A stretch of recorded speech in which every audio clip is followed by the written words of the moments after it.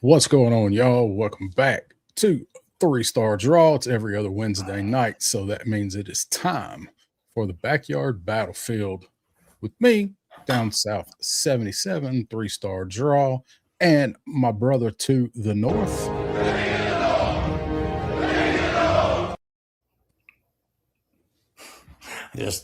I'm going to call myself Tata for the rest of the show because I don't know if you guys see it, but on my, it's all inverted, so it looks, yeah. No, it's right. It's right on our end. Oh, okay. With me, I'm just looking back. I'm like, Tata, cool. Yeah, you can invert your camera on StreamYard, but if you do, then we'll see Tata. We'll see Tatas. Yeah. That's new t-shirt idea. I think my cousin has that t-shirt. I like that t-shirt. I think he's got that one. Maybe he's got the Millennium Falcon one because there's a Millennium Falcon one too. This is the shirt I usually wear when I'm coming close to a laundry day. It's like my worn off shirt when I hit this in the drawer. Yeah, well, you know it's time. So yeah, I'm good at doing the laundry. I'm not so good at putting the laundry up. And for one person that lives by himself, I do a lot of laundry. Same. So we'll say what's up to the chat here in a minute. We'll wait and see if we get a few more people in. Just do the usual pleasantries. How you doing? What have you been up to today? And of course, what is the weather like in Canada right now? Oh, you can answer all that with one question. Just say, "Hey." That answers everything. No, I'm good. It's been a slow few weeks with nothing coming in, but I guess stuff's going to start coming in the next couple of weeks. Been working on the house and hobbies, and don't have much coming up. Picking up my son tomorrow from cadet camp, and the weather has been the shit. We have been getting massive rainstorms and thunderstorms, and the odd tornado warning tucked in there the last couple of weeks. And yeah, they tried to drown my neighborhood again the other day and failed. But we are definitely having some problems with the water recently in my area. So. Okay, so that is not the shit. That is just shit. This is shit. Weather, so it's been hot here. It's been really hot and humid. We're supposed to be up around like 100 this weekend. Had a lot of rain, man. I thought I was gonna have to find something to use for oars on Saturday. Coming back, from place I'm going to talk about a little bit that I went to on Saturday, but we got caught in a crazy ass downpour, like severe thunderstorm. And the road that I was on was a pretty heavily traveled back road. It's a pretty, like, as much as a back road can be like an artery to get somewhere, but they just repaved it in the spring. So all of the water, when a road asphalt's new, stuff just pulls on it. And there's not many ditches or very deep ditches on the side. So like I went through water that a couple of times I was thinking, this is why they say turn around, don't drown. Like, we're not going to drown, but we might float off the road. Yeah, I mean, I'm used to seeing that more and more these days with the car that didn't make it, after a big rainstorm. We do have areas where they form up pools in the worst of times. And I'm like going, yeah. Well, there's $180,000 worth of bad decision making in the middle of that puddle. And, Right. Well, you know, I've been used to driving a truck for so long. So I mean, my truck, it's not big and jacked up, but it's tall and it has oversized tires on it. And now I mean, I still have the truck, but I have a Camry that is what I'm mainly driving now. That's the car I bought to go back and forth to work in and Sure. whatever. And like it sets so low. Like I forgot how low cars like that set because I've been driving a truck so long. Um, so I I was driving that and I'm like, man, if only I was in my truck, this wouldn't even have crossed my mind. Yeah. uh, So, well, I'm sure these people are here to say, awesome. These guys are having terrible weather, just like the rest of us. I will tell you one thing that I didn't tell you before. Well, actually, I did tell you. Well, like if I look tired today, it's because I survived a hostage situation today. A oh, legit situation. Yeah, and I'm did you buy a not. Hasbro 2 pack? No, it was Jesus, right? Like could have been that way. No, it was worse. I was taken hostage by a friend today. So did you ever have a friend call you up out of the blue and said, "Hey man, listen, I just feel like talking to you. It's good to talk to you. I haven't talked to you in a little while," and you're like, "Good." And then they do something and you're like, "I wish I wasn't bearing witness to this right now, but it's too late. They got you." Because that's what Yeah, happens. Right. yeah. So I get a call, and I'm always happy to get a call from my friends. And Lawrence is a friend for sure that calls me when he's got a bit of energy and time to kill. He likes to talk, and he gave me a call, and I was like happy to talk to Punk with Toys, to chat. What's up? How's your week been? Blah blah blah blah. Then I realized he's calling me from Target, and Hmm. he's playing Deep Six, where, Yeah. like while we're on the phone, and I'm like, what kind of weird fucking flex is this? That's what I was thinking. Like I knew you were on the phone. I knew you told me you were talking to him, but I'm like, wait, he called you while he was in Target? Like, Oh yeah, okay. I'm darkening it with that. We were chatting the whole time. He was telling me I'm on my way to Target because I think they got some Oh, deep okay. sixes. And then a little later in conversation, he's like, "Holy shit, I'm here! They've got the deep sixes." And then a little bit later, beep boop, and he's paying for it. And I'm like, "Do you know how much that sucks to know when don't know when I'm going to see my deep six? Haven't seen a new toy in like 3 weeks. You son of a bitch! You took me hostage." Yeah, it's been a great day for algorithm mafia members today in the last couple days. Most of you guys anyway. So yeah, that we're gonna talk about that. We're gonna talk about that deep six showing up because that was new today, and then all the people to go find it, like, oh, I think I'll just go check Target, and Punk finds it. So I Yeah, almost did with that. I you almost can. stopped on my way home, but the two that are kind of close ish for me to go by on the way home, I was in both of them Saturday, and they they don't have shit. I mean, it's Target. We don't have that up here, so I'm just kind of waiting to see if GameStop calls or if it's the local toy store that says, "Hey, we got our shipment," but nobody's called yet. But yeah, Punko Toys went to Target, saw six on the shelf, grabbed himself one, and it felt like I was gun taped and strapped up in the back of his trunk, muffled and gagged like the whole ride. Like, witness me buy this. I felt, damn at, at, it. at least it didn't make you listen while he did the review because somebody when he posted it, somebody commented like when's the review gonna be up? And I was when I read that, I'm like, he's filming that right now. Oh yeah, that was the next stop. It's but, like Punk's got a work ethic, and it's not hard to picture, right? He finishes a day at work and he's got the Vantage new toy. Well, he'll probably eat after he films the review, right? So Yep, probably so. Can't really say I blame him though, because no, I mean, who doesn't? the well, the word was out. Yeah. I wonder how many people did go to Target looking today, and he just happened to be one that was able to get it. So we'll get into that in a few minutes. I'll run down kind of what we're going to talk about tonight, and then we'll say hi to the chat. Looks like Yeah, we got 10, 11 people in right now. There's some other stuff going on tonight that randomly popped up, so that's all right. So we got a couple things to talk about. Deep six being one of them, just randomly popping up, and we're going to talk about recent pre-orders and stuff with that. And then our main thing we're going to do tonight is, so there's been a lot of talk from a lot of different places lately about what are they doing? Like, what's Hasbro doing? What are they doing to the line? What are they doing to G.I. Joe? They're bringing in Action Man. There's talk of bringing in Jim's coming. And all like, we got the Turtles crossover, and then you see stuff that people have declared, oh, this is trash, blah, blah. And I'm like, stuff like Synapse.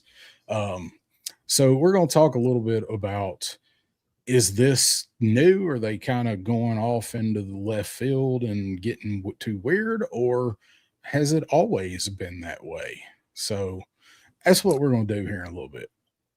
Yeah. Let's say hi to the chat real quick and get through these folks. We got Brandon R is here. What's up, Brandon? Saying hi and hello. Hi and hello, and back to you. He's saying hello and hi both to us. So I like Brandon, the informal and formal covered. I think Brandon's having a little phone keyboard trouble there. What's up, Brandon? No. Oh, let's see. We got SCS Dog is here saying aloha all. What's going on, dude? All right, I'm starting to think Brandon is trying to talk to R2D2 and C3PO here. His next thing's going to be in binary. Oh, goodness. Ultra Manch is here. What's going on, dude? Not inverted, but I'll sure call you Tata, he says. Hender Collector is here. What's going on, man? How you doing? Good to see you here. Good to have it. Let's see. I had another one highlighted right there. Turk Murphy is here. What's going on, Turk? How you doing? So, yes. Anybody who's not here might be tuning into, I believe it's Ace streaming tonight. Not to give you guys somewhere to go, but if you've bought the Machina stuff lately, it's going to be talking about that. Yep. Or you can go listen to it on replay tomorrow, like I'm going to go do. NorCal Voodoo Toy Box is here. What's going on, NorCal? Good to see you. Had a good show the other night, last Thursday. That was good. Yep. Enjoyed your the results of your Dreadnought contest. Yeah. Yeah. I know he's doing another one. He's doing another contest. I heard he was doing another contest. Mm-hmm. Bobby knows about it. Ask Bobby about it, guys. Matthew Matson's here saying, are you guys excited about Direhawks? And I Googled it when you put it in because I have no idea what you are talking about. And neither does NorCal. And then there's Matthew saying that somebody accidentally said that in a stream today. So I can only imagine who that somebody is. Same one. Oh, dear God. Don't tell me they're reusing a Raptor backpack system for this. That would make sense. Yeah, I didn't know anything about that. So if that's a thing that somebody slipped up, that's really a thing. And I hope that's not what it is. Well, I mean, if it is, if you found a way to reuse Raptor's wings, go for it. If you're doing something new, why?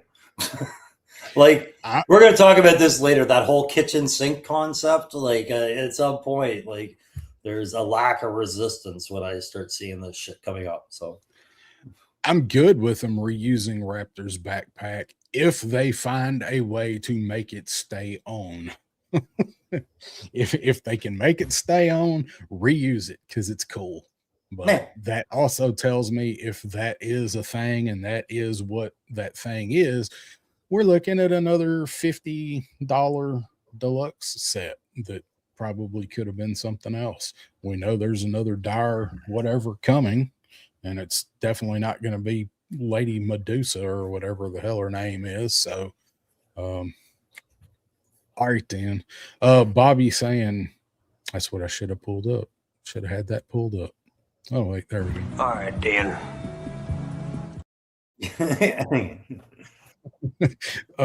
Wald is here saying, I like my Cummins diesel, just about $8 a gallon for diesel out here.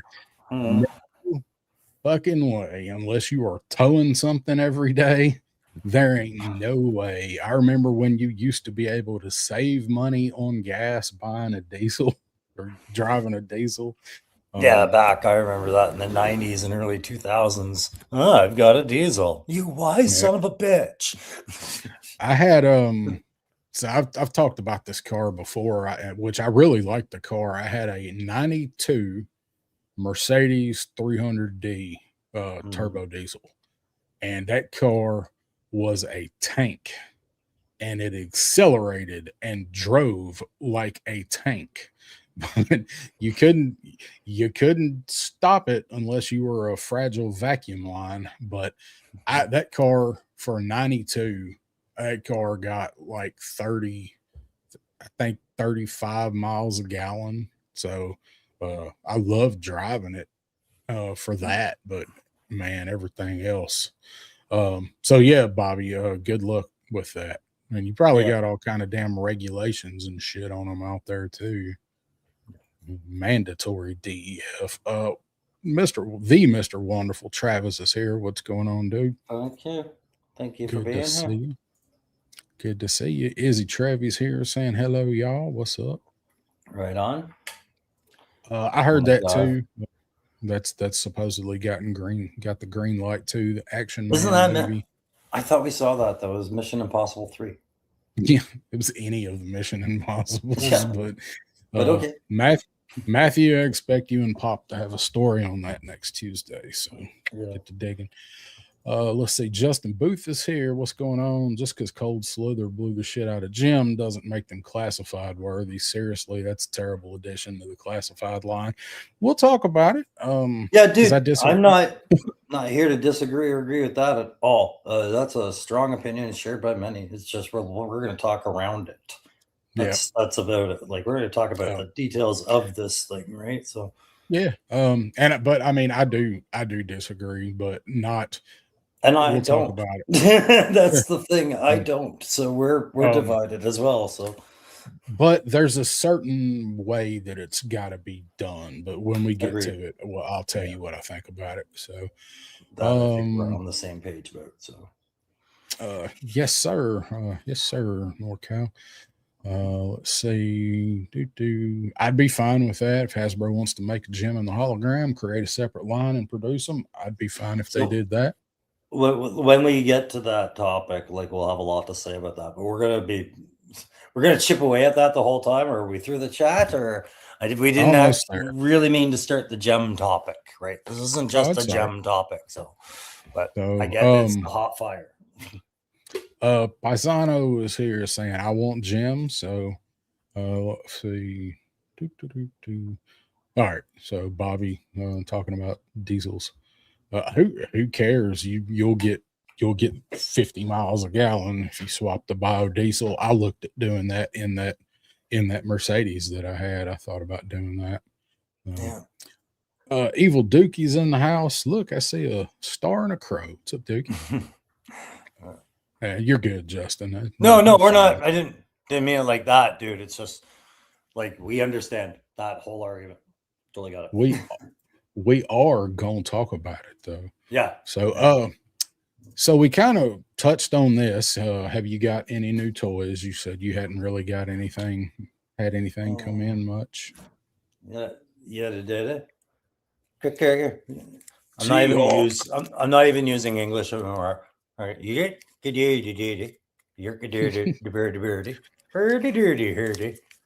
the bourbon on the flippy flirty.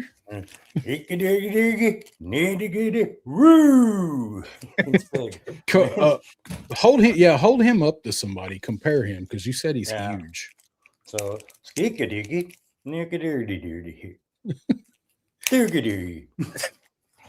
but no, in all seriousness, I was really disappointed with this one.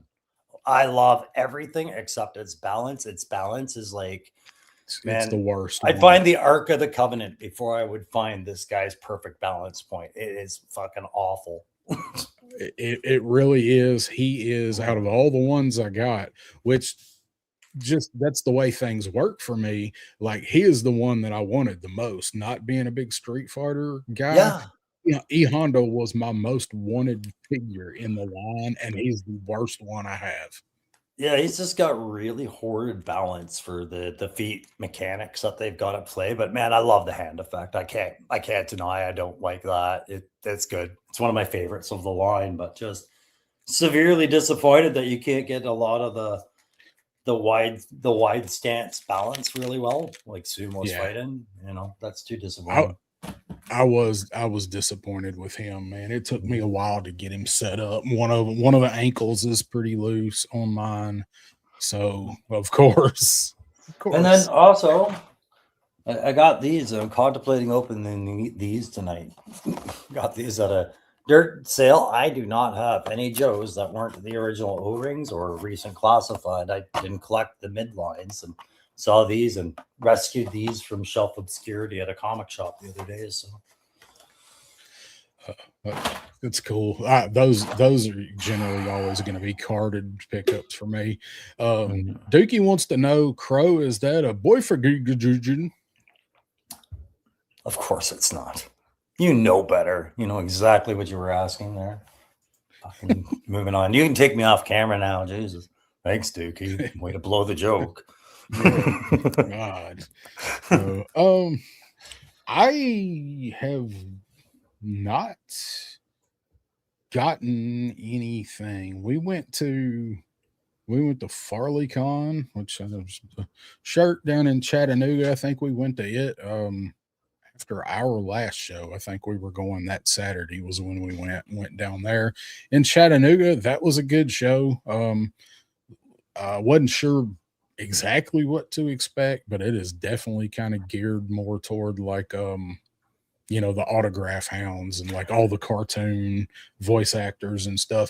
But there were still a bunch of booths. I mean, I did a video on it. It's out if you guys want to check it out. Seen both your con videos lately. You've been traveling with that camera. Well, now, so like I was talking about my truck, it's really old and I don't trust it to drive long distances. My truck is a '02, and it's a good truck, but it's an '02. And so these shows that are like somewhat local, like going to Chattanooga or the one we went to up to Kentucky, like I don't think I would have a problem. I mean, I did drive it down to when I went down to see Aaron a couple of years ago and back. But now that I've got that other car that gets really good gas mileage and I think now is reliable after I got some bugs worked out, I can go do more stuff like that. So we went to Chattanooga and back and barely used a quarter tank of gas. So Isn't that nice? Yeah, that was great. So anyway, we went to it. I didn't really buy much there. I bought an extra Royal Guard because I found one for 30 or $35. And I only had the one, so I got another Royal Guard. Purple Elk went though. She was with me, and she bought this guy. Oh, nice! And she's keeping it at your place again. All of it stays here. So you get to play with her furry bear. I get to play with her furry. So, because I've been eyeing this thing since before it come out. I should have pre-ordered it. So I've got it setting up here on the Musk. That was really Taurus and Red Dog. Got a review out on them. I really hadn't picked anything else up, although I've got something. I think I got something on the way, but nothing to review. Did you order some?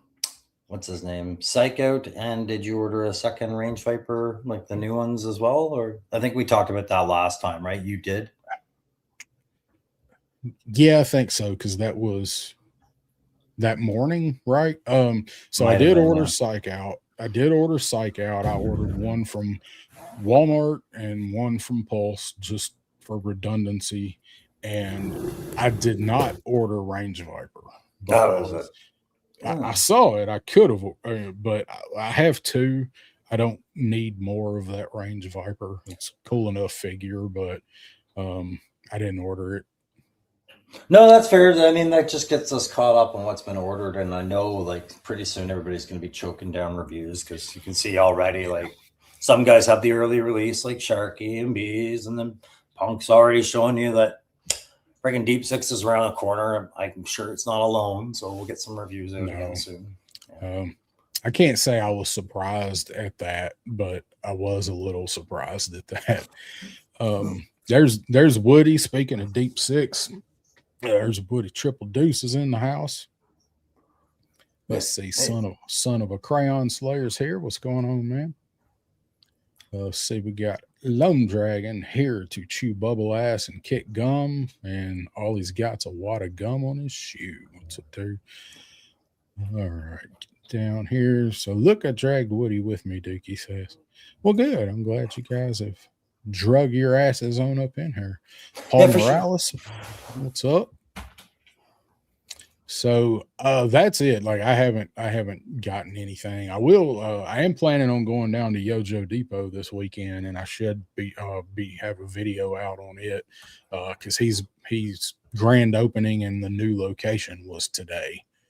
Of course, I wasn't where I could go down there, but I'm gonna try and go down there Saturday. And I got some footage from the last weekend in the old store, and then I'm gonna go get some stuff from the new store and kind of show the differences.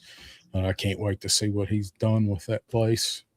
Well, it occurs to me, as you can see me balancing it like this, I did forget to mention one awesome thing about toys. Like this is how slow it is. That this was the most amazing thing. Give me the whole camera. Here you go. I could balance him on the 1 foot doing that, but this is the best. Tell me you've never asked for an articulated flippy floppy. Beat people with your flippy floppies. I love this.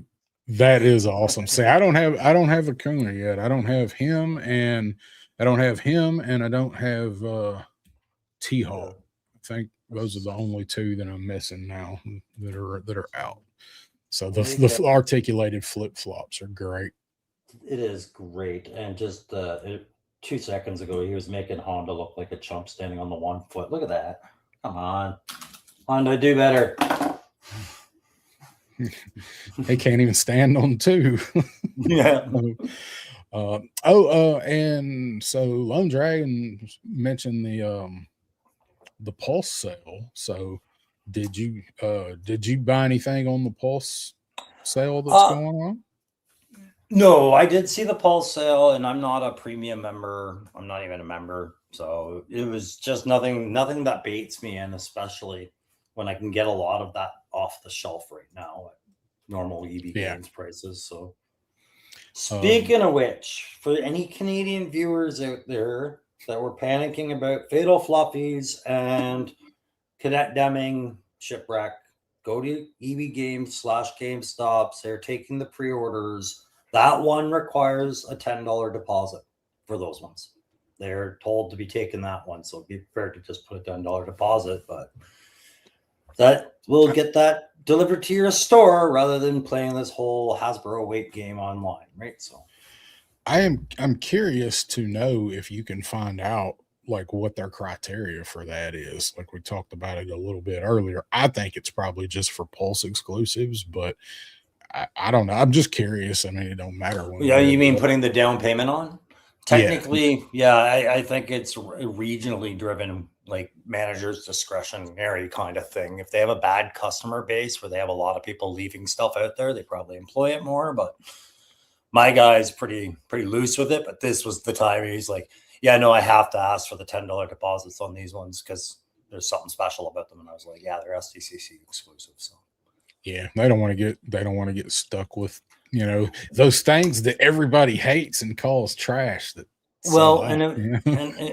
think I said it to Punk with Toys too. I kind of like them doing that because that makes them kind of in control of how many they ask for, and it informs Hasbro how many that they should be sending to that particular store.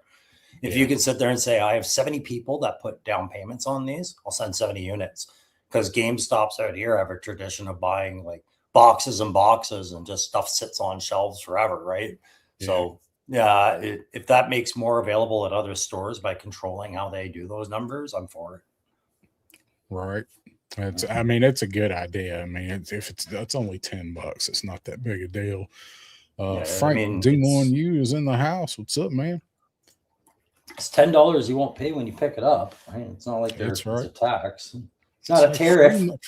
It's like you get a discount when you go to pick it up. It's like You that's the thought one you thing about that's the Kevin, one thing. yeah. Oh, go ahead. I was gonna say it's the one thing about a HasLab. Like whenever it finally gets ready to ship, it's like, oh, at least I've already paid for it. Yeah. Or I'm not paying for it today. Maybe you don't have it paid off yet, but what I'm getting at. So I think what it made me think of is they were talking about The Office the other day on the Jerks, right? As part of their suggestions for throwing everything at Hasbro. And there's an episode where Kevin Malone tries to pitch the idea of build your own hamburger, where every day you take a piece of the hamburger and set it aside. And then by the end of the week, you set aside a whole hamburger and you like it because you built it yourself. Right? It's just this terrible idea of spoiled food, right? But that Hasbro might have hired that guy. Carlos Salinas is in the house saying, my despoiler arrived yesterday and my pulse cell items arrived today. The Joe Porta Potty and the female Crimson Guard. I have one of the three things you mentioned. And it's the one that was $27.99. And just so everybody's aware, if you tune into a Punk, I'm sure he loves that I have to mention this, but check out Punk's channel because he actually shows you the company that makes a despoiler stand for the despoiler for those of you who need it right now. Right. So you can get the details if you want that. I think Matthew's got that too. I think he showed that. Probably. Matthew probably knows the name of the company if he wants to drop that in the chat. But it looks good. U.S. Combat Dojo's here as well. What's going on, man? How you doing? How you doing? Let's see. Read through. Cypher63 is here. What's going on, dude? Said he's double tapping. Thank you. All right, so I will show. Let me see what I've got pulled up over here to get into first, and we'll start talking about some of this stuff. Sure. Of course, going to show our thumbnail first that I made. You just put your thumbnail over the backdrop of the thumbnail. I did because if I because if I just show the backdrop, I have to take both of us off stage to show it. So that's fair. It's the little things that count, right? That's right. Damn it. So I got the spell book here. So did they lose the plot in the book? All these magical things coming out of the spell book here. So sure. So that was where I was going with that. So take that back down off of full screen. So we did say we were going to talk about Deep Six showing up today. So this was the one that showed up first this morning, and I got the guy's name on here. Shadow Strike HQ was the first person that posted this morning, and this was his picture, and then his second picture showing that looks like he got it from Target, because I swear to God, under this picture in the comments, people, oh my God, where was this? Where did you get this? Like, you're in Canada, that's a Target bag, right? Behind it, like that's. I do, because I've recently been to a Target within the last 5 years, but I would not say that is something that we see a lot of up there. Definitely not enough if it's covered that we know automatically. It kind of looks like your flag, right? Like a little bit, yeah. You're right. I can see it. I'll allow. So Canadians might struggle with that, but yes, that's definitely a Target bag. But that doesn't mean he bought it at Target. That just means he had a Target bag on his passenger side of when he took the photo. I know that is the argument, and I actually thought that, because I'm like, that bag looks like there's something else in it. So I went back and I looked, because I wanted to look at this, because they've got the tag out for it, and it is actually, that is the code name for Deep Six. It's Tina Deluxe. So this Target has done their reset, and I never did see, I'm sure somebody asked, but I never did see this guy say where he was at. and I guess he's Shadow Strike HQ on Instagram. I don't know, but I wanted to make sure that I credited the first man to find deep six in the wild in the States. And there was his picture. And lo and behold, when he posted his picture this afternoon, as we mentioned, we got to see this picture from Lawrence. Sorry, I'm just, yeah, I know about Larry's picture. Turn it back to the Target bag mystery for a second, because I just spotted some irony between this and what I'm reading in the chat, right? Because Bobby, you nailed it. It says, what the last comment from Bobby here, where it says, wow, you guys still have plastic bags? Those are almost outlawed here. Absolutely. And I'm just picturing now Deep Six's first mission is to remove that Target bag from a whale's blowhole. Yes, Bobby, do they not deliver those with your $8 a gallon diesel? What the fuck? So let's see. Brandon said last I went, they used paper bags at Target. I think they've got both at Target. I think Target's got both of them.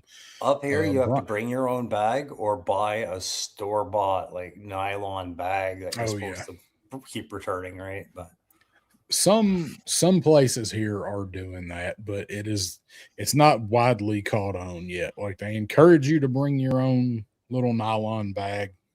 But most everybody still got plastic, and some have paper and plastic. So Brian King is joined us. What's going on, Brian? Good to see you, man. All right, so zoom back out. So we did get to see this. This almost looks like a Baldy picture, doesn't it? Like, right, there was probably just two of them. Yeah, and he bought them all. Like, there's a picture of this in the back of his car. That's so photoshopped.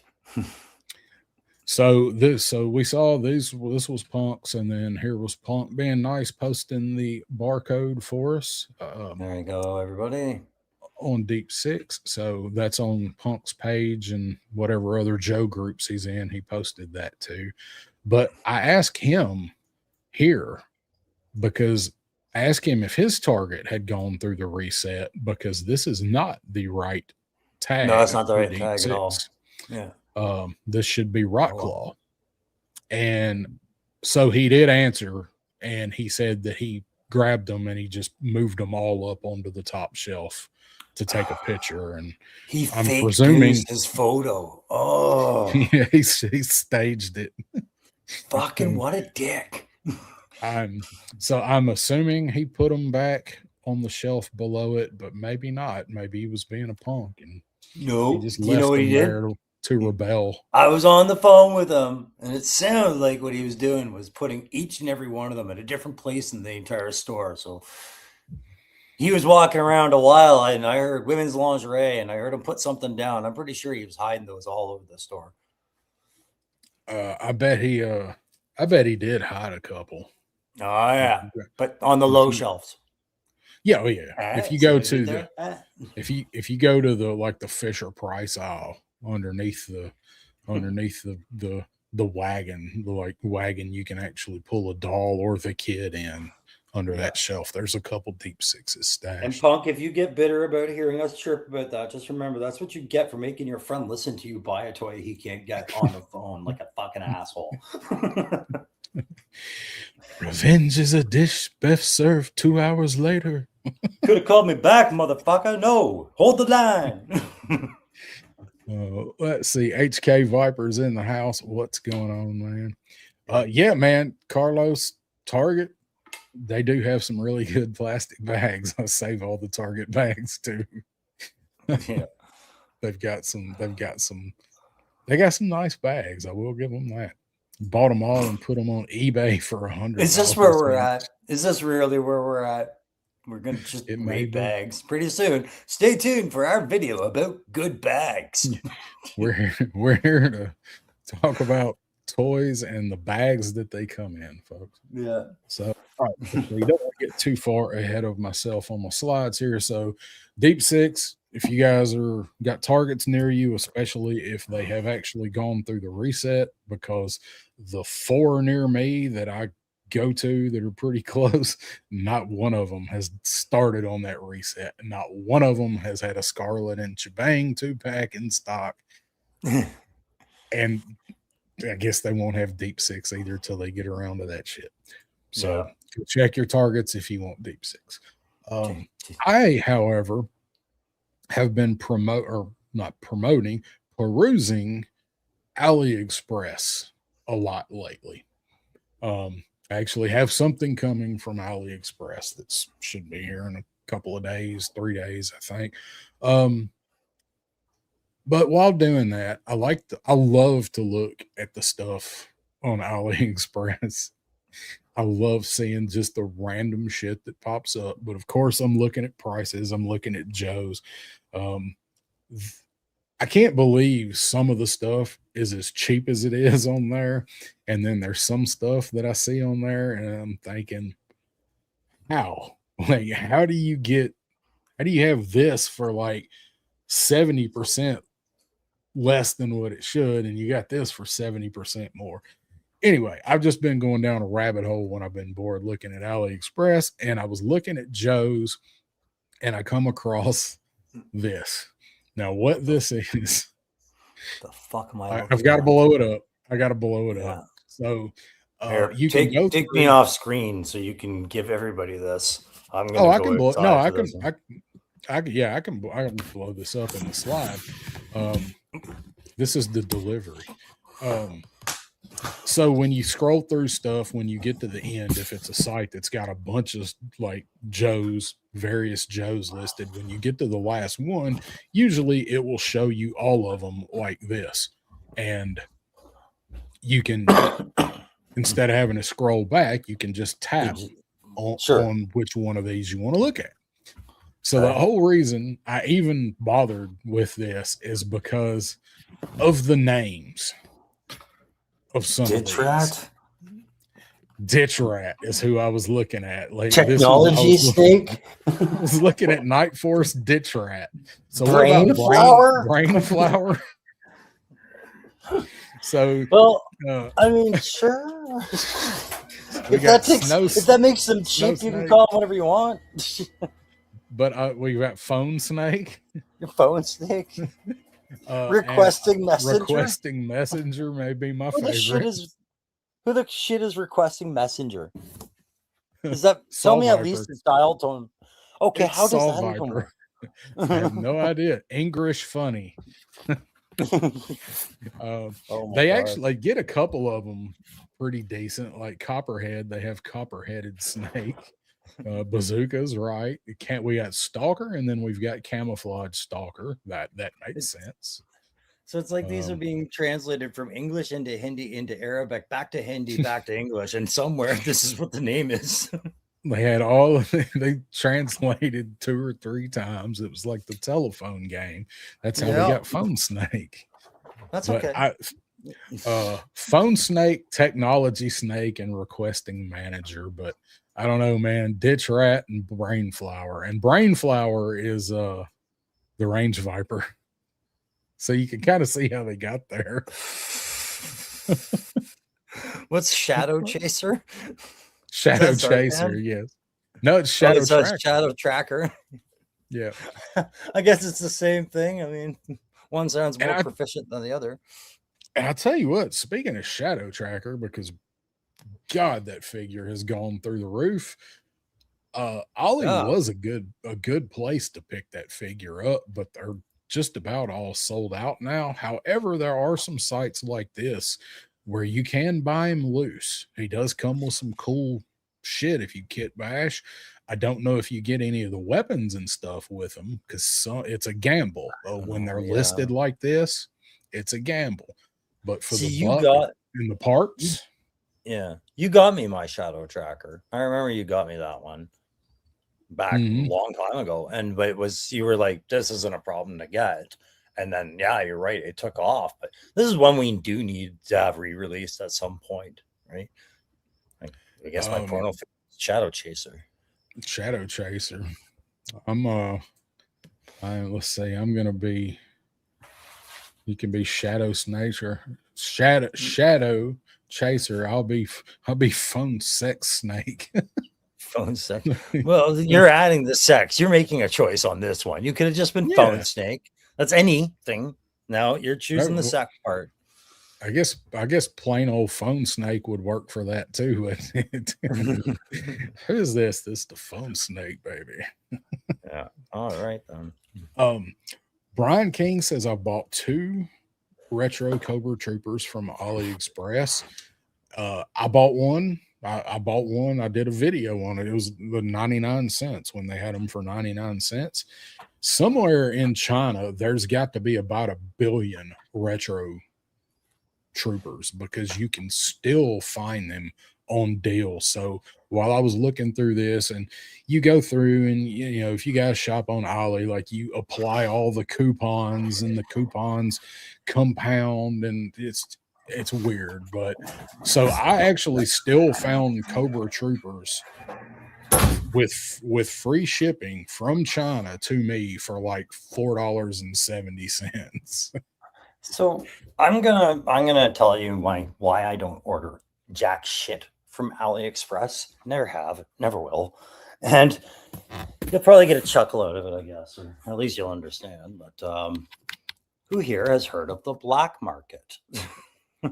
This is something I've grown very used to. So when we deploy overseas, you're always going to eventually get a rapport with the public in their areas, and their street vendors will come out. And then these war-torn nations, third world countries, anything but first world countries, the black market is this huge pirating ring of shit copied. And when I see AliExpress, that's all I see is like somebody is getting misprinted Joes or possibly remaking these. And I'm picturing these poor little kids in sweatshops pumping out Joes, but never allowed to play with them, right? Just shipping them out the door. But yeah, to me, this just all screams like just sweatshops and black market. And I can't get that stigma out of my head, right? The Haji movies that Evil Dookie's talking about, right? Absolutely. But knockoff shoes, knockoff Oakley sunglasses that if you pay attention to them, they're Nike sunglasses with an Oakley label. Just like 1,000 different things that all just seem legit enough that you'd wear it. But when you got them back home, you went, no, this is clearly a knockoff. Fuck this shit o'clock.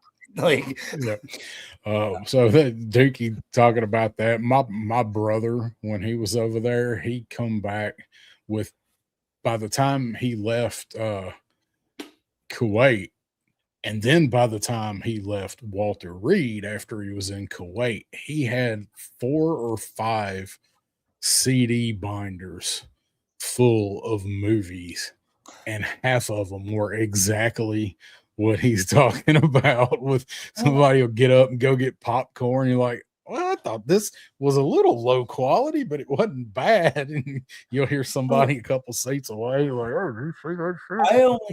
I only really saw it the first time when I was in Kosovo, and we never got briefed on it. And it was CDs and movies, and that was it. That was what we were getting off these guys. Yeah.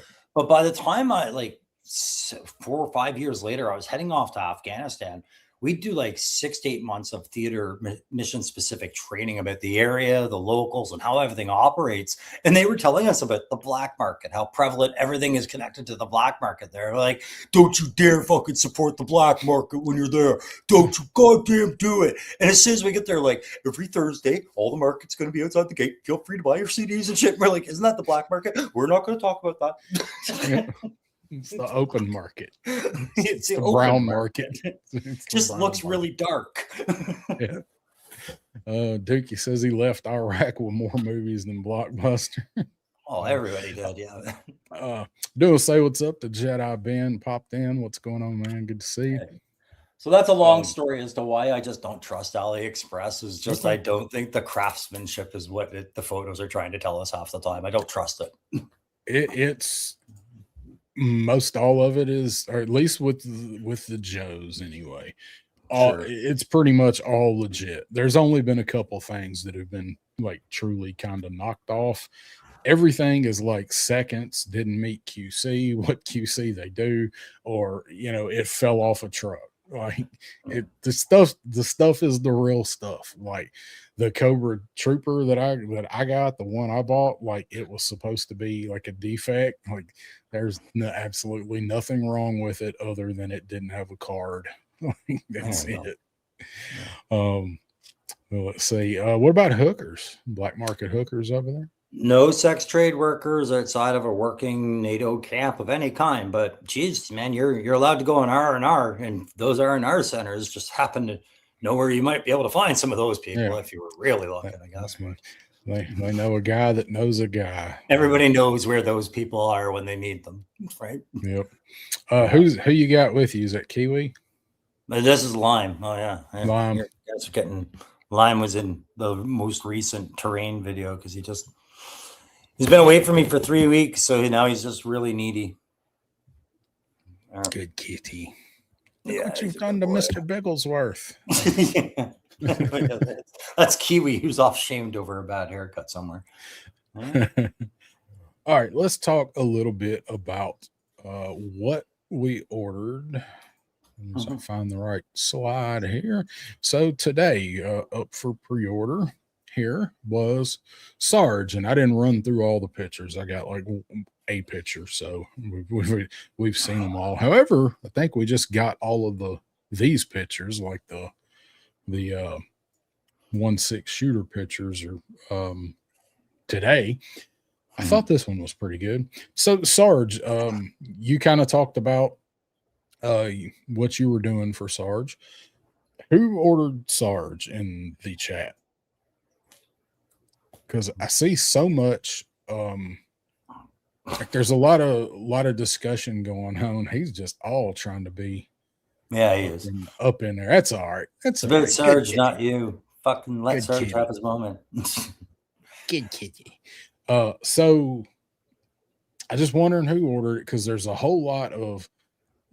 a division on this. Like a lot of people don't care for this Sarge.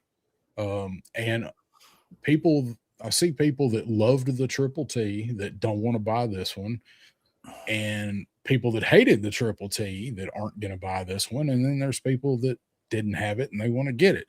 So I'll tell you where I'm at with it. I have not ordered it yet. A couple of things, not that I don't want it. I'm going to order it. I do want to get it. I don't love this Sarge. And I'm a Sergeant Slaughter fan. I like Sarge. This figure don't really do anything for me. We've already got the figure that drives this. The one that came with it was the first Sarge that we got.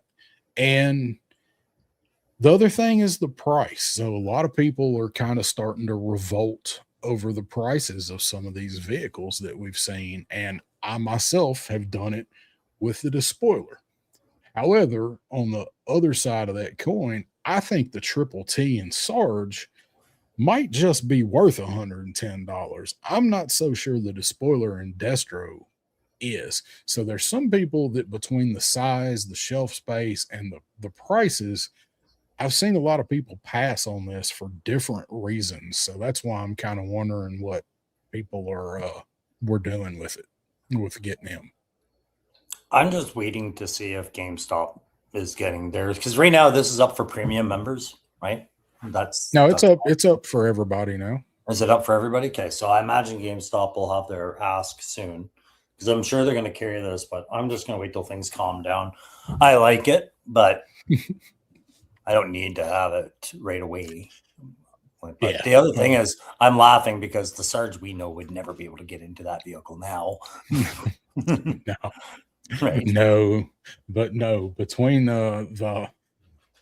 his height and his age, just climbing in. He wouldn't. What's his buddy's name there? Paul. That's always with him. Paul needs a fig now to go with this to help him get into the Triple T. But no, here's the other side of it too, right? I agree. To me, at $110 in hindsight, I'm already looking at 2027 and going, hey, what did you think was a better $110 spent? This or the Despoiler? I'm saying this would be 1,000 times better purchase for that money. Just as far as play function and what you can do. Like, still limited to one figure, but there's a lot more going on there, right? So Yeah. And they've did some stuff with it where you can. I think it's a much better toy than what the original was for what you're going to get. I loved the miniguns that they used on the His tank. I thought they were good that they reprinted them for this vehicle That's because a good lot of people don't reuse. have those yet. You know, like they'll like those. That's good reuse. So what's up? Kyle Jackson is here saying, just tuned in and heard hookers. What's up, fellas? Hey, Kyle. Never know what you're going to get over here. Yeah, I like also the yellow glare, tones for the windscreen they made up for this vehicle, right? If they had gone clear, I would have questioned it.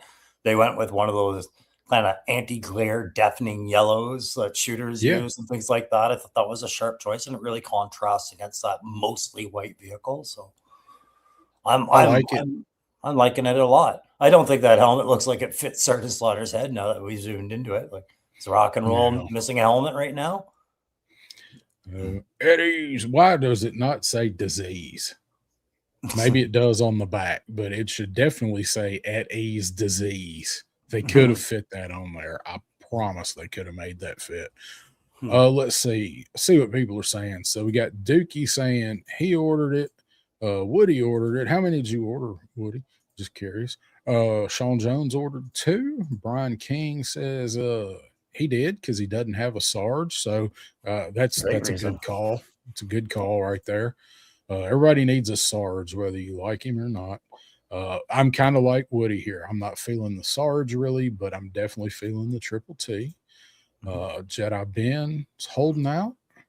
And I agree, Woody. The moving treads, if it didn't have moving treads, no. But I think with the treads actually working and being that rubber, I think that's probably going to seal the deal for a lot of people.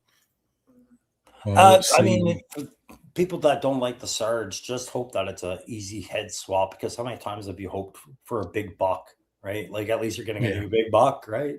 So you're getting a good custom fodder out of this, I guess. I don't guess you need to swap any of the Sarge heads because they're all the same. I think the hair color might be different. Maybe the face print got a little better. No, I'm just saying, like, if you're just sick of having a Sarge, why don't you just a Mercer head on one of these and cheer for Mercer or whatever. Yeah, but God, that'll make everybody happy. Now he's huge. Now he's the whole. Take that, Hasbro. Yeah, see what I did? I bought 2 of them, and now I made the figure that I wanted. Matthew saying Sarge was supposed to have a winter jacket that got costed out. No jacket, no Triple T. That makes sense. I'd rather have working treads. No, but that makes sense that they probably looked at releasing this one where they could wedge it in with the winter line, just because the Triple T can go with any element, but especially winter. Yeah. And the HasLab release coming up, that would have made sense that they'd try it at least. Funny what they cost themselves out of, but allow to happen with other things, right? So, isn't it? Sean Jones saying, I'm in Canada, so I order right away, or I'll pay more at a local show or toy show or somewhere else. So, Sean, do you have a GameStop near you or an EB Games? Because they're a Pulse partner now, right? So that just makes things a little easier if you can hook up with them. Yeah. But I hear what you're saying. There's some other companies I go through out here that I try as well, smaller shops that aren't national, right? So. Yeah. Cypher saying the USA Slaughter would have made this a better sell. For me, never liked the Triple T. I don't need to have it. I don't know what the deal is with the USA Slaughter. Like the first, it should have been the first one. So I don't know if there's a reason. I don't know if that's part of his deal with other lines. Who knows? But I agree. The USA Sarge would make anything a better Sarge with the stripe down the pants. That's the one everybody wants. So I'm going to tell you what I take issue with, because it's just a joke. Like, I'm not seriously going to say I'm not buying this because, but I hate this helmet, and I'll tell you why. I hate this want to put slang on a helmet to show this lack of fucking discipline. And fun, Sergeant Slaughter, who makes a big deal about his fucking cap at all times. Dressing department is huge to him. But okay, let's just say maybe he wants to scribble a little funny saying on his helmet. At ease. That's your funny saying. That is standard drill, parade drill command to tell everybody to relax. He's saying relax on his helmet. Like, where's the invoking of fear or cool factor on that? To me, I would have rather say ease springs or something. That means like stop shooting your guns and unload or something. But I see that and I'm like, I think they just pick up really cliche sayings and think they're cool when they're not.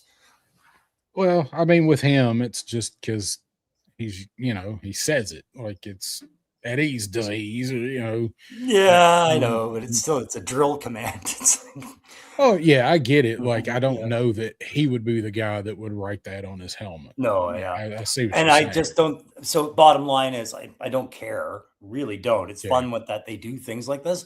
I just don't think Sergeant Slaughter is the kind of guy I want that kit with. It's not what we've seen from him before, right? Yeah. Deviation on dress and deportment. Pretty strict. The Sarge is. Starfighter's here saying he got Sarge. I just kind of screwed around. Like, I wasn't in my office because I am no longer a premium member. I don't have Pulse Premium anymore. Don't know if I'm going to keep paying for it. Honestly, I don't know. I've that listened I'm to gonna renew it. I've listened to you talk about it so much over the last couple of years. I'm thinking you're done. I'm saying that as your friend. I'm like, no, you won't be continuing. I can tell.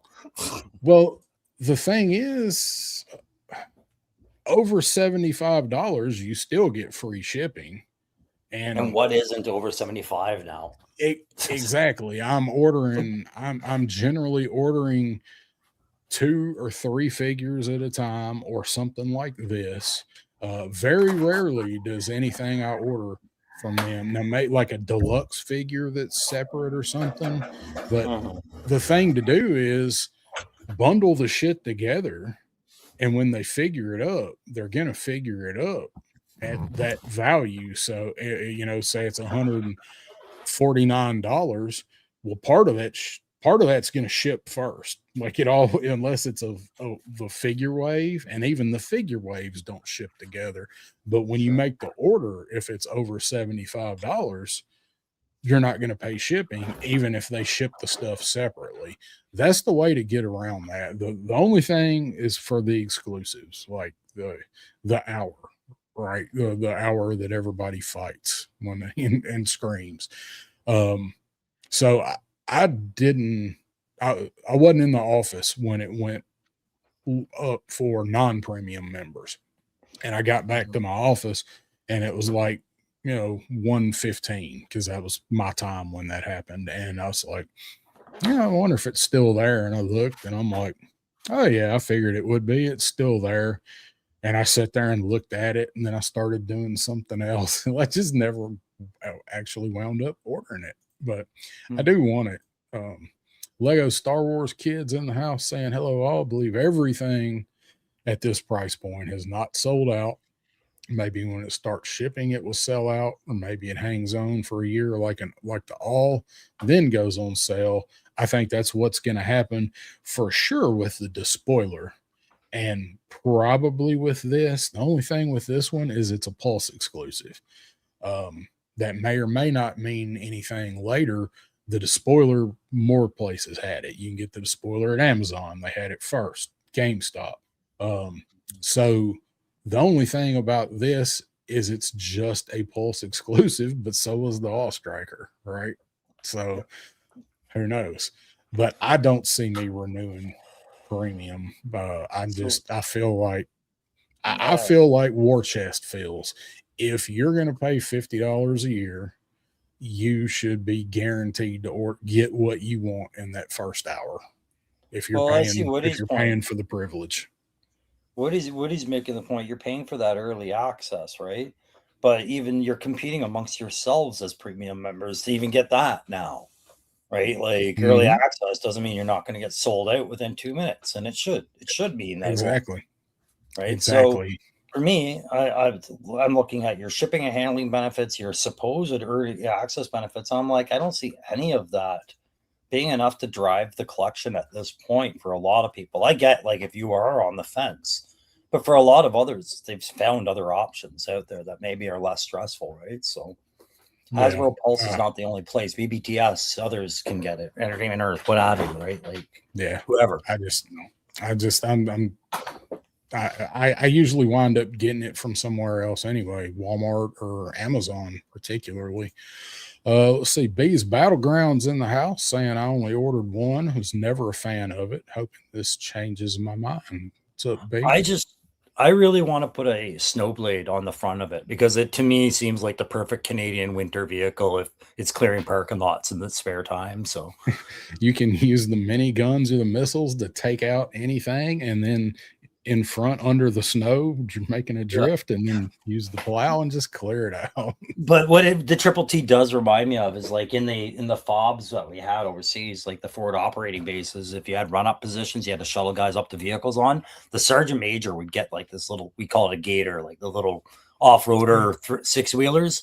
And it reminds me of a Camp Sergeant Major's gator where he'd run ammo and things to other people and fix positions in this Triple T, right? That's what it kind of reminds me of. Yeah, I mean, ever since somebody said that it looked like a tractor, I can't unsee it being a tractor now. So yeah, I need Dookie to paint one of these.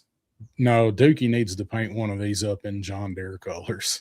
Yeah, no doubt. It's what I need to see. Just put a skid lift on there, and you're good. And Brandon and Jedi Ben both think that the retro card Sarge will be the USA, and you're probably right. And also, yes, also that Carlos USA Slaughters just stringing us along to buy 5 other slaughters. The one with Mercer though was awesome. I'm gonna just every time since the spoiler, I see this 110 price point, and I see the vehicle, and I'm hearing the feedback. I'm just reminding myself. Remember, Classified was never really destined to be a vehicle heavy line. We kind of demanded it. No, I don't think it was ever intended to go this way, man.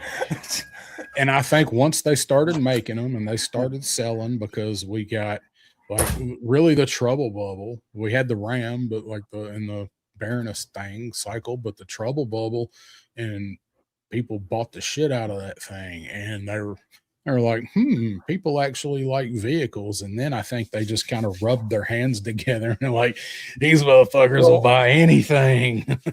Well, I think the Vamp catastrophe told them a lot too, and then they just got confused after that. Like, oh, they do have room for these. Oh, they really want these. No, we just really wanted that exact one because of when it came into the line, but you're not comprehending that, right? Yeah. Like, just wanted that one. Willie Springer is here. What's going on, Willie? How are you doing tonight? Thanks for joining us. Everybody is calling this Night Force Sarge and Night Force Triple T. I don't know they repaint the Triple T in Night Force, but I've seen a lot of people really say they'd like it. I've been thinking hard on this because of the made to order system. And the way I see maybe a year from now or 2 years from now is maybe a made to order comes out with another vehicle 2-pack like they did with the Ferret and the Flight Pod. Maybe it's a Triple T and insert other vehicle of that size in there with the alternate colors available to it, right? So a Night Force version of this and a Tiger Force version of whatever, or Python Patrol, fucking whatever, right? B saying they used gators to move from base to base without having to take a whole vehicle. Is there an armored version of a gator? No, so so the gators are exactly what you guys would go hunting deer with in the back bush. Oh yeah, right? Yeah. So it's one of those, and we did that up until my second tour. The guys after the Battle of Massamgar, they got schwacked by an IED in a firefight while going from one gator from one fob to another. So we don't do that anymore. It was just inside the compound we use it. But I knew guys had, like, no doubt the Yanks did, right? But yeah, I can just see somebody doing some A-team shit to a gator. It's called complacency, right? You get complacent because it's been safe to do it for fucking months, and then one day it's just not. It really isn't. Yep. So back to Sarge here. I don't know if they fixed this yet or not, but when I finally did get back and I was looking at the listing and reading through it, I noticed something, and I'll show you guys because I made a whole thing out of it.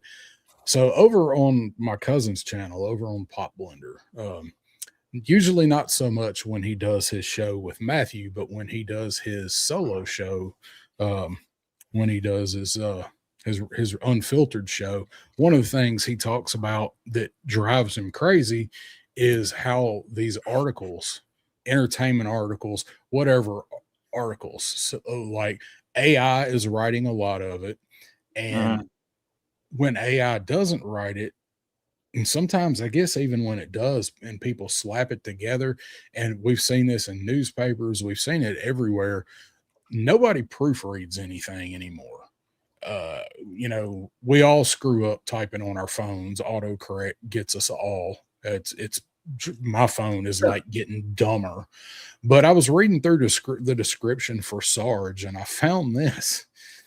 So Sergeant Slaughter is a premier drill instructor and special forces leader of G.I. Joe. He's proven that no obstacle is too difficult to overcome. So that doesn't seem like something AI would make a mistake with. The rest of it sounds like AI wrote it, but even if they didn't, like, it's funny because the rest of the description, reading through the listing, like if you read through everything, it's like Sarge wrote it. It's in first person perspective, which is hilarious when you read it and think about it. But I was reading through this and I was like, wait a minute. Like, so of course it's supposed to be difficult, and I can see you maybe missing one of the F's or the I, but how do you miss FFI when you're typing this out? And that's just it. To me, it's like the only way this passes any kind of check is if there's such a word as difficult that the computer's like, this is a word. Okay, you clearly meant to use this word. So I Googled it.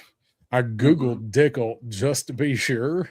I'm like, I don't want to make myself sound stupid if that's really a word that nobody uses. And every time I typed it in, it was like, did you mean difficult? Hasbro did. Hasbro definitely did. So that's why I say that maybe this was written by an intern and they didn't use their spell check. They just didn't use anything to do this. Like, just handed it in, good to go. They did pretty good. It was like one spelling error, right? But an auto, any kind of check system should have picked that up. We're gonna go back to that. I got one thing I want to show before we get too far, or before we get away from Sarge here. Did anybody see this in person? Did anybody see the Sarge in person? Anybody at SDCC here?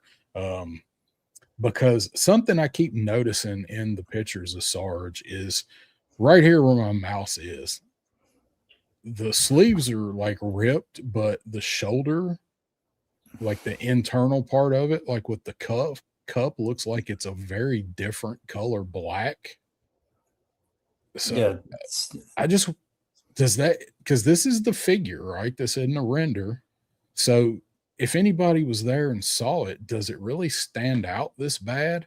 I didn't notice it in the pictures from SDCC that we saw, but looking at it at these shots, it's really noticeable. So I bet you anything that vest has like, well, no, I won't say bet. The way I would accept this being is if there was a black line going up the rib of the vest that matches that color, because those shoulders are canted up and turned. So that could just be the way that the paint is just turned towards the angle to get the arms pointed forward. They could be two-tone shoulders, but yeah, good pickup. But that is definitely different than the vest. Yeah, it's very, and it's that way in every shot that you can see that part of the cut in. So I just wondering, like, it's weird, but we've seen them do weird stuff like that with color. Another reason not to want the Sarge, right?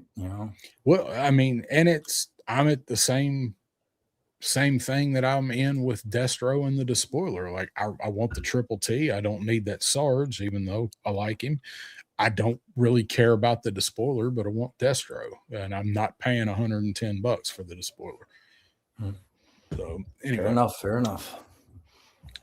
All right, go back to our other slides here that we will get through. That's the wrong screen. Look, keep hitting the wrong button here. All right. I swear I have all of this pulled up and it's just right here. All right. So Shipwreck and Deming went up in stock. So of course we're going to talk about the fluffies for a minute next, but the Shipwreck and the Deming set, when this went up, like the fluffy sold out. We knew they were going to. Figured this was. Everybody lost their fucking mind like always. But this one didn't sell out. I don't think this one ever sold out, and it's in stock. So if you look it up, this is in stock. So what happened presumably was the Fatal Fluffy was the rest of the stock from the show they didn't sell, and maybe this was too. And the Fluffy just sold out, and this one just never sold out. I don't know, but I just wondering who got Shipwreck and Deming. I don't think this one's going to be hard to get. I did not order Shipwreck and Deming, even though I really want it. I just screwed around and didn't order it. And there's so much stuff coming out. That was part of why I just asked around and didn't order the Sarge and Triple T yet, was because it's slated for October. There is so much shit coming out in October if it comes out on time. Yeah, September and October. And into November, I think the Hooded Cobra Commander, I think, is November, but it's going to be here sooner. I mean, B reviewed it today, Shark reviewed it. So we're usually 5 or 6 weeks maybe behind that. So did you order Shipwreck and Deming? You weren't a big cartoon guy. I did. That was the one of the two that, well, both the Fatal Fluffy and this were the ones that I had to put the down payments on because they were SDCC, right? So, but yeah, I put it down. I wanted this set for whatever reason. If I don't like the characters, at least we can get a good custom out of 1 or 2 of them, right? But I'll say it. Once I had the 3 mass pieces, I knew I needed the 4th. And that was kind of what put me off the fence on this set. I was like, whatever, I'll get it. Well, if I review it and I don't like it, you'll know in the review, right? But it's coming back. And the Fatal Fluffy, I ordered because of the special box. I'm thinking I might just leave it in the box. I'm not a Fatal Fluffy guy. And I wouldn't even say I'm that much of a completionist, but that one, never seen a Fatal Fluffy figure before. So figured, why not?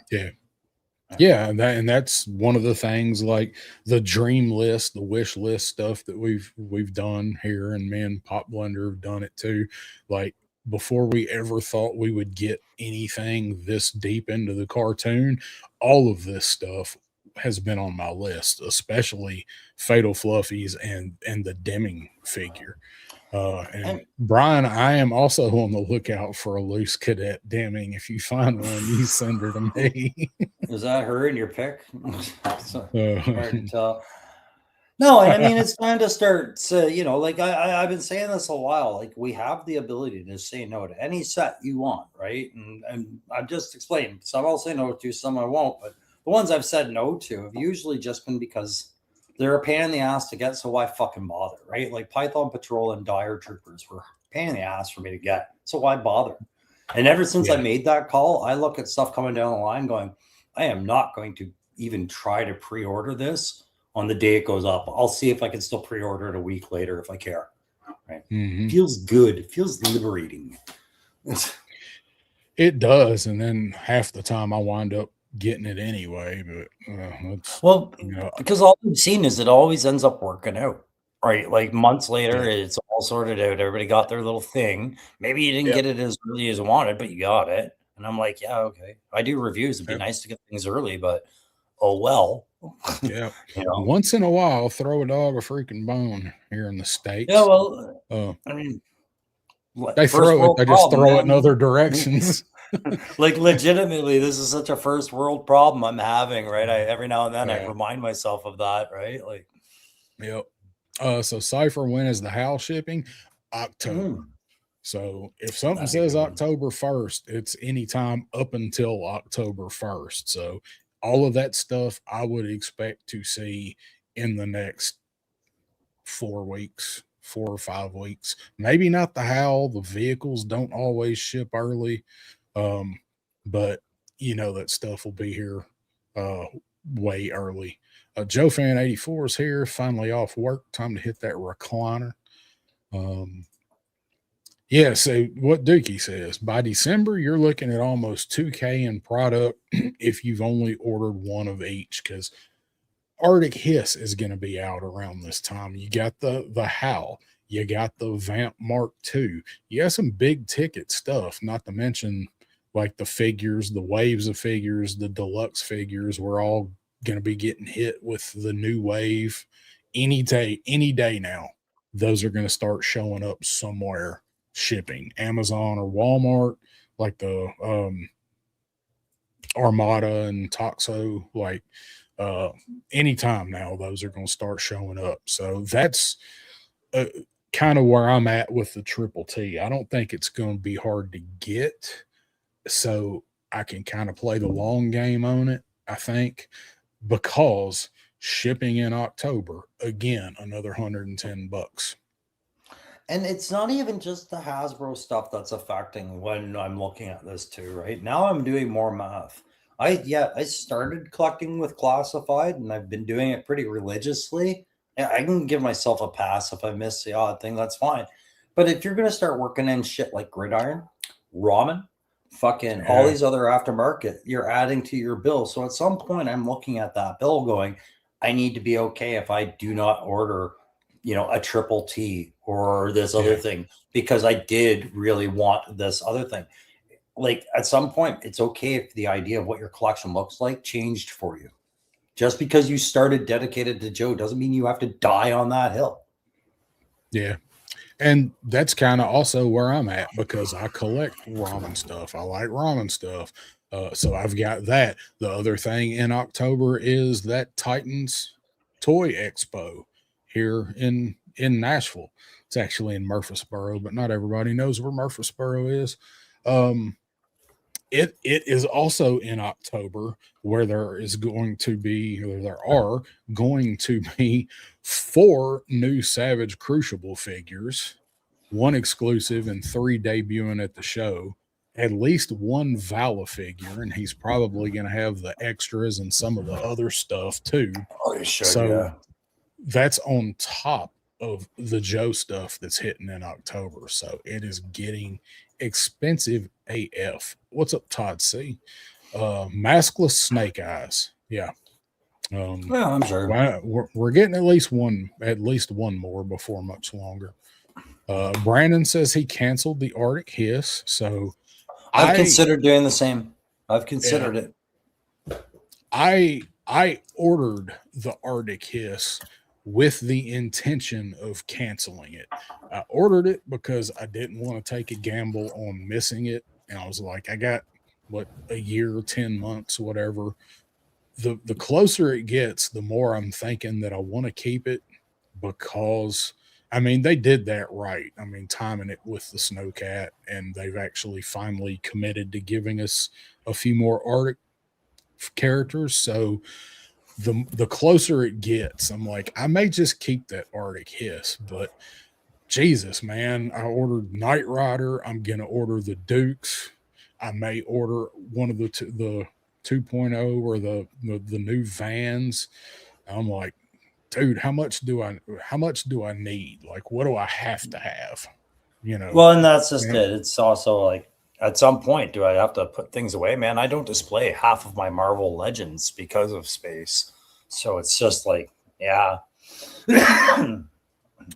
adding all these big vehicles isn't helping. And when I saw the Arctic Hiss, that was fine. That money, I was like, yeah, that's worth it. But I've seen a few other things creep in that really got me going, like the Gridiron Humvees and things like that, where I'm just like, I don't know. Maybe I don't want the Hiss as bad as I thought, they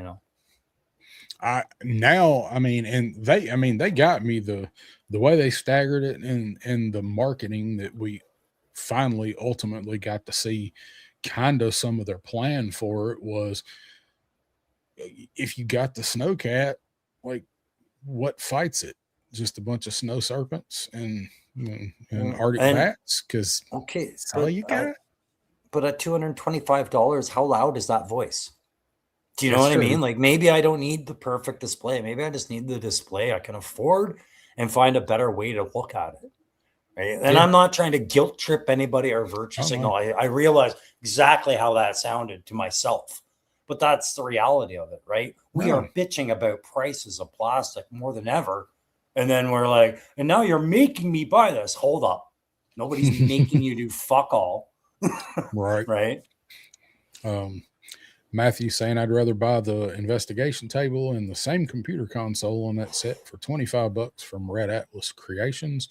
And GI Customs has made some awesome stuff like that too lately.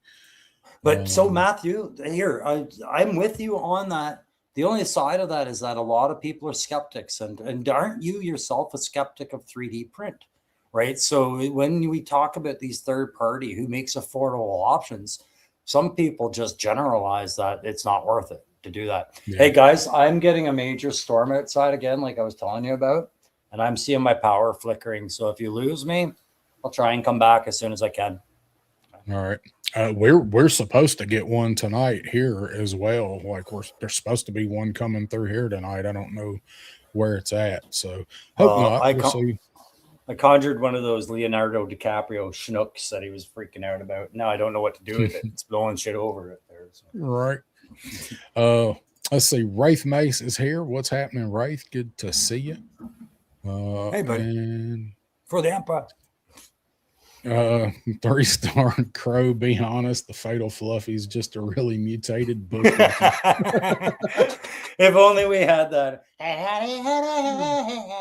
Yeah, I think that's exclusive to another channel. It is, and we copyrights and all that other shit. Yeah, if you watch Justin, that channel, you'll get it. Yeah, that's funny. And that's just it. The Fatal Fluffy to me, I don't really need to take him out of the box. The photos have done me well. I just want the box. I want the figure. So let's talk about the Fluffy. I like this. I wish it looked a little more like the cartoon version, but I'm good with this one. I think it's awesome. I've wanted Fatal Fluffy since day one, so I'm not at all I'm not mad at this. I did order. I got 2 Fatal Fluffies instead of going ahead and getting the Shipwreck and the Deming, because I think out of the 2 of them, the Shipwreck and the Deming is going to be easier to get down the road. Although they did say they made plenty of both of this set. So maybe next year, baby, these are on the Pulse sale. But it went up. It sold out in a minute, like a minute or less. And then turns out that was most likely the rest of the SDCC stock. And then when it went back up the next day, which was when I got to order it, no longer Pulse Premium, it's been up since. So the panic was real, but it really just did what it always does. So I wasn't worried I wasn't gonna get this. I just hate, like I said, man, I hate seeing this stuff when you're paying for premium. I hate seeing it sell out when the people that are paying for premium don't get a chance to grab it. This is what is that, South Park? No, American Dad, the Krampus from fucking American Dad is exactly what this guy reminds me of. Okay. Yeah. I never really watched American Dad, so I didn't know. No, I love American Dad. So that's how I got to speak American. That's how I learned your history. When it first come on, I watched it, but I just kind of trailed off. Matthew saying I am skeptical on 3D printing. 12-13 a piece. It's worth the cost. 500. It's not. Maybe not. And I'm kind of that way too. I'm sitting at over 1,000, disagreeing with you right now. We'll see in a couple of years, right? Yep. I'm telling you, you're wrong. So Fluffies, they're still up if you want them. By all accounts from the people that I've seen that have it, people really like it. People really do like the Fatal Fluffy that got it and took it out to mess with it. Ray saying, wow, that's insane. Hasbro's no excuse for that. Start over. That's insane. Hasbro has no excuse for that. I've been collecting Joy Toy Warhammer and things go up for pre-order for a few months. and then the orders go out. Never has something been sold out. It's weaponized FOMO. Well, the way Joy Toy is handling their pre-order and merchandising is just, it's a completely different discussion. I've seen what the order systems, and he's right. You have all the time in the world to pre-order something and nothing's going that far out of stock. They're prepared to print it. Right. So exactly. Justin saying, I heard that, whatever that was. No, it's just not everything. Not knocking anyone who buys classified, but these prices are getting ridiculous. And you're seeing like people here, even in the chat, are like, I'm buying less, like still like the line. I'm just cutting back because their prices are getting out of hand. And I agree. I have cut back as well. And yeah, I never like really Hasbro don't like money. And I that was the thing I really didn't launch into was troop building. Unless I was getting things on sale or really lucky deals, I was the guy that would say like, oh, that's that. The Frag Viper, 1. How much for this one? 1. Like just a sample of everything from the line because the prices were not reasonable. They never were for a toy, but that's a collectible also, right? So then you decide. These things never hit me once in the face. Like I know Pumpkin, you guys are crazy about these, but I'm just like, no, pass. Easy. I didn't order this, but I do like it. And if he gets these at Yojo Depot, I will pick them up from him. Because he gets a lot of the Super 7 stuff. I mean, even the exclusive stuff, he'll get it in down there because he does a lot of business directly with Super 7. So I have the other one. I've got the single one. I actually meant to grab it and put it over here for this, but I like these. I think they're neat, and I think $50 for 3 of them is a good price for what these are comparatively to what a single one was. So I think these are neat. So and I think they'll look good like with the Hasbro one. For sure. I just can you Wraith Mace is getting out of here, so I just want to get to his comment because I gotta tell him. So he's always had me on Joy Toy, but there's one that we're talking about. They call it the Blood Crow. Like there's ones that go really well with my channel and armies that interest me. Anything that has to do with Crow and Ravens, and they have all that, so I'm gonna buy some more. But the Blood Crow I wasn't able to pre-order in time. The pre-orders got filled and we can't get it in my area. So Wraith Mace, if you know where to get a Blood Crow, let me know. Thanks for stopping in and hanging out for a few, Wraith. Always good to see you, man. Absolutely. All right, and Lone Dragon saying I'd buy 2 Jim Bro Skeletors if Mattel would sell them to me. They were up at Entertainment Earth. I don't know if they still are. They're probably not by now, but $60 for the Dream Date and with 50 for Jim Bro.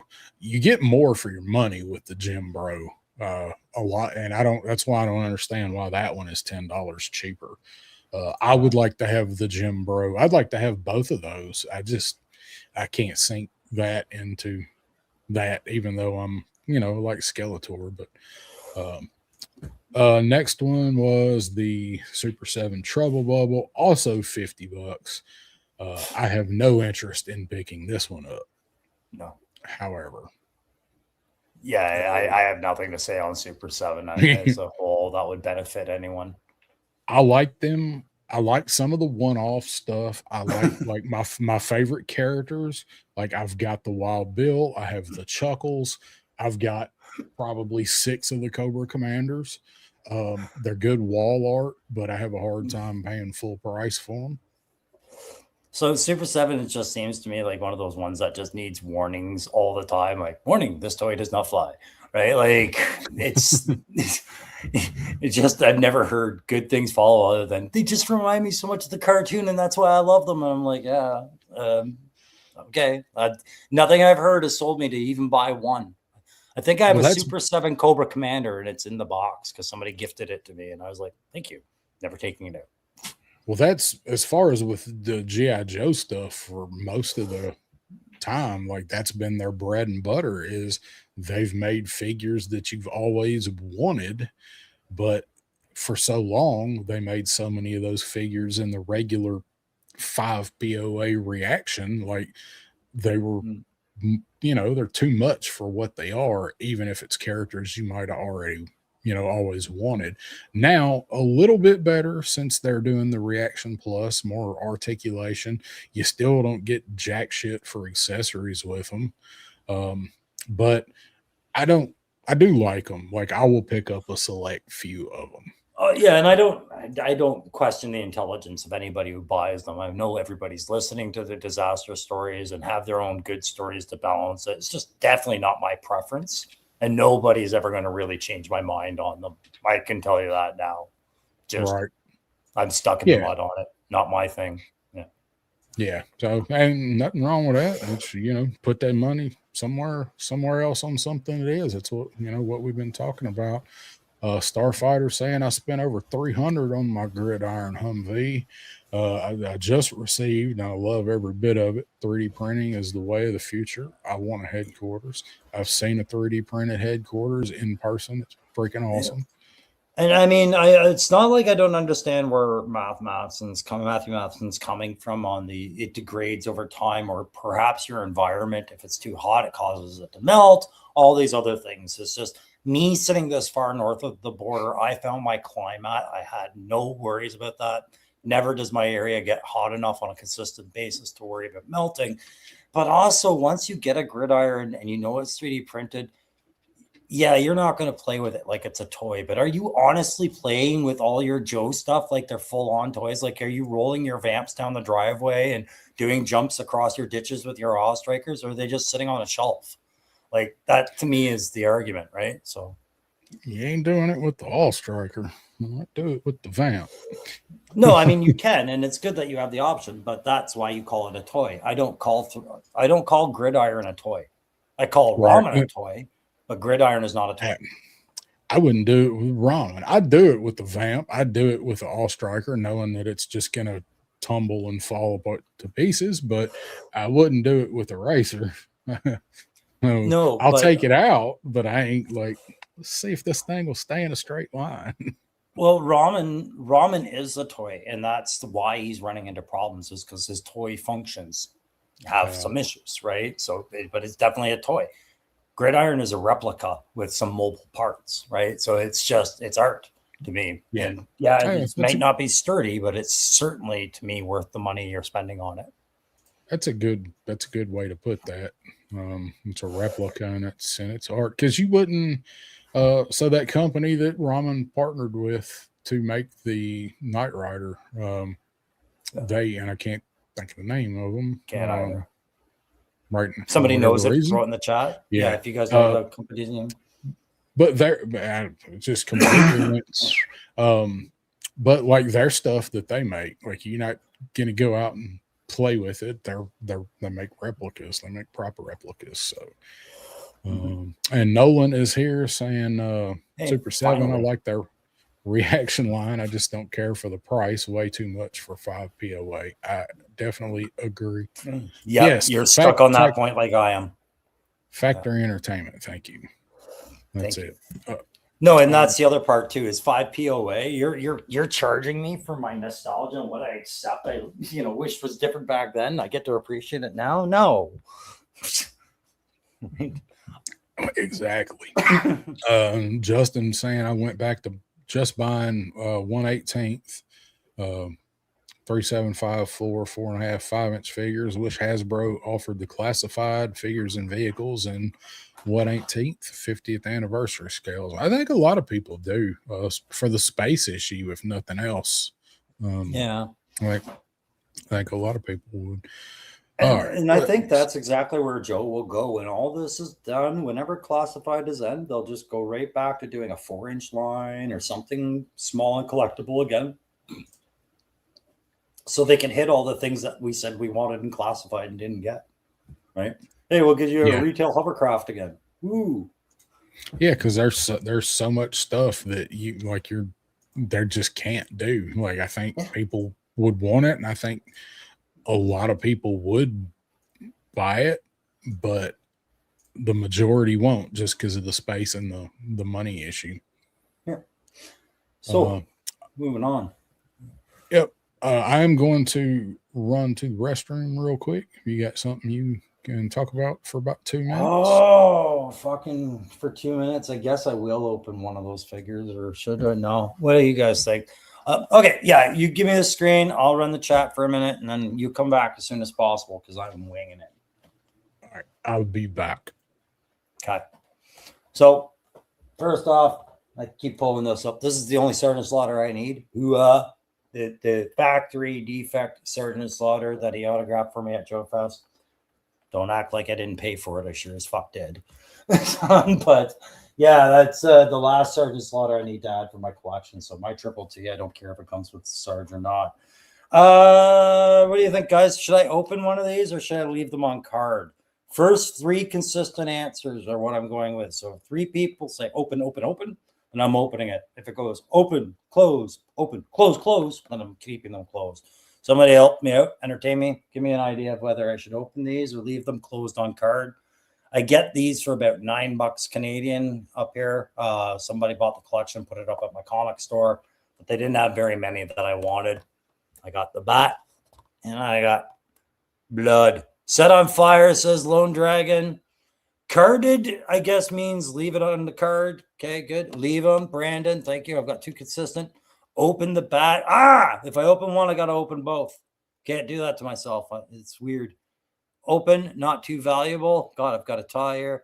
Save them carded. So I take that as 3 carded. All right. Anybody else going to protect? Open one, hang the other.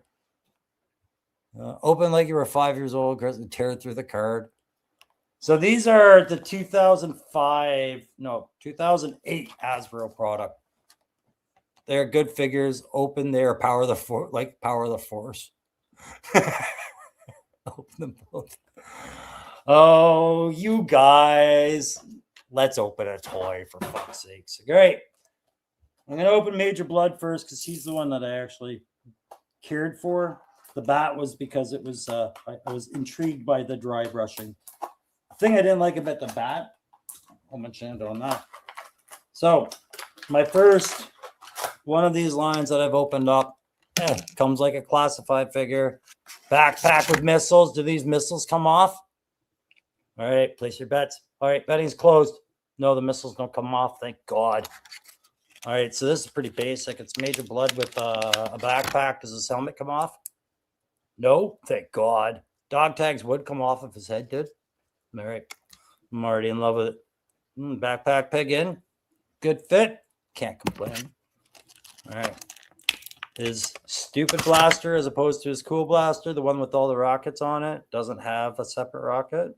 And I am done playing with this toy, aren't I? Does he have any articulation in that? All right, hang on. Hold up, yo. Hold up. Wait a minute. Let me put some fucking elbow grease in it. Okay, so he does have elbow bends. I'm just going to break them if I keep pressing. That's cool. You back, Darren? No. No? Okay. It's the voices in my head again. There we are. So we'll put him on his little standy stand. Oh, Jesus. There we go. I don't know. I'll run him under a hairdryer. Liquid Identity's here. Got a box full of 2010-ish Joes. Can't stomach displaying them. Well, I was ready if they said open it, right? So I brought out, Chachi versus Fonzie. I love you, little Chachi. Get the fuck out of here, kid. Just a little baby.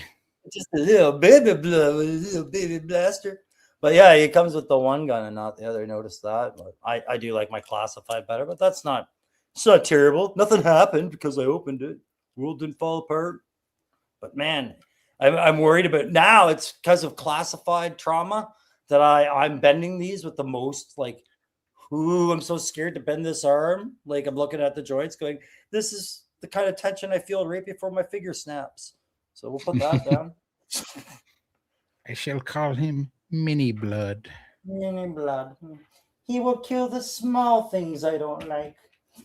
Let's see. The bat, because I said I'd open them both. I can't open one and not the other because I'm a punk ass bitch to my cravings. Right? I always pretend like I'm in control, but you notice I left it to the chat. I let them vote, and it didn't matter what they said. I just went with yes. Because I'm a man child. All right. Gotta open the bat. The backy packy? Yeah. The packy backy? Yeah. That's not I bad. like that. I like the wash on there. It looks really good. Uh-oh. Oh no, the storm may have got him. Crows. It looks like the power went out. Like it went dark, right? Right as he was showing it and talking, the power went out. And that was the last known photo of crusty old Crow. Damn. Right when he was showing the one that we really wanted to see too. Oh my God. What's up? R.I.P. Crow. Zero dark crusty. Oh my God. At least his hand isn't closer to his face. The aurora borealis took Crow. Oh my God. That's great. I didn't suggest it to him, but maybe if his power don't come back on, he'll come in on his phone. But he's also kind of known for not charging up his devices, so I guess we'll see. Like that's exactly how every zombie apocalypse movie starts out. Somebody gets cut off mid-conversation. I think you remember I guess it was in both of them. I was trying to remember if it was Armageddon or Deep Impact, where they're talking to him like in the shuttle and like they're talking and it cuts in and out and then it just drops. I guess that happened in both of them. We got cows. I would give him a minute to see if he comes back, or he might message me, let me know what's going on. He did warn us, so we'll see what's going on. If not, I will go ahead and get into the topic and see what you guys think about where we were going with that. So hopefully Crow is okay. We were supposed to have like a whatever 2 out of 4 or 2 out of 5 storm here tonight. So I don't know where it's at. I haven't looked at the radar, so hopefully it will just hold off. Yeah, Starship Troopers. Yeah, you guys both said it at the same time. Casper Van Dien's talking to his parents, and his dad's like, just come home, you fucking loser. And then the bugs got him. Crow said he lost internet. He is coming back, so we'll give him a second to come back in and see if he has his bat ready to go. It's like he's over at Pop Blender's house. Starship Troopers was a badass movie, man. I love that first one. Dina Meyer. Rawr. There he is. Yeah, I told you the storm was kicking our ass up here. Yep. My internet right the fuck out. 610 says, "What's up, 3-star, my friend? Don't lie, you kick Crow's ass out." Is it the cussing? Is it the cussing I'm doing today? Yeah, I don't think that's it. Okay. You got that bat open? I do. He's got a little hand. Got a little teeny hand. So the only thing I was saying that, like, if you compare this to the classified one, it's fine. I like this one. I like the dry brushing and everything like that. But with the classified, now I appreciate that on the classified one, they added a little side peg to add even more accessories, because now I have nowhere to put this little guy, this little detachable fist that it comes with. So, but overall, it's not bad. That goes under the couch. It goes under the couch. I thought it went between the cushions, but under works. Yeah. I thought, baby chew toy. We just let babies swallow, right? Yeah. But, yeah, no, it says either way. But there, we're done. We're done opening figs.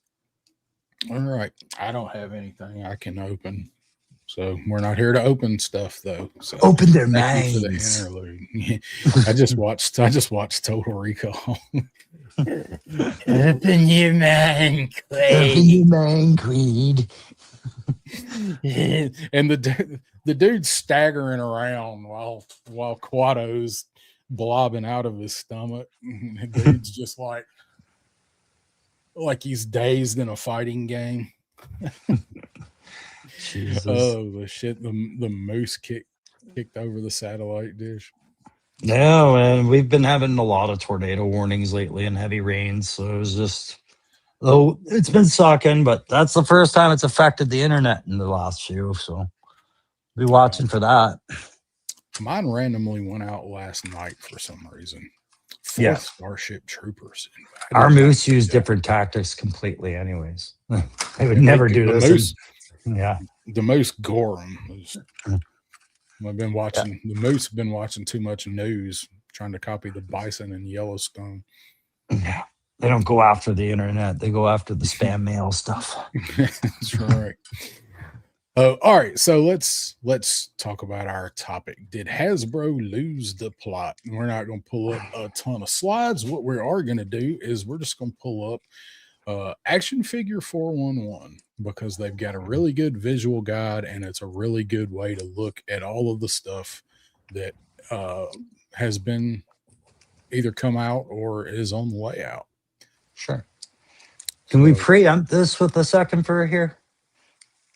So yeah, first off, like my stance on this is all going to be clear because I have a memory, right? And a memory of my uncle who I lived with when I lived with my grandparents when I was a little kid, when I was playing with G.I. Joe, lived with grandma and grandpa for a while. My uncle, he was 13. And I remember when I got G.I. Joe, he was only like 10 years older than me or something like that.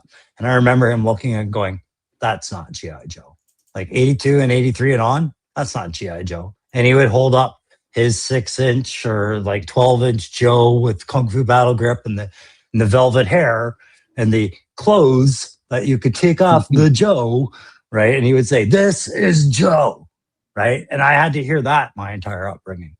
So I just find it funny when we talk about how things are or aren't Joe, because I remember growing into that line, and when Tiger Force came, I said, that's not Joe. That's reuse, and they're just repainting it and making it. It's so clear.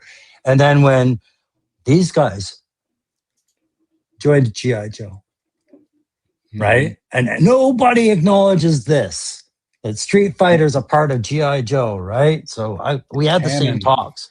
So we're having the same talk with this iteration of Joe, and everything I say about it is in that vein of thinking. It's tongue-in-cheek, it's whatever. The old man says we've heard this before, but it's not like I don't have compassion for what people are saying right now. But yeah. So the line started out being something different. We had the Operation Blackout game, and those first characters were based on that. And I was not collecting the line yet. Then I did not get in until somewhere around here was where I jumped in. So back at the beginning, so you got this Duke here that had the weird ass laser M4.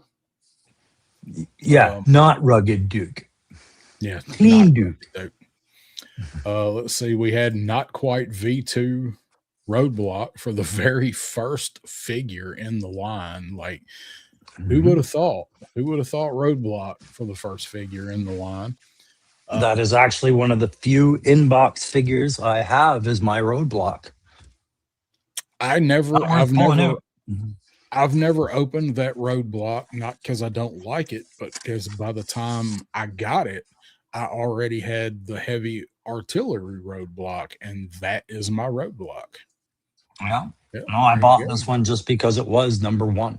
Right. So that was it. Leave that one in the box. I've got him. I have him boxed too because that was my main goal was to get. I wanted the first 100 figures, and then after that, I would get whatever, pick and choose, which I didn't start doing for almost another 80 figures or whatever. But so where, like in the beginning of the line, it didn't take them long to get just a little bit off track because, right here we have the Red Ninja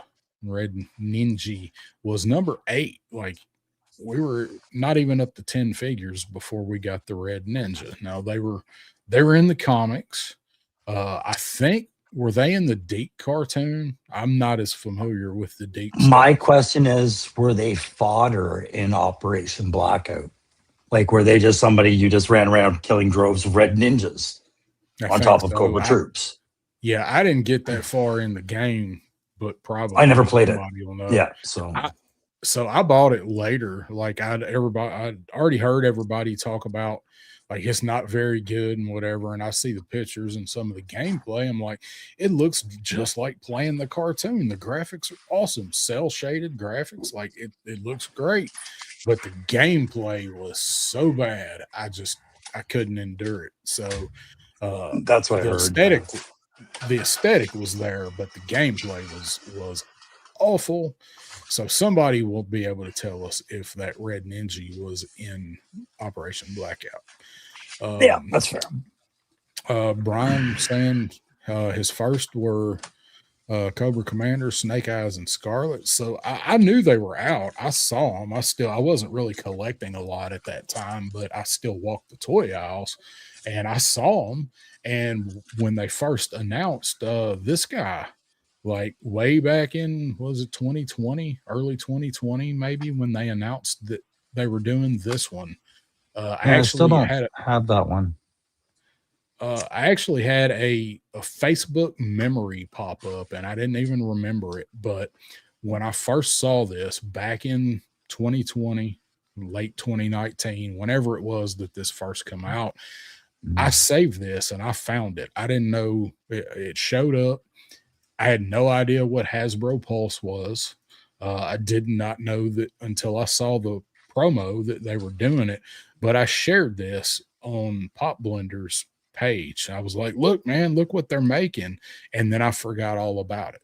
So then I started seeing the figures in stores, and Pop actually started collecting them before I did.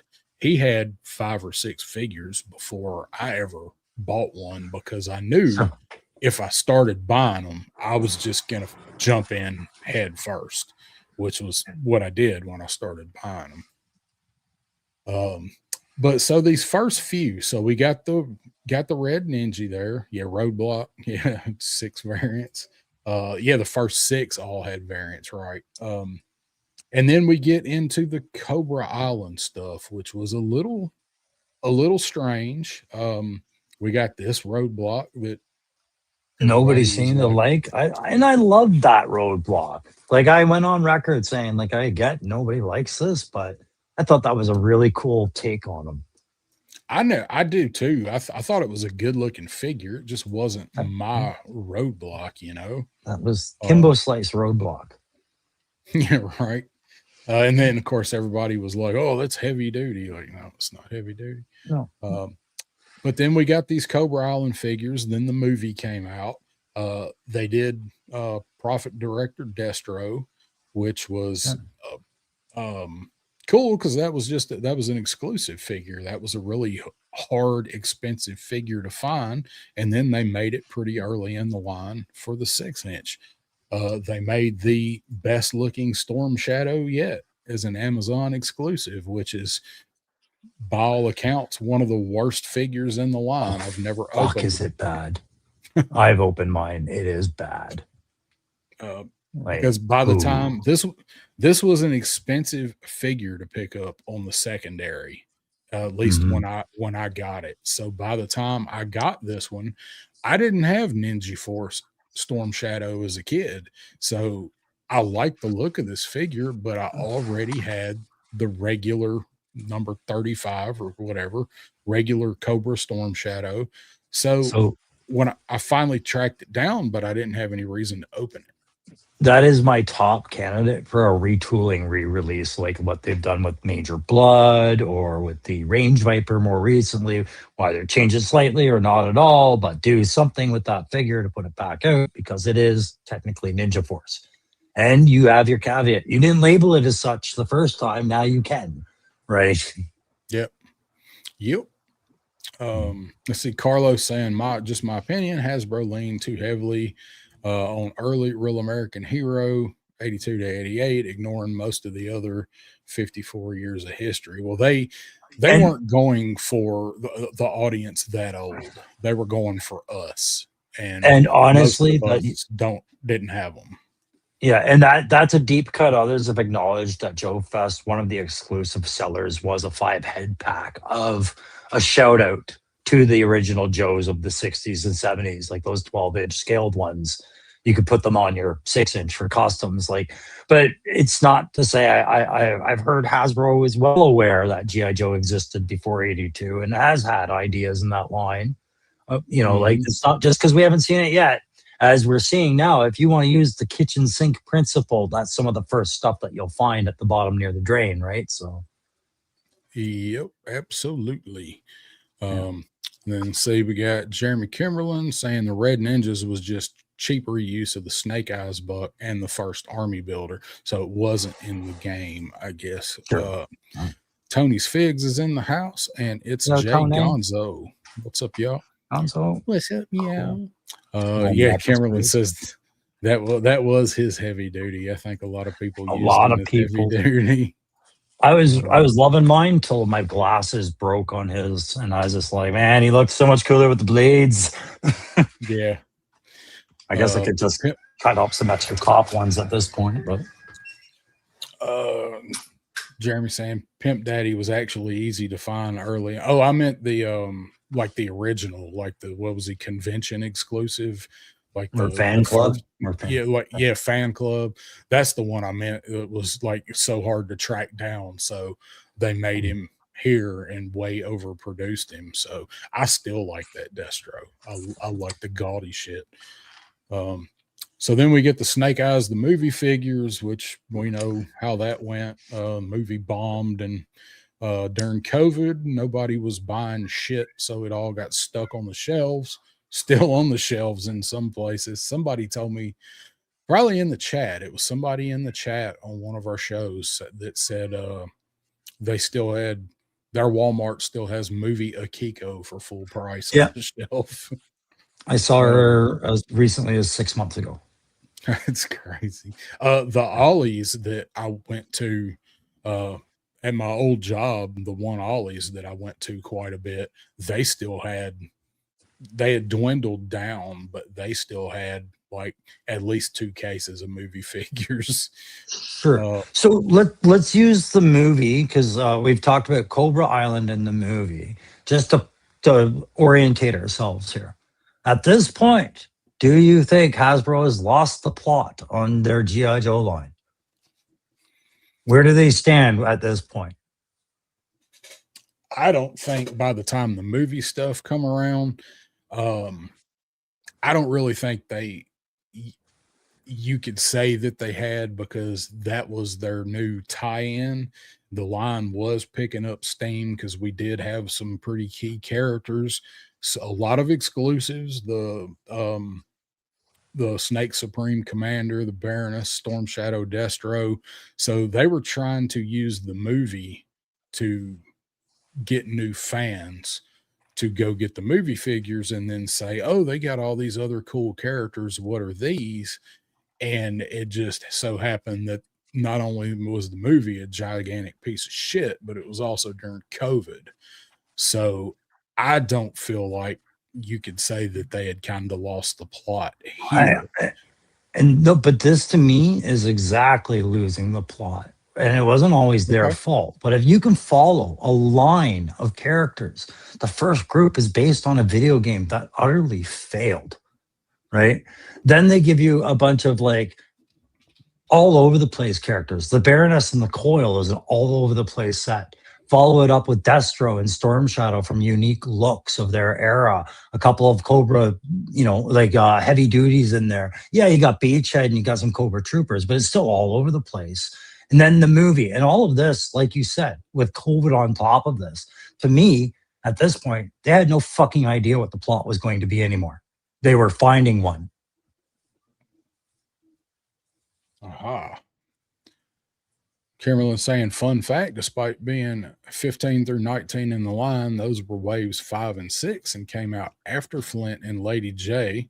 Their release was delayed due to the movie being delayed. So this was all this was the stuff that was on the shelves when I got into the line, and I will tell you exactly where I got into the line when we get down the road just a little bit. Mhm. So that makes sense. Like I said, I wasn't actively collecting. These were the figures that I started going back and getting because that's what was on the shelves. So that's good to know. So Flint and Lady J were right here. So we got here with the Cobra Island stuff that was out. Then the movie figures came out. So Yeah. I definitely don't think, because you got bangers in there, even though they're a little bit different versions, it's still the characters: Firefly, the Viper, Zartan. So then, that being the case, you could kind of say that there were, man, what are they doing with these movie figures? We're getting some good ass characters here. We don't need these movie figures, maybe. I don't know, but after this, the line really picked up. Like I think a lot of people jumped in after this, and I See, was like you, seeing what I see on the shelf. See, Brendan, and buying them. But I remember like the first couple of figures I noticed were Lady J and Flint. It was good that Kimberlyn pointed them out because I was saying no to the line at that point. I wasn't going to collect 6-inch figures, even though it was really enticing because it was Joe. And then just after that, I started collecting, going back and buying those figures, right? Because everything else was really kind of impressing me, like the Snake Eyes with his wolf breaker and his bike. Like after that, I was kind of like, okay, you got me, I'm in, right? But I still waited till I think Stalker was maybe my first Stalker or Spirit. Okay. So the first one that I had in my hand is on the page here, and I'll say what that is, but all this stuff was already out by the time I pre-ordered for the first time. So the first ones of these I had seen in stores, but the first one that I really got to see and like mess around with, Hot Blender bought some of the Cobra Island line. His first figure, I think, was Major Blood, and I was over at his place, and he was like, "Oh man, I got to show you these new Joes." I was like, "Well, I've seen them, but I didn't pay that much attention to them because at that time, seeing them in a 6-inch scale was weird for me.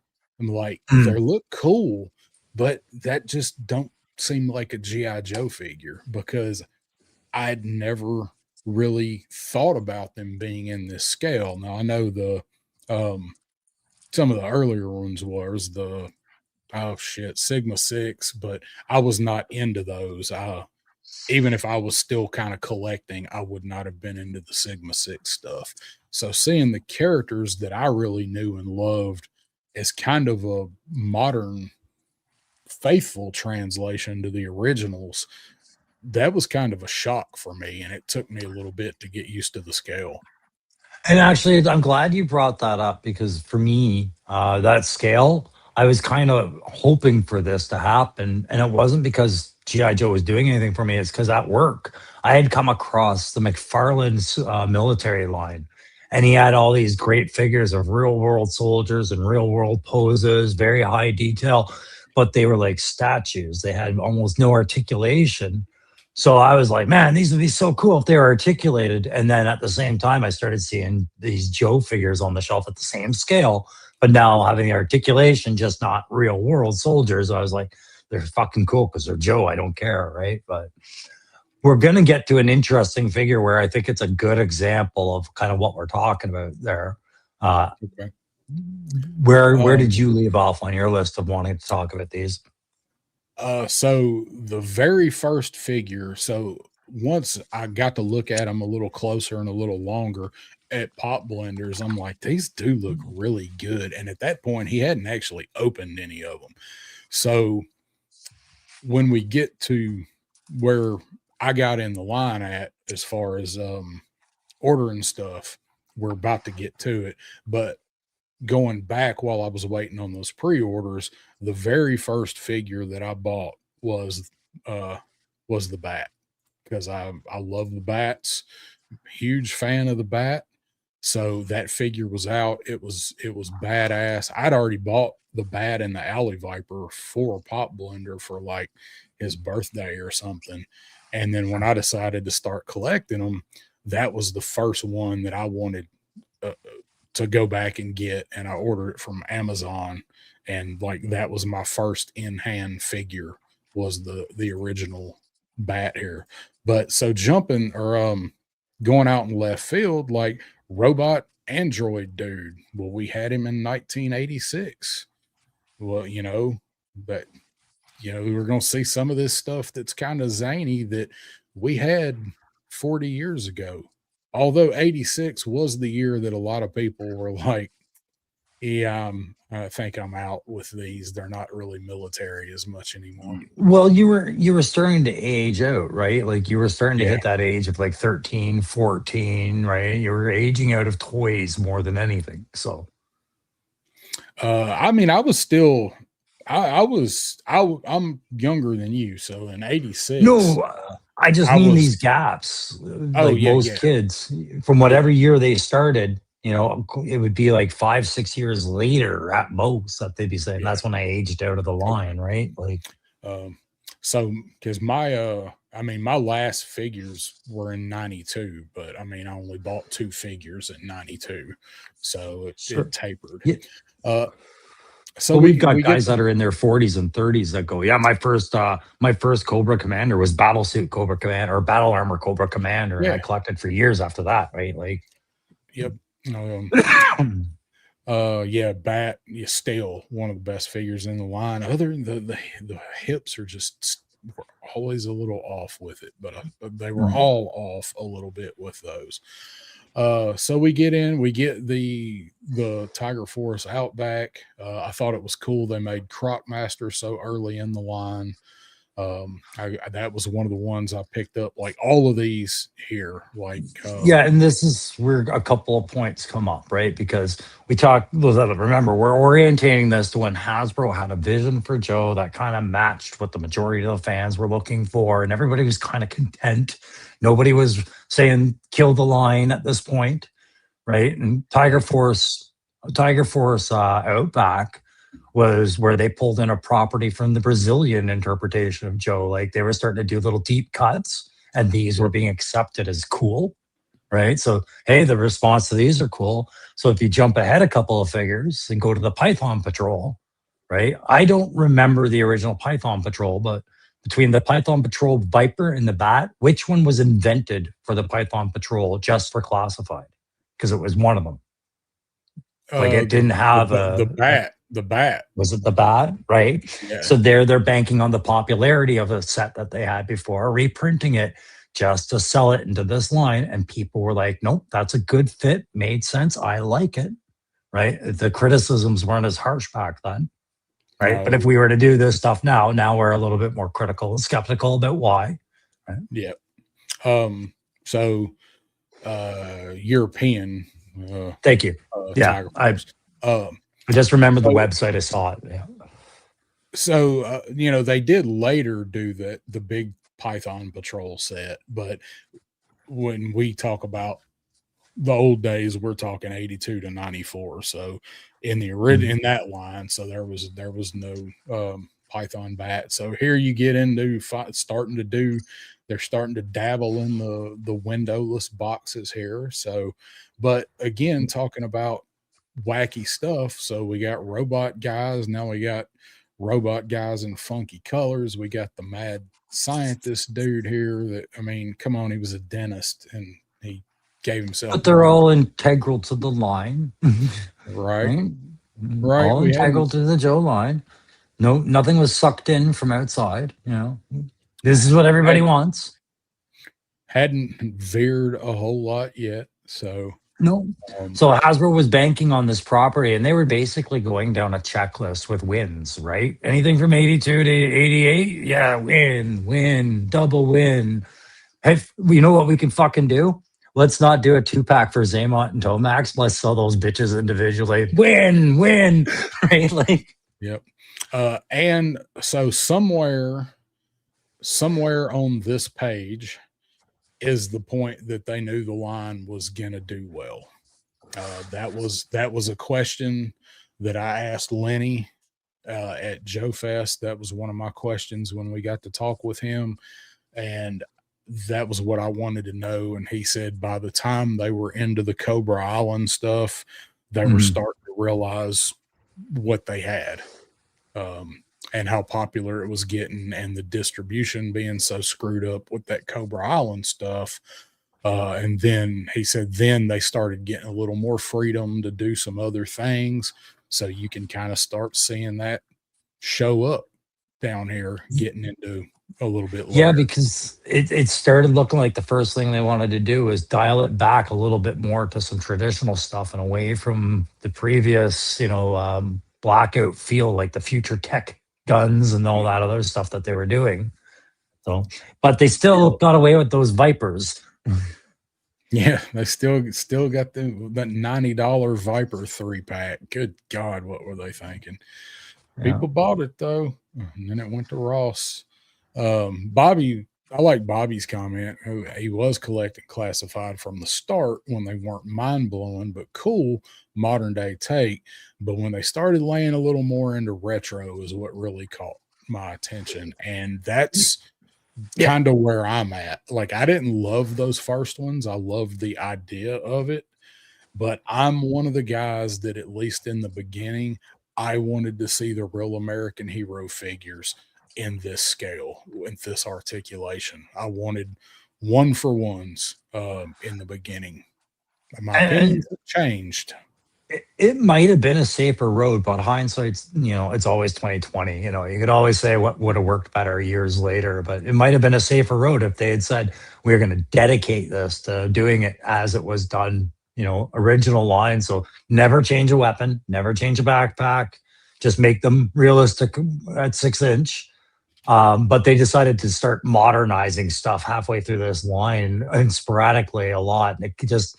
It started lending different opinions into the line from the same people, right? So if they'd done, G.I. Joe vintage as a 6-inch line and then said G.I. Joe modern as a new line, maybe that would have been less confusing, but it is now. I think that's, hindsight's 2020, but I think that's really the biggest mistake that they've made with the line is not, by the time they get here where we're at on screen, they knew it was going to be, they knew it was going.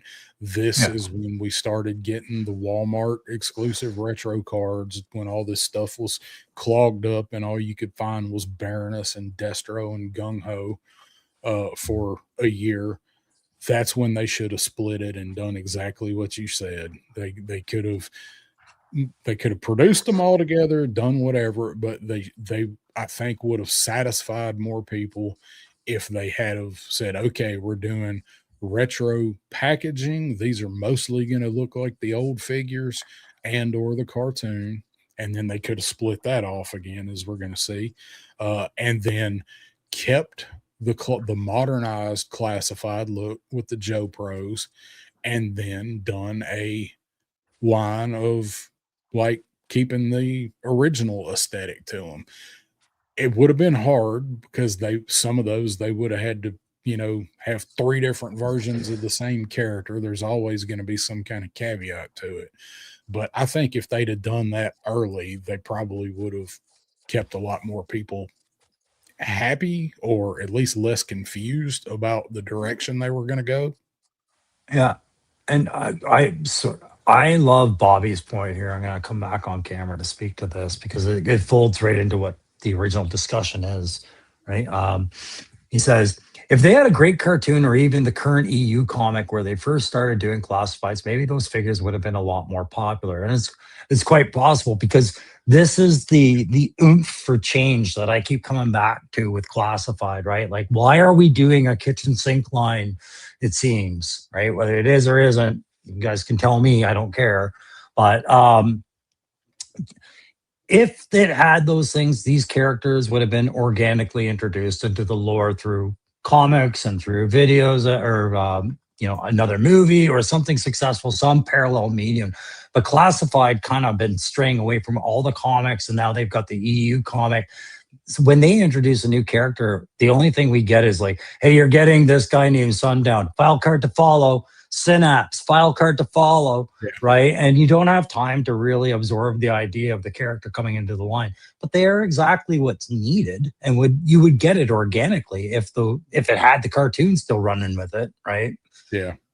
Yeah, I think so too. And that's a good comment, but I don't think, like, when this line started, I don't think doing the EU stuff would have been as much of a possibility. I think the line and renewed interest in it kind of Well, started that on. I mean, Transformers was never going anywhere.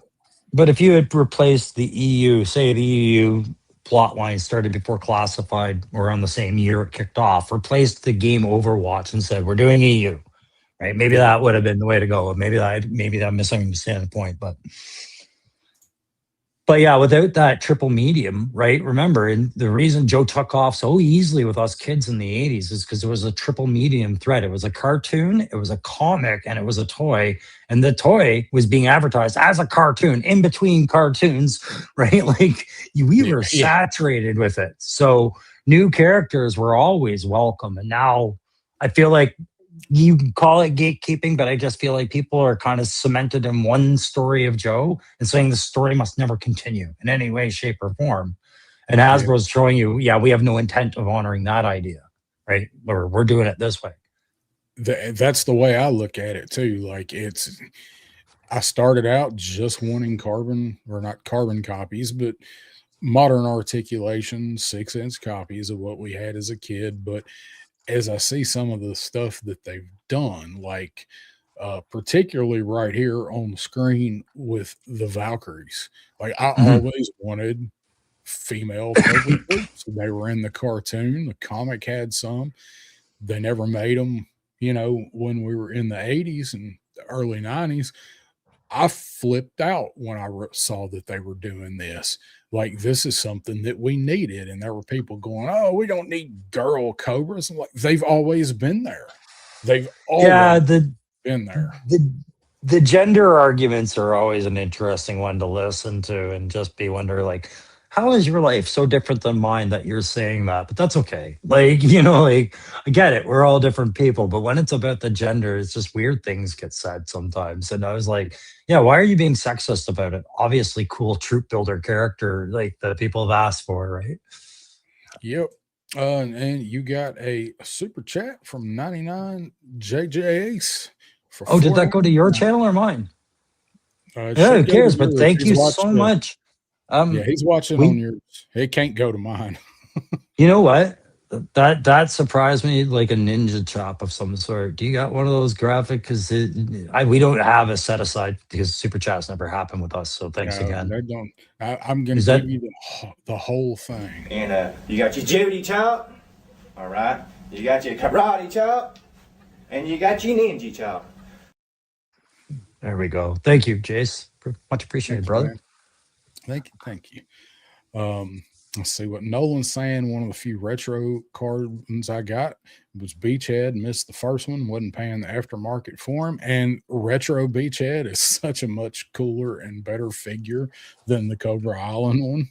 Like, I don't hate the Cobra Island one, but what did I just say? Like, I like the original designs, and that classified Beachhead is a banger of a figure. Yeah, I really wanted the Cobra Island one, and I remember Aaron hooked me up with one, and I really appreciated that when he did that. And I was just shocked at, like, he looked so cool in the box, but when you got him out, he wasn't as, there wasn't much to do with him, and the weapons were so shit.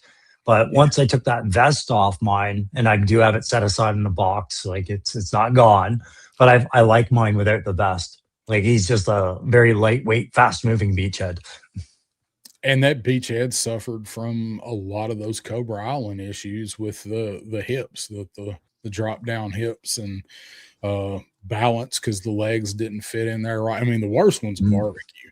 I love Barbecue, but that figure is an absolute piece of shit. He's in the back corner of my cabinet, so no matter which way he falls, he don't take anything with him. Yeah, no, that's fair. That's fair.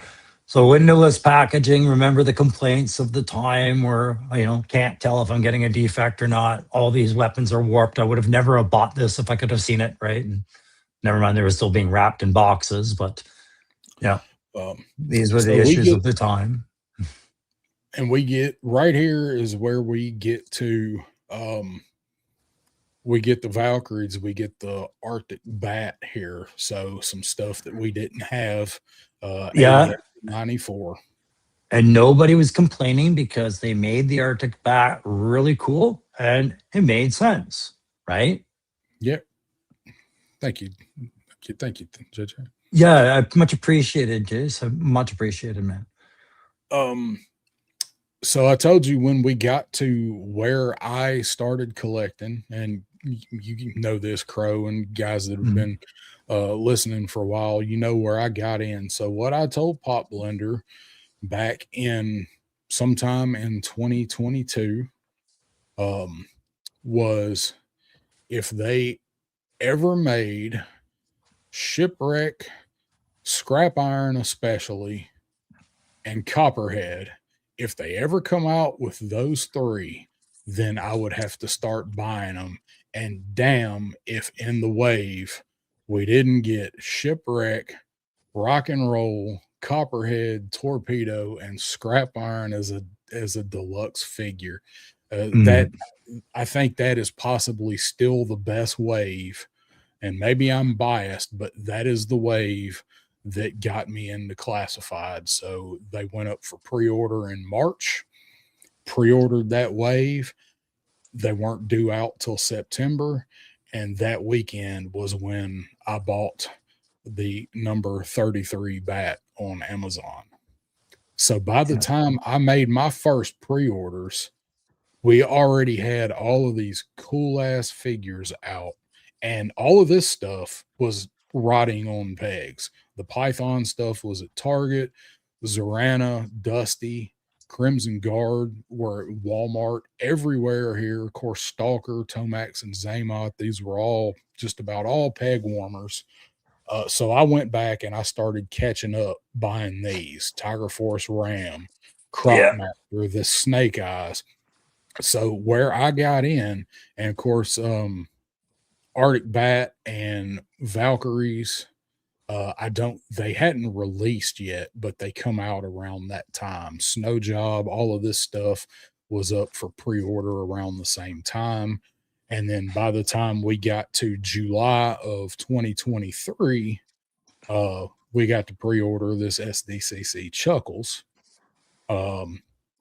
Waiting on that one to come in, which I thought was awesome. And then we got Range Viper, Big Ben. We know about that. There's our first real army builder vehicle people wanted with the bubble. So this was when I jumped in with both feet and started picking this stuff up right here. Still all pretty much mostly stuff that we had as a kid, other than a few variances that some people liked, some people didn't. Yeah, and so this was the part, because I started just before that. I started like around Stalker Sprint, or Spirit, like I said, but I wasn't seriously buying everything. I was buying maybe a figure every couple of months. And then I committed and went back and, like you, backtracked the line. But one of the things I noticed was the art on the boxes. I was really... I was the guy that was defending every bit of box art on the windowless packaging. I didn't care if people didn't like the Cover Girl box or Spirits box or anything. I liked the idea that they were employing different artists for different characters each time, and you would get a different vibe from each box. The figure was always going to be the same vibe as the figure you bought before it, right? But these boxes could be different. And I loved that. And when they got rid of that, I was like, oof, I feel like that's a big mistake.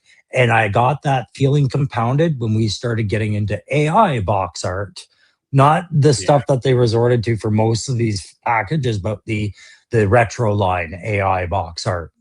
That's where that feeling came back, right? So yeah, I liked it. So I I like being able to see the figure. I like the window box, but like you said, a lot of this, like this artwork, like it's the figure. Like this is some of the figure photography, and then you get the portrait smaller on a lot of these boxes. They weren't all that But way, but a lot were.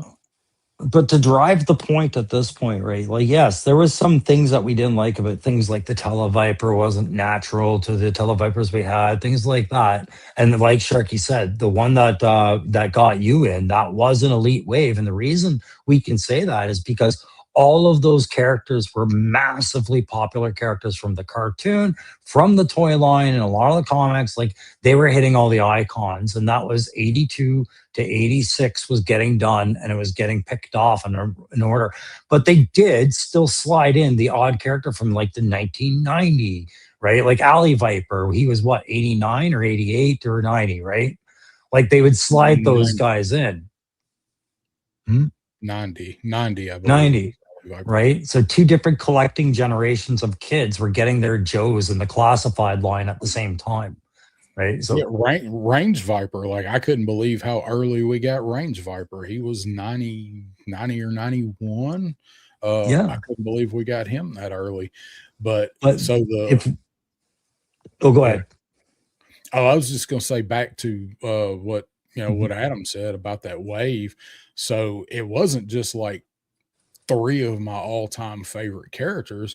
You also had Rock and Roll, and then which is still one of the better figures that they've done, one of the better head sculpts for sure, and Torpedo, who was my first Joe ever. It was the first Joe I ever got in '83. I got Torpedo.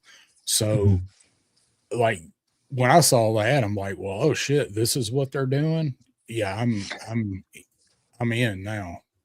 And so they haven't lost the plot at this point because they're striking all fan favorites right away, right?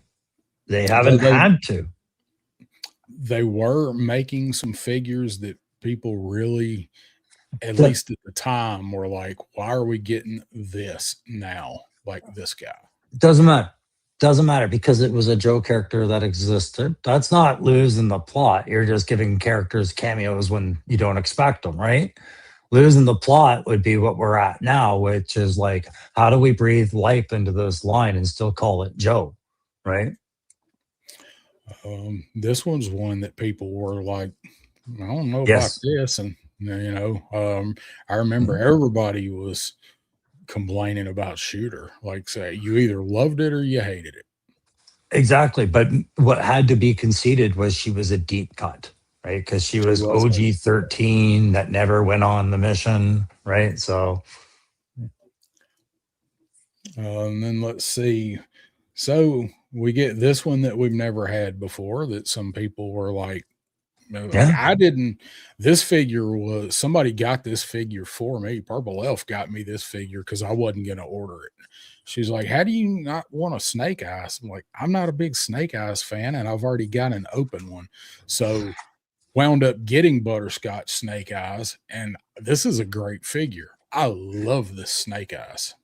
I like it. That I liked it enough, but he was the thing that made me go, okay, where's the rest of these desert soldiers that are going on this? We need more desert soldiers because really we just had him and Dusty, right? Dusty. He waited forever for support like Snow Job did. Like, hey man, guys are coming to back up.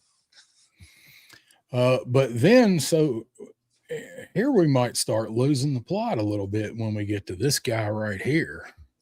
How divisive was this? You remember when we got the code name for this, like with full? No, I don't remember what the code name was from the Mole Rats.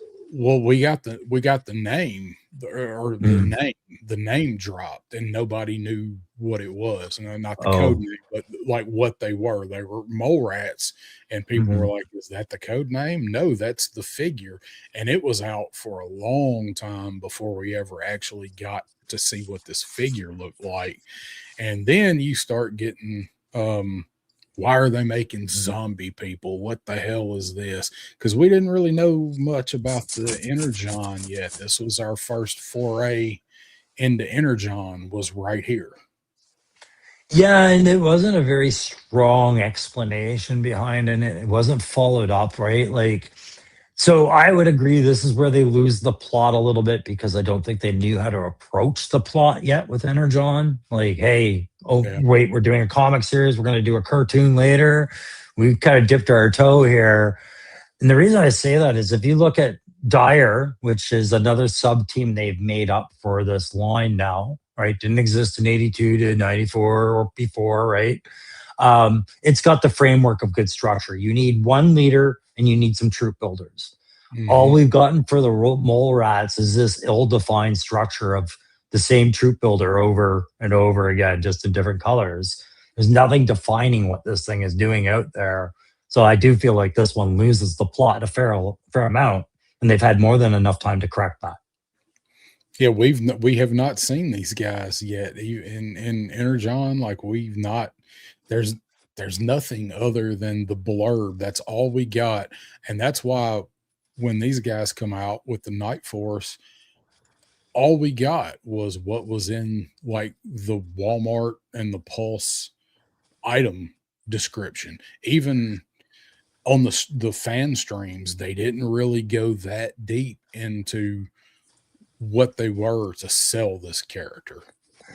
Yeah, I mean, it'd be an interesting conversation to be like, hey, what was the real reason you were driving this so damn hard and then left it flapping in the wind, right? But didn't have that talk with them. But yeah, the mole rats always stood out. That doesn't mean I hate the idea of mole rats. I just think they're incomplete. And that's like, man, you've lost your due relevance because of that. You should have completed this, right? Not just reprint the figure and paint them orange. Like new head. And then, of course, we get our Steel Core 2-pack, Snow Serpent, which we had, which, people really excited for Snow Serpent. We get our Python Bubble. We get our Hiss figures. This was when we finally got the Hiss, was during this time. Again, we got us a female figure. Some people didn't like that one. That's my favorite figure in the set. So that was, let's not overlook, because we're talking about whether Hasbro lost the plot or not. This was definitely a time I felt like they fully understood the plot. This, when they did that, HasLab for the tier unlock, they brought the fans in for a voting process on what their figures would look like for colors, right? They had the designs out, but you voted on the colors. Like back when Joe would offer you mail orders at flag points, like that kind of interaction was there. So I would say they definitely might have had the plot and saying, hey, do a fan vote every now and then, right? Yeah, of course, I wasn't when the Hiss was up for order. I wasn't in the line, and my cousin had ordered it, and he was trying to get me to order it, and I was like, $300. It's like, like I can't. It's badass. Like I can't believe they're actually doing this, but I just can't give $300 for it, and so I didn't order it, and I picked mine up. By the time it came out in 23, at the end of 23, by the time it got here, I was like, oh yeah, I've definitely got to have this. And I paid more than that for it when I got it. So here we get two of our main dreadnoughts. Helix was another one. Like I had to look Helix up. I didn't remember Helix. Devils do. I didn't even remember. I didn't even remember her. And then an interesting one we got. Yeah, sorry, just to remind everybody, Helix was another one where people were like, a lot of people didn't know where she came from, and they were again saying, what are they doing here? And that was are they losing the plot idea? And immediately dialed in because they were saying, no, this is the point where you need to realize that classified figures can come from a number of sources, not just the Dick cartoon or Sunbow cartoon or your original collection, but here we are, we're grabbing other comic properties that you didn't collect as a kid and including them. So it was kind of a warning sign that they were open concept from a while ago, right? Yeah, that give you an idea that, hey, we're going to start stepping outside the line just a little bit.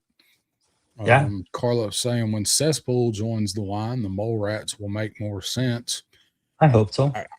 I'm fine for both of those. I really want Cesspool. That's the only Eco Warriors character I want, but I want Cesspool.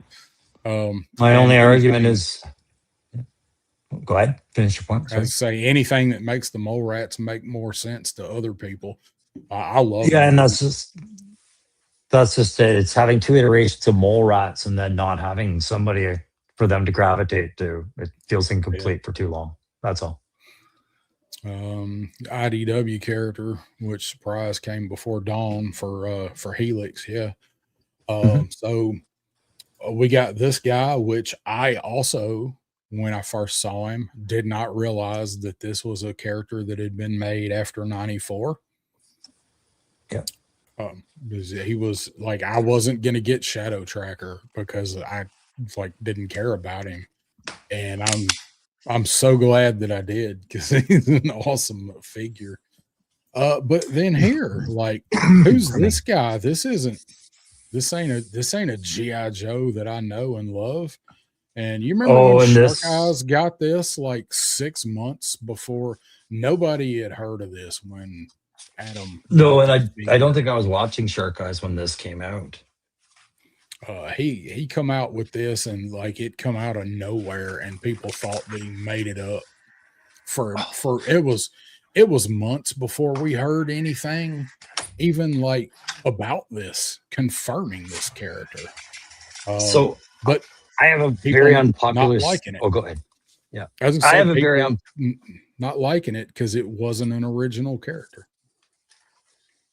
Sorry, I've lost my earplug for a second there. That's why I came off camera, so I wasn't sure if I was hearing everything complete. Sorry to jump on that. You're good. Yeah, so my unpopular opinion on this isn't a very woke one at all, but I'll call a spade a spade. I got mad at the negative reception about this, not because they weren't right about, hey, they're just making up a character and some people didn't like this new character. But it was clearly, to me, it was like, hey, we need to breathe new life into the line, was one, right? Could see that coming a mile away because the characters were old and out of date and you needed some stuff. But also they didn't have enough minority representation. And I felt like that was a huge reason behind Parth Varma. He's not just an African-American minority or anything like that, which you would expect in the Joe line. He was, Indian. Right. So it was just, we were living in a woke time. Here was a woke response and people are going to criticize it. I'm like, why can't you just fucking accept it? Because they at least made him look really cool and they didn't drive him down your throat with some agenda. He's a rescue paratrooper and he fits in the line. Let's move on. Right. Like that was my whole thing on him. Yeah. I didn't get the criticism for it. I was like, all right, cool. I couldn't wait to get Wolf Spider. Once I got him, I was like, he's not that great, but I do like him, especially since they forgot to send my NVGs with him. Oh, yeah. He's still missing his, the NVGs that plug into the helmet, and he was long sold out for them they wanted me to send him back and they'd send me another figure. I was like, I want the figure. I just want him to be complete. Yeah. No. So we get down here from some really good ones here, nothing too crazy. All stuff that we had. Of course, I was super excited. Clutch and Vamp, Mutt and Junkyard, which at that time was my number one most wanted anything, was Mutt and Junkyard, and got him. Yeah, I remember that's at Christmas time. Yep, the end of the year, and I actually ordered him. Actually, I think I ordered him from AliExpress, or not CMD store, I think. Let's see, Pop Blender jumping in here saying, never once saw a single person make the woke argument, not once. Who exactly said this? Wolf Spider. And I would never say it was a majority argument, right? It's just, you know how certain comments stand out in when you remember a discussion, and there's always somebody that said something that really stood out. There was a couple around Wolf Spider that I remembered going, "This actually really sounds more ignorant than I think you meant it to sound," but it's there, you know, like.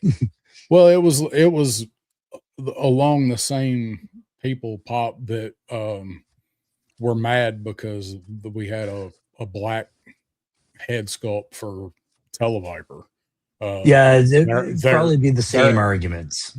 They're out there. Like Yeah. I do remember seeing a little bit of it on Wolf Spider. The majority of it though was because it was a brand new made up character, but there were it's real American hero. Why do we have an Indian guy in the line? Yeah, and they made him really cool, like I said, and I'm not pretending like that was a majority that I was hearing on that. I didn't mean it like that was the feedback. It was just pieces of feedback that I remember reading going, really, you're going to type that? Okay, I'm going to remember you said that. Wish I could remember their names, but we're talking about 3 years ago. Yeah. It was Pop Blender that said it. Yeah, it was Pop Blender. We know Pop Blender hates diversity. He hates it. Yeah. But some of the Facebook groups are fucking wild west. And yeah, that was another that was really my main gripe with him was they used that shitty Falcon shotgun. Yeah. Yeah, all three of the named Dreadnoks made those remarks. So moving forward. I misread that. I see what you're saying. Yeah. Read that again closely, Crow. Yeah, I know. I read it the first time before you put it on screen and understood it. Oh, that's all right. I still got a banner for that one. Yeah. All right, where were we? Tripwire Roadblock, Night Force Shockwave with the Ram repaint. People were kind of getting Ram fatigue by now. Marauder stuff. So this is one that's in the thumbnail. Here we go. Yeah. So divisive. Definitely not losing the plot. Can't say they lost the plot here. They're definitely homing in on a specific plot at this point, right? Like, we are going to target this memory of Joe, which was the movie, right? Yeah, and this kind of far away from the 40th anniversary. We know it's next year. But they put this out, and the people that were like, oh my God, now they're going to do Cobra Law. And you knew they were, as soon as this was confirmed, you knew that they were going to do Cobra Law. So as soon as you saw this, you knew they were coming. But again, this is a character that I wanted a classified version of, and they made it almost exactly what I would have wanted in one. I wish, it had a couple things on it I wish they'd done different, but for the most part, this was a home run for me. I love this figure, and I remember saying, if they can do this, like, I wasn't the biggest Cobra Law fan, but I can't wait to see what they do with them after how well they did this character. I was the guy that said, I never asked for this. I never wanted this. And then I ended up with it, and I respected it. I always respected that it was there, but I never wanted it. But I was happy and impressed with it. But now that I've had it in my collection a while, I could give a rat's ass about its presence. Like, it just still, Cobra Law has its little place. And even this figure, I find, unless he's on all fours in front of Serpentor, it doesn't even fit in with Cobra Law anymore. Whenever I take Serpentor down and do anything with him, it's always the other way around. Yeah, there you go. Yeah. Cobra Commander is my favorite character, so I'm a sucker for any version of him that they do.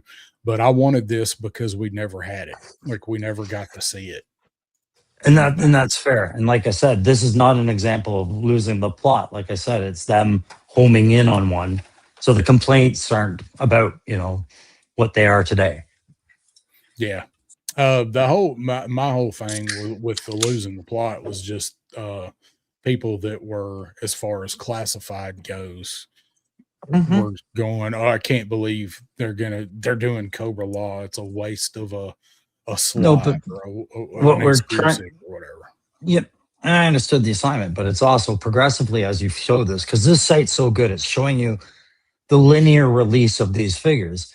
You can see when we start getting to the end of this, we start pointing out more and more of these figures as we go because more things start getting introduced, right? And now we're starting to call things a kitchen sink line. And that's what I think we should close on is that whole topic and definition of what is a kitchen sink line and is it becoming one, right? Right. It's adding new things to branch it out. You're a snakist. How dare you? He was once a man. I know a So couple here of we ladies that were once a man too. So that's right. Or maybe still are. don't All right. rear them either. So we start getting into some really cool stuff here as far as when we get to really see how they take something that might not have been so good and make it so awesome. We get into deep cuts here with Wreckage and the Mhm. Tiger Paw. I remember several months before we got to see Wreckage and the Tiger Paw for the first time, I had a conversation with Shark Eyes, and this was his most wanted figure that he hoped they would make. And I didn't even know who Wreckage was. I had to look him up because he wasn't an original character in America. I was like, dude, that figure will be awesome if they ever make it. And they did, and it was. So and then Quarrel. Yeah, for pulling out of UK lines. But I just wanted to go back on Wreckage for a second. If you go way back in my channel when I used to do figure customs and try doing them, one of the very first ones I did was Big Brawler and Wreckage as a 2-pack. And I bragged, Hasbro won't never do Yeah. these guys because they were post 94, right? A year later, here's Wreckage. I'm like, son of a bitch. Yeah. And then immediately after that, it's also here's a good head sculpt for Falcon for you to swap, and we're gonna do Quarrel. And I remember everybody going, "Fuck is Quarrel?"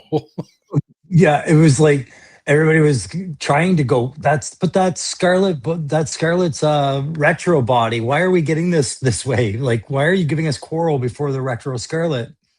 Oh, okay. Yep. But I liked Yeah. Coral. I thought she was cool for that pack. I do too.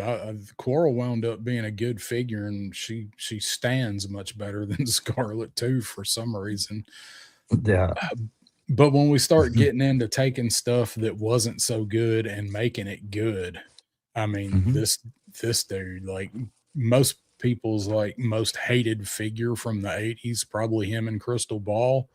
And of course, we'll see him in a minute, but again, not losing the plot, showing what they can do with some of these designs. No, and if anything, exploiting how problematic that plot is to stick to at times, right? Like you have to include these guys because you're doing the whole line. Make this guy palatable. Here's Raptor. Do something, right? If you look at the original fig and what they've done now, that was a lot of art going into that one, man. Yeah. So Bobby says, I wonder how Hasbro would do making a classified ice cream soldier, because some of the other oddball ones from after 87 that they have done have actually done pretty good with. And I've been wondering that myself about that exact figure, ice cream soldier. How do you take the taint out of that word? I think they're going to make it. I'm actually surprised we haven't seen Ice Cream Soldier yet. I got no knowledge of that. I think they're going to make it. I can see it being a drop at any time, like they did with Stardust, or like here's another deep cutter, right? Like you didn't think that you're getting this one, you are. Yeah. Sergeant Slurpee. So then we get to of course Nemesis Immortal was our next one. They made up this guy, the Twilight Guard, and really good figure. Nobody needed a Steel Corps commander because we had Starduster by now. So I like that you're putting that one out there, because I think there was a plan or some sort of reason for the Twilight Guard that made it so like, yes, we want to visit it. We'll do one and done with this. You can troop build it. And then they slapped together the steel core. And to me, the steel core has always been an example of this poorly executed generic force that they wanted to do. Let's put it this way. I think if they had done the steel core right, there would have never been need for a retro card Green Trooper, but they didn't do it right. So there was, right? So I agree. And they kind of went back to the beginnings of the line with these guys, because we got some of those original weapons here who strangely enough work with this set. But they kind of went back with the more modernized kind of look for the steel core. yeah, But and I see Matthew's comment when you're ready there. 50th anniversary Shadow Guard homage. It was a great idea. Yeah, I remember people. Yeah. I didn't know that figure existed. I remember people saying that because I thought it was, entirely new back then, but I didn't know that Shadow Guard was a thing until then. Yeah, I know, and I only heard that in discussion groups. I wasn't aware of it either, but it made sense. But that just made it clear, like this steel core trooper was the hostage taker of the set, and it wasn't a very good hostage set for me at all. And it was an example. It was an example to me of Hasbro starting to lose the plot a little bit, wherein they were incorporating utterly useless properties that nobody was even expressing any actual clamoring for, versus the ones that they were strongly asking for, right? Yeah, it was kind of like, what is this? You couldn't make you couldn't make whoever, like Flash, like where's Flash? Why are we getting this dude? Right? So, yeah, like, or finish Tiger Force, finish Mad Marauders, finish Night Force, but why are you doing these little 2-packs that lead to just nothing? Like, it's a clear troop build dig. And that was, to me, them going, yeah, we don't care about what figure is popular you're liking right now. We just want to see if we could fish a few more bucks out of your pocket and throw this one in there. Right. Just gonna paint this guy another color and see if you guys will buy it. So, and it happens again as we go on, like almost immediately, because where did you leave off? Not the Dragonfly guys. Dragonfly figures, nothing new there. Of course, everybody, another really good wave was this Xandar Saw Viper Leatherneck dial tone. Of course, dial tone damn near impossible to get. Dial tone was going for crazy money. This was presumably around the factory swap time with him and Heavy Duty. Sure. But we finally got him. He was awesome. Then we get this. We never had this before. And that was, to me, like, I wouldn't say they're losing the plot, but again, they start coming up with a plan to get money. So they do a troop build with an accessory, and it was at a time where people were really building up that whole discussion of where's our play sets. Yeah. Like that was what was behind it. Right. So yeah, play sets and small vehicles. And by then we'd gotten a few vehicles. Everybody had 2 or 3 trouble bubbles on the shelf, and like, all right, we need something to put these figures in or around to interact with. And they gave us this one. And I wouldn't say this is losing the plot per se, but this is where they make a choice and say, yeah, we know what you want, but we're going to do something very different and hope that this works. Right. And it's modular, kind of what you're asking for. It's a play set, but you kind of want to buy more, right? Like more than one. Yeah. The one you want is a self-contained one and done play set, but the one we're giving you, you have to build up. Right. Yeah. Designed to need more than one to really do anything with it. So exactly. So then we get another good set. We get our claw. Everybody was wanting to know where the claw was. We got it. It's fine. Another arguably good wave of figures. I liked all of them. Frag again. Are we losing the plot? Look at this guy. This ain't some kind of soldier. Why'd they make this guy some kind of robot android thing? Nope, not losing the plot. You have the choice of putting the mask on. That you never have to look at that, and it's still a figure that existed in the collection. You know what a Frag Viper is. But I see why, because I remember those discussions too. Like, what the fuck's up with the face? Oh, we're trying something different here.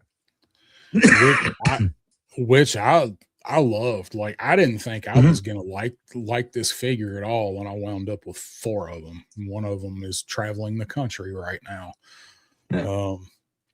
So then we get up to getting into some what the fuck kind of stuff. Of course, we talked about Crystal Ball. They did with him what we knew they were going to do after we saw what they did to Raptor. Like, there's no way Crystal Ball's not going to be awesome. I can't wait to see what they do with Crystal Ball. And then what's this weird green stuff they did with Crystal Ball? Right. Why does he have a Cthulhu head? And why do I like it so much? Like, I want to hate on this, but I can't. There were quite a few people that still maintained that, you know, this character was going to be ass, and, you know, they had to give him some gimmicky stuff to make him interesting, and, you know, and as soon as I saw this and they halfway explained it, because we did get a little bit of an explanation by the time we saw this guy, I was all in. Like, I was head over heels for this figure. Yeah, and again, it had to be a Walmart exclusive to be the problem, right? Everybody liked this figure, so how do we make it a problem? Make it an exclusive. Good idea. Yep. Made it exclusive. Yeah. They canceled the shit out of this figure for a lot of people. I was one of them. Made one of my rage videos about Crystal Ball being canceled. Yeah. But I always laughed because I was like, yeah, of course the dire attack had to be, you know, all or nothing, right? Because when they made this character, all they had to work with was, you've got a gun and you've got a lenticular shield. Do something with this. Like, holy crap, yes, they had to put a lot into that. The whole design and concept stuff for bringing him up to classified standards to make one of the worst characters ever desirable will really deserve some kudos. Okay. Because people were saying this was figure of the year before they ever even got close to seeing it. So we'll get to Dire in a minute, but I would say that at this point, just because they tweak and change characters to make, so long as they're still palatable and cool, and you have the option to make them look more like their original form, like including his head, that's not losing the plot, right? Crystal Ball can still look like the old Crystal Ball. Just ditch half his kit, you're good.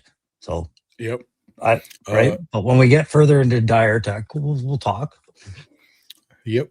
And Adam saying, remember when Crystal Ball dropped here at Pop Culture and a whole bunch of your fellow Americans jumped on that when I spilled the beans?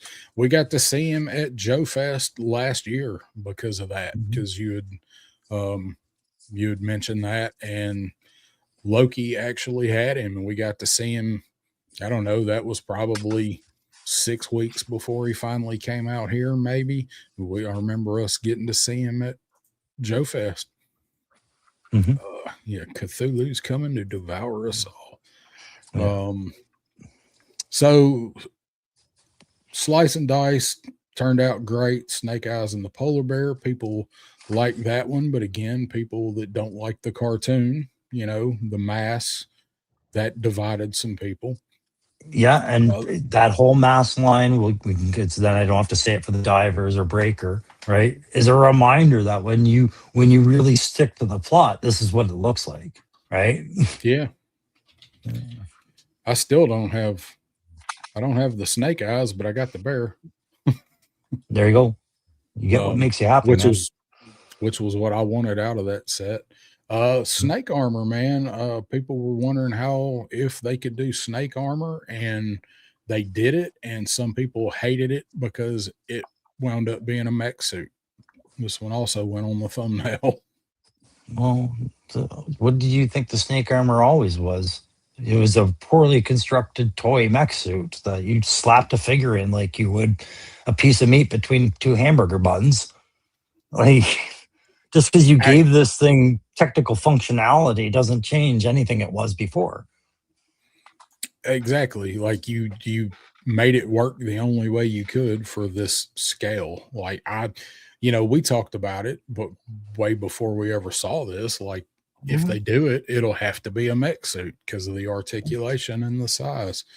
And I love the snake armor. It's so much fun. Well, it's also we're not kids anymore. When we were kids, you could slap any toy down to in front of us, and every function it had, we might be like, "Yeah, that's cool. I like that I had that." But we weren't as critical about it as we are when we're adults and we're paying for it. And if you're going to put a large piece of plastic in front of me, it better damn well do some stuff, right? Yeah. Not just be this clamshell idea coming back on a larger scale. Yeah, it was fun to play with for what it was in '83, but man, it was just there wasn't much to it. It was just kind of janky. So Adam says they're gonna do it again next June, and looking forward to you being on time, Crow.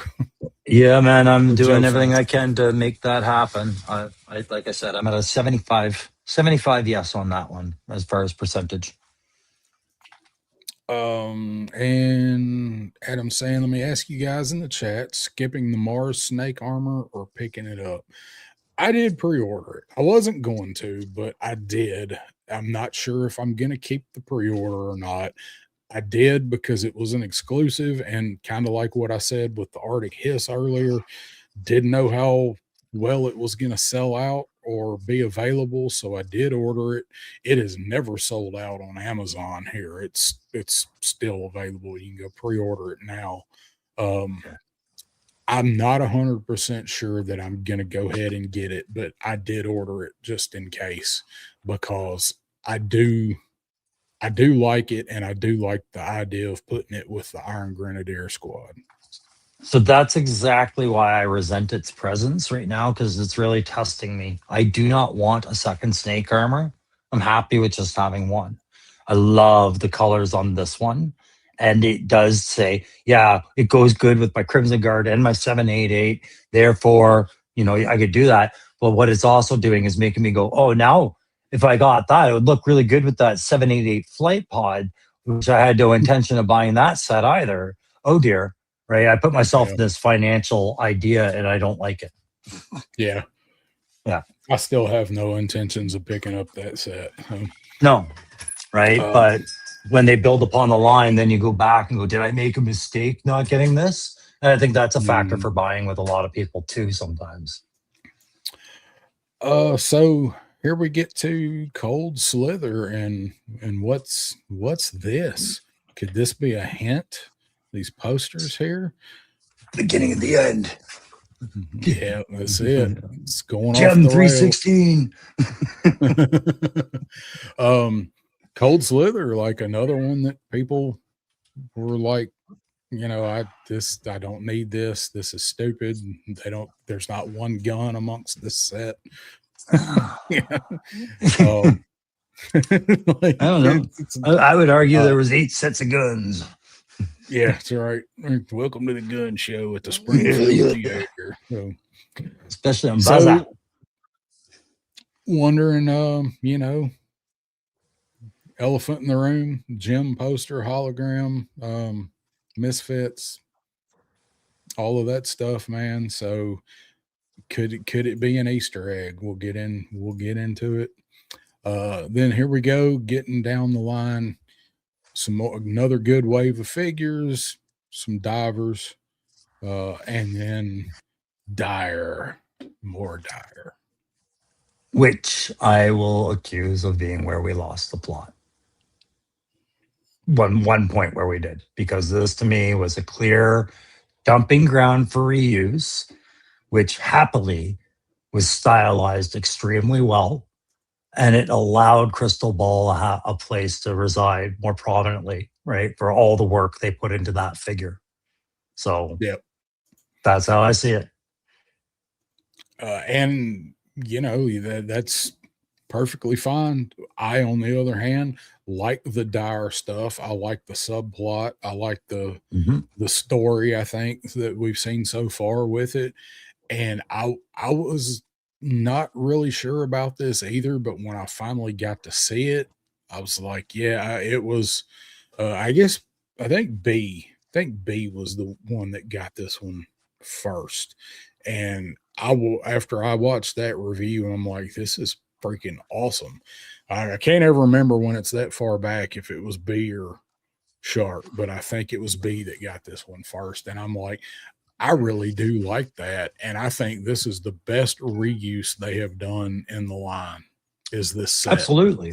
Yeah. So I can have a negative opinion on where its origins are from and its intent. Still say it's fucking bangers, right? I don't necessarily think losing the plot is the worst thing that's ever fucking happened to G.I. Joe, by the way. So no, we'll talk about that at the end, but so then more Cobra Law. We knew she was coming, and she wound up being pretty much perfect.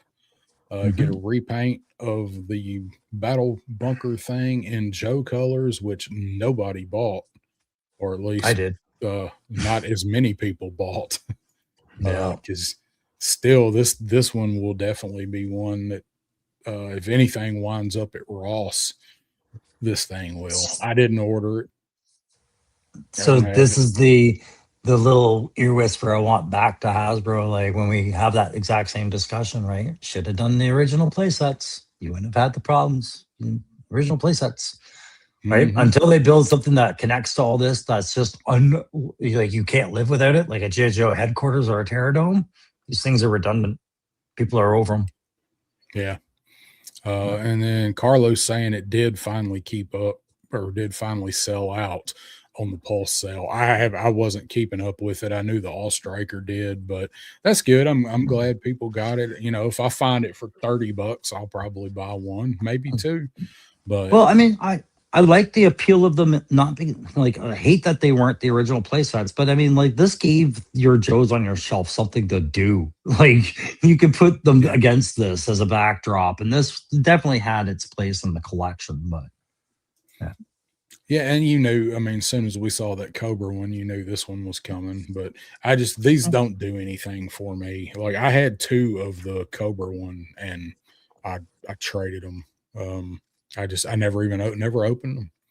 But then right after that, we get another new character that's a bunch of reuse, which is still an awesome ass character. But all the people saying I already have a range Viper, I don't need this. Well, it's not really a range Viper. It's a Grim Viper for all that means. Grim Viper. Kurt's around a drum of gun, ammo, and a gun. Get our Rattler figures, our disappointing Lifeline, Matthew's favorite army builder here, who some people did not like this figure. I think this thing is awesome. I have like 6 or 7 of these things. I love these things. Do you? I've got 2. Yeah. I almost at this show at FarleyCon, I almost bought another one.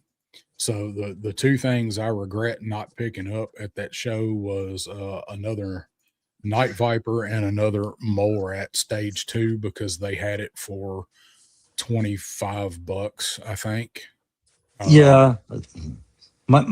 I never got good deals on them aside from what I usually get, but the reason I troop built them, and I don't troop build much, like at all, and I troop built those because I wanted a squad of them, because like, yeah, they're Night Vipers, but to me they were like a SEAL Team 6, like a Cobra's Delta, right? And I wanted a squad of that, like not just a couple. Hey, Ender Collector, good to see you, man. What's up, man? Welcome back. All right, so let's see. Matthew saying Grimm's cooler than I thought. Specific range Viper, same here. And Pop saying never did pick up Night Viper, and you really liked Night Viper. So yeah, he's not hard to get, and like Christmas until time, he will be. Yeah, until for some reason he's impossible. God knows when that'll be. He'll be everywhere, and then he'll be nowhere and be $65. The Amazon, like the Black Friday stuff and around Christmas, Walmart, that's the wave that's going to be on sale that you'll be able to catch for like $17 by then. So, all right, we're getting on down. So again, same argument for Mole Rat Stage 2. Like, even more people were like, what the hell is this? I don't need this. Another Cobra Law with the Royal Guard, which is a fantastic freaking figure. It is such a good figure. It's okay. Oh, I love it. you can do so much with it. Like you It is versatile, yeah. You can do so many different things with it. Ninja Force Zartan, which we all figured was coming, and wound up being freaking great. Like I love this figure. I don't care for the bow, but I like the figure. Figure Yeah. really impressed me. He needed to be in hand for me to say I liked him, because leading up to me taking him home from the store, I was like, what the actual fuck am I doing with this guy? But once I fiddled around with him, I was like, I see the appeal now. It's just got the right balance of a lot of things going on. Bit Yeah. of Sid Vicious, bit of Bonzo the Clown, bit of fucking American Ninja. Mm-hmm. Mhm. Then we got our Taurus and Red Dog, Zania, who by the time Zania was announced was my most anticipated thing. And then right after it, which we're going to get into in a second, they announced my other most anticipated thing, because by now we had Mutton Junkyard, Battle Armor Cobra Commander. I was so happy that they made Zania. The Ramp Rats was another one that people were. I don't really think they lost. They didn't lose the plot with the Ramp No. Rats. They just did them No, a not year at all. too late. Yeah, it was a timing issue with that one for it to make sense. But then again, I would say that maybe they lost a little bit of plot because they started making concessions with the set. This was clearly, one project divided into two with when it Yeah. came to the chameleon and how they were going to approach the chameleon. The box for this was very much intended for a chameleon, right? But it was like, here, we'll spread that out into two sets. It was just weird. It was a weird presentation of a complete project. Right? It seemed very thrown together haphazardly just to get something out. And Yep. I mean, I did wind up getting it, and I do like the set. The figures are Yeah, they're good fine. for what they are. The So box is a bit wonky. I thought for what we were doing with the box, there could have been a few things added to the box to make it a little bit easier. Like it's just a dumping ground for shit, right? Like honestly, yeah, maybe adding some trays or adding some unique stuff to put into it could have gone with it, but no, they didn't lose the plot with this kid. It was just ill timed. yeah, it's okay. I wouldn't mind picking up another set somewhere down the road if I get a deal on them, but I do like the figures. So losing the plot. No, This guy. no, You don't they're think so? changing details, but we had Dino Hunters and GI Joe, so you have to work it in because we're doing everything that Joe did, right? So no, I don't necessarily think this changed the plot, but they definitely had to grow a new plot point with Dr. Rockclaw, right? Because the original set was basically Ambush and Low Light versus a fucking dollar store dinosaur. That was the Yeah. set. Right. Yeah. So it was like, yeah, how do you, okay, well, you could do it that way, or we could excuse why a dinosaur is there. Right. Yeah. At first I was like, nah, and I gotta quit watching the Algorithm Mafia guys, because as soon as I saw Adam review this, I'm like, I'm buying that. And I messaged him right after I watched his review. So He does that to you. I'm mad at you because I wasn't gonna buy this, and your review has talked me into it because I really dig it. So, Yeah. That's so why I tend not to watch a lot of my friends' reviews if they're too far ahead of me, because I'm just like, son of a bitch, I'm undecided and you're gonna talk me into it. I know you are. Well, the one good thing about it is most of the time, by the time we get it, after they get it, I've forgotten a lot of the finer details. So because it's Man. usually like 5 or 6 weeks, So Bobby's asking what our thoughts were on the Selfie series. I thought they shot themselves in the foot by only offering Snake Eyes, Scarlet Bodies when they had the Steel Brigade coming up. I think it was a good idea, but a horrible execution. Who wouldn't want at least a head sculpt of themselves to put on figures? But if they could have done something a little bit different with the variations and gotten the heads, like they just most of them just weren't right. Like they didn't look good. Yeah, I have no I opinion. love on the it. I idea. really wasn't aware of it. I didn't know about it really. I love the idea. I'd like to see them. I'd like to see them bring that back just with some of the technology where maybe you send them 5, I 6 just pictures and they can do the 3D print off the pictures and get it right. I know It's that just got to be really costly. it picks up my nostalgia bone because I remember when you used to be able to mail away for Steel Brigade when we were a kid, right? When they came out. And the sense of appeal was that the way they were advertising it in comic books and anywhere you saw it being advertised was you can be a GI Joe. And then you had to send them all your details. You got to pick what your role was and all these things to make your Joe. And they just sent you the same steel core they send everybody else, just with like the odd different paint or something, right? It was nothing very funny. Yeah. So kind of like when I think about the selfies doing that now, I'm like, I feel like I wouldn't be as disappointed as I was as a child, but I would be, and I'd be surprised at how disappointed I was. Yeah, I never got it when I was a kid. Yeah.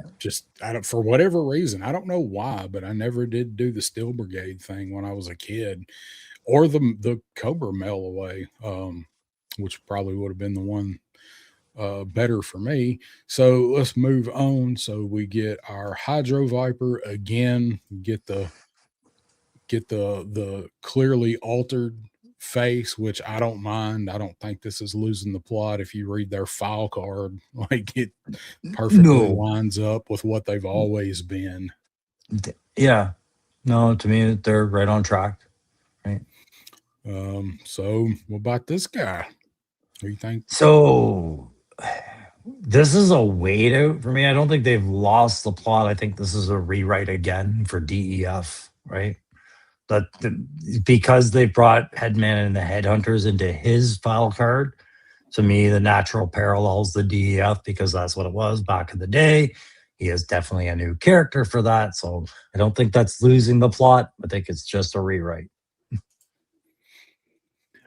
This is a really good figure. I was excited for this when we finally got to see what it was. I mean, we kind of figured some people knew what it was. I didn't know exactly what it was, but when we finally got to see it, I was pretty excited for it. I had been wanting another cowboy or a more cowboy type figure in the line, and I think doing this with this guy making him this guy federale, I think it ties in perfect. And He can perfectly blend in with the GI Joe world the same way something else we're going to talk about can. And let's talk about that really quickly because two people have made a very similar comment. I'm not disagreeing with them, but about he doesn't fit with Joe. I don't think he fits with Joe either. So in my, controlled universe of my own fucking headcanon, he's not Joe. He can stand next to Joe and look great in his role as law enforcement, and that's fine. That's what my ESU police are doing. But the entire idea of the DEF, I thought, was, federal law enforcement working next to it. As we grow this universe, a lot of things aren't going to fit in with Joe, and they're still going to look cool. And what that does for me is definitely makes my Joes stand out as Joes more against them, right? It's just, I think the mistake is like we are thinking because they're going into a classified line, they all have to be Joe. They're not. That's it right there. Yeah. They don't have to be a member of the Joe team to be a classified figure and fit into the narrative. They don't That's have right. to be a GI Joe team member to fit into a parallel narrative that they're telling. That's what I like. The October Guard is the exception everybody knows about, but I'm like, can there not be more exceptions if we're going to grow this line, right? Like, I use a popular rock band as an example. Like, let's say Aerosmith. What if Aerosmith stopped making tunes after the 80s, right? And then you went to their concerts and they wanted to hear their fucking shit from the 80s. You get tired of Aerosmith. They grow their album for the next generation of rock and roll concert growers. Next thing you know, they're doing the soundtrack to Armageddon, right? Like there's a reason why people keep expanding their library. Joe is no different. They have to expand their library for the next generations. You can say it's losing the plot all you want, but is the plot done being written, right? Liquid disagrees with us. He says, if you think it's growing the line, I think you're in an echo chamber of toy tubers. We're in it, but I don't feel like I'm necessarily agreeing with them because no, I do agree with the liquid identity. No, I think if growing a line, the problem is that the classified needs to define what they're doing with this line. They're using it to dump things down, but we haven't gotten to Action Man yet. And that's where it clarifies some stuff. So we can keep going, but liquid identity, please stick around. Yeah. All right. So Overkill, again, Android, cyborg style dude, more dire tech. I wish that the next dire troop builder was something other than this figure, but I'd like the dire stuff. So I bought it. He's on the shelf with the dire guys. It's not for everybody. Destro and the Spoiler, something that everybody has been clamoring for, whether you think it's worth the money or not. I think this was a lot of people's most wanted thing. He's out now. So here we get to our fatal fluffies. What are you thinking about the fluffies, Crow, like fitting in? To me, this is the weakest of the plot points, but whatever. I'm glad fans are getting what they're wanting. Yes, technically this all falls within G.I. Joe. It's just certainly not anything I was really looking forward to the line. So I'm kind of glad they gave it some sort of novelty box. I'll probably pick up the one and leave it in the box just to have it, but this does nothing for me in this line, really. It really doesn't. If it's hard for me to get, which it isn't, but if it were, I wouldn't be trying. Let's say that. Right. And that's fair. So Pop and I were probably bigger fans of the cartoon than the comic. We both watched and read and followed both of them. But we really loved the cartoon, watched it all the time. This is such a deep cartoon cut, and it's so ridiculous you wouldn't think they'd ever make it. But I wanted this, so I'm looking forward to the fluffies. There's some people that are out there that are like, I can't believe they're making that cartoon crap. And the same thing with Shipwreck and Deming here. Anything that was G.I. Joe is subjective to. The thing people are taking issues right now is the stuff that wasn't. We're going to get there. Trust me. Yeah. Let's see. Matthew, you're interested in Dire Hawk potentially? Yeah. If that's really what it is, I want to see what it is. But I like the Dire stuff, so I'm probably going to buy it. I bought the Night Creeper after watching Adam's review on the Dire Creeper and knowing the issue with the arms. So yeah, I'll probably get a Dire Hawk too. See, and I'll be the first guy that says it looks cool and everything like that. And if I want one, I want a one and done, but I've got none of the Dire stuff, and I could have gotten it at Joe Fest easily. I just don't want it. I don't like it. It's just like all the reasons I gave before, but they do look cool for the people that like them. I don't think they do anything for the line myself, besides just give Hasbro more ways to tap. I like them, the Dire stuff. I like the blend of technology and like mysticism, and like it's right up my alley. And Pop doesn't like it either. Carlos likes it. So I'm saying they're losing the plot with it, and you're saying losing the plot with it isn't a bad thing with this one, right? Essentially. No, not at all, because I followed the cartoon. So there you go. So coming up anytime, Toxo Viper, again, another one of those kind of weird head sculpt, like, but and then Armada, who was also my most anticipated. Like, I hope they make it just like Zanya was. I knew Armada was coming for a while before she was announced, and I couldn't wait. Somebody kind of told me about it, and I couldn't say anything, but it was like, hey, there's a Devil's Due character coming, and I'm like, oh man, please tell me it's Zanya or Armada. And even though Zanya was coming, Armada was the one that was confirmed to me, so I was really happy. I can't wait to get her. This guy, this guy's losing the plot a little bit for sure, right? Well, I don't know enough about him yet. He's definitely growing the plot outward, but he was never originally a part of a Joe. He's somebody like Sundowner they've made to expand the story. So I guess you could say he's losing the plot. But when you look at what they did with the Frag Viper and other things, you like, are they going to tie all this together? Like they've given him what, some necromancy kind of theme? He's a technomancer. So he necromances, but with technology, basically. But yeah, he raises the dead. So we'll bounce to, let's do Liquid Identity a favor. We'll bounce to Overkill after this guy. But here's the thing. My question is, yes, okay, if I concede that this guy is losing the plot, will he make more sense next year after a couple other figures that haven't lost the plot or tied into him somehow, right? He's written into the lore more. I don't know. I'm kind of reserved on this guy. I'd love to jump on the bandwagon and say he looks freakish and therefore, but I'm kind of like going, yeah, they've introduced a few freakish things into the line with some of these alternate head features. They've been palatable. I'll see it in hand. I actually, at first I wasn't sure, but I actually cannot wait to get this guy. No, I'm not convinced, but go to Overkill for a second, because I'm going to tell Liquid Identity, no, unfortunately, it's not losing the plot because this was an actual character in the comics and fucking the eras that we didn't like. It's all a covered G.I. Joe property.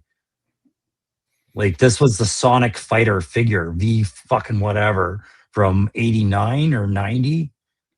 Whenever they did the little Sonic fighters, this was it. So unfortunately, I don't think it counts as the plot. And was in the cartoon and at least 2 comics. But I agree, it's fucking fugly. I never wanted them, but I ended up with them, you know. I ended up with them because I thought, Bat Commander, okay, whatever, that's compelling enough. I have him right here because he's going to be relative at the end of this. Yeah. Which we need. All right, where did we leave off?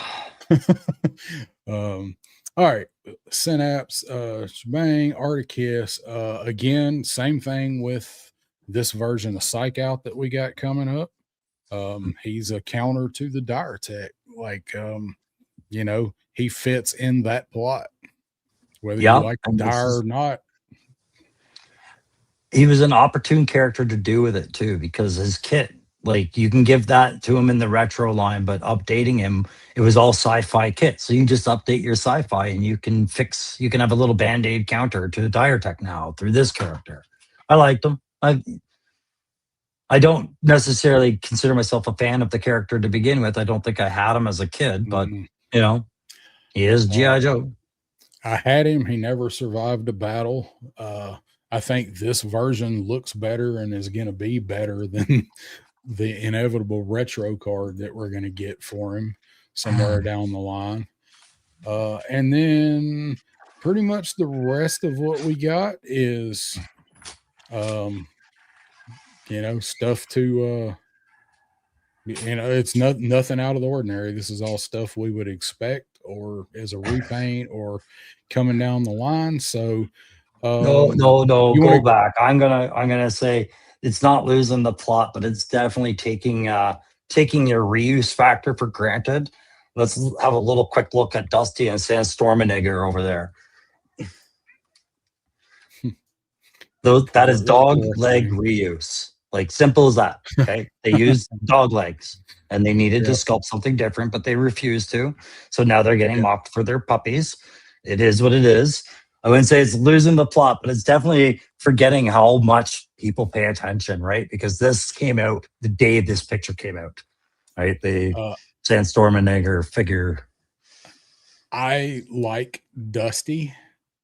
Mhm. The figure, his scarf, his mask, and his beret. I have the rest of this set. Like, can you imagine how long this is going to sit on the shelves?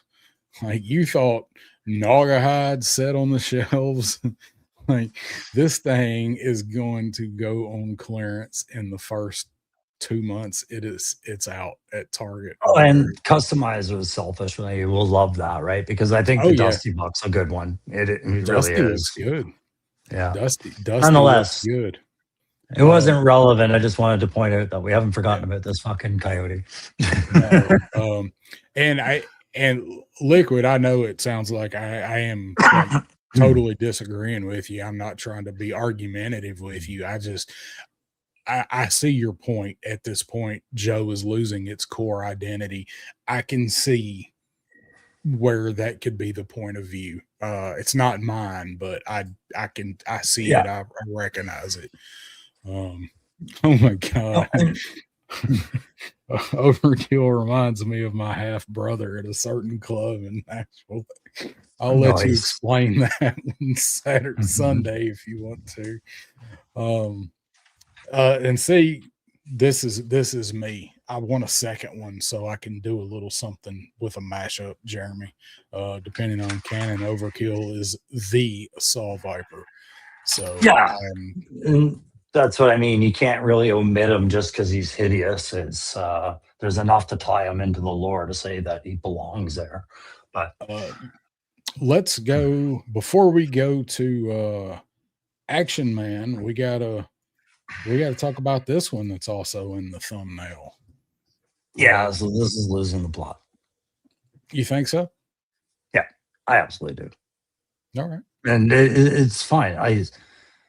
I accept that things lose their plot as they age, right? People could argue that G.I. Joe lost its plot in 82 if you compare it to what it was in 68, right? Like different agendas, different reasons for it to being.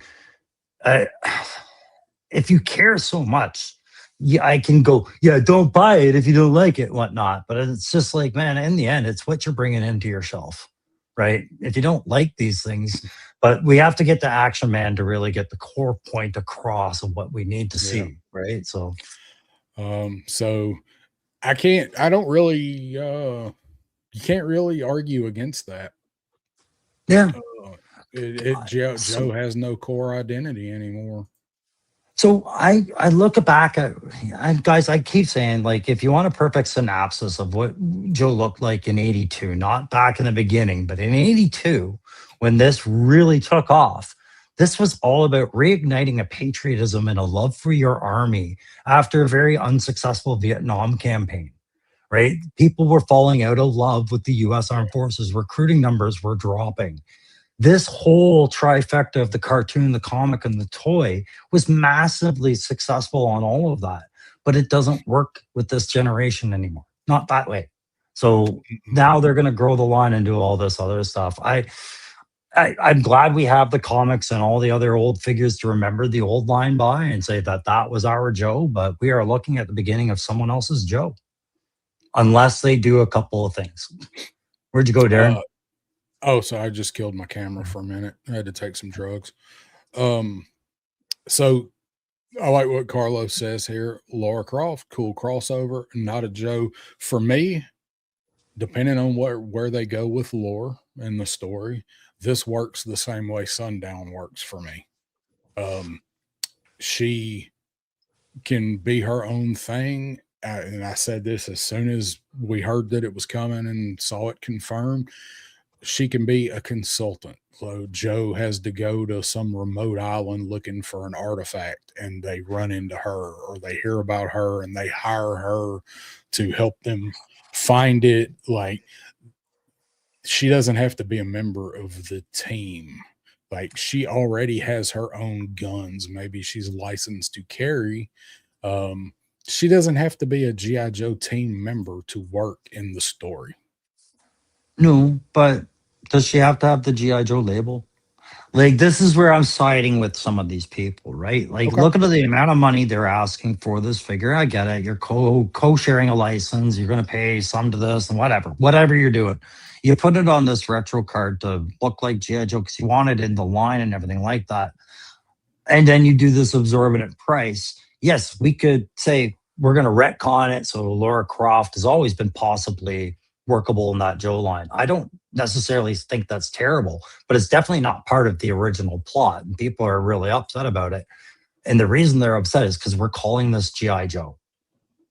Yeah. Right? Bottom line. If you go to Action Man, the out is there. Oh yeah. Yeah. I mean, when we're getting ready to go to him. Yeah, we'll see it. And that's kind of where the point gets tied, but I do like what guys in the comment are saying though. Putting her on a retro card, that was the biggest mistake here for me, was putting her on a retro card. 100% agreed. Yeah. And making that retro card foil on that. Yeah, she should have been a boxed character. Sundown and Laura 100% fit together. They could have been their own line. I'm getting this figure. I'm happy to get it. It's just, I understand the arguments. Yeah, I mean, I get why people don't like it, but I'm just saying that's how I'm going to make her fit in. And you know, you can do that too. And Jeremy saying, where was it? She is in the comics as of issue 330. Yeah, and there you go, right? So they'll change the plot basically as things go on. So your old Joe is your old Joe. This new Joe is not your Joe. It's the next Joe, I guess. But I don't think it's Joe, and it shouldn't be seen as Joe in some cases. Where are we going now? I was just going to touch on not a Joe stuff that people complain about. These guys down here, not these so much that are I'd argue to the old ones. Some people really didn't like these four, the police and the fire and the special forces, and now the rescue dude. So I would tie these into Joe just in the fact that, remember that 60s line of Joe when they said stop doing war toys, they went into adventure teams, right? Mm-hmm. And different trades and things like this. But we have always had the Navy diver, the soldier, the pilot, the sailor, whatever, in some iteration as anniversary figs. Yeah, those were like the four main original ones, and then they're always the ones they bring back in different versions. And actually, one that's missing that is somebody consistent with them is the astronaut in the drop, like his pod. You know, they've done that one a few different ways over time as well. But I say, you know, they are the loosest exception of falling in their Joe support, right? So yeah. And I agree too. Like all of those, some form of support or homage to the original Joes. What's up, Lado? All right. So now we got to go all the way back up to the top because this guy's at the very top. He's right up there, yeah. By the HasLabs. Oh, the horror. Well, there's a reason. There's Tom Cruise, come out the closet, Tom Cruise. So notice the absence of a G.I. Joe logo on this, right? Yeah. Wow. And it's coming from the same company, and I'm buying it at the same price point, and it's getting the same reuse kit, and it falls in with my figures, but we're not defining it as Joe because Action Man's a separate property. I get it. But if we were to flip this box, on the back, I think, or on the side, it says, from the makers of Classified. And that's what they need to do. Give everything they want to do their own title, but they need to have a unifying brand for this because a brand like Gem and the Misfits is a one and done set. You're getting 5 figures out of that, and then you can't build an entire line out of that. You cannot build an entire line out of Laura Croft. Right? There's going to be heroes that are very enticing to make figures that can fit within this bigger G.I. Joe-esque picture. And they're going to want to bring them in. And all I'm saying is, fine, if you want us to shut up, just don't call them G.I. Joe.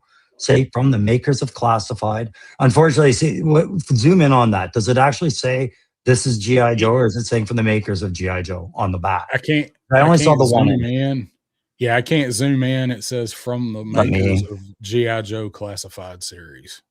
Yeah, from the makers what it of. says. There we go. And it's on the back of the box, not the front. So to me, that distinction is actually really important moving forward if you're going to shut your critics up. And it still won't stop them, right? We have a responsibility to understand when our things change, crying isn't going to stop it because it's driven by money, right? That's the end of it. Yeah, that's right. So there's the back of the Action Man box there. So it is on there. And I mean, I agree, like, as far as what they did with the packaging for him, like the figure or not. I didn't order Action Man. I'm not saying I won't get him, but I don't think he's going to be hard to get. So I just didn't order him now. But the bottom line is, I think what Hasbro should be hearing about some of this right now is that some people, and I'm not saying it's our side or another side of this community or pool of YouTubers, question whether or not G.I. Joe's identity is being respected, right? And I can kind of see that in the last few months, especially, why that keeps coming up. And maybe a simple title on a brand of figures is exactly what makes that conversation lose its power early, right? That's all I mean by it, because these toys will come so long as people are buying toys, right? But they don't have to be called Joe. I agree about the packaging with the Lara Croft and whatever else we may or may not see.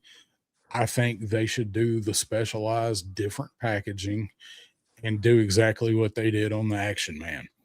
From the makers of G.I. Joe Classified series, don't call it Joe, make it classified, a classified figure articulation, but don't necessarily call it Joe. Do the box that way from the makers of, and somewhere you've got to give me some kind of story, how it fits in on the website, in the product blurb. I want to know how it is adjacent to G.I. Joe to be sold on the shelf beside classified, but it don't mean that everything that gets made has got to be G.I. Joe or Cobra, but if it's intended to be in the universe, I want to know how they intend it to fit in the universe. I mean, that's one person's preference, and I don't know whether I agree or disagree with it. My thing is, one of the things I liked about Energon Joe was they were going to make a lot of changes. They created an all-new universe. It didn't affect the canon that I grew up with for anybody's characters because I knew the separation, right? And that same mentality rolls with it. Pop had a comment that I wanted to blow up on screen about. What about the Action Man? Why? Yeah, right? Carlos kind of answers it right above him.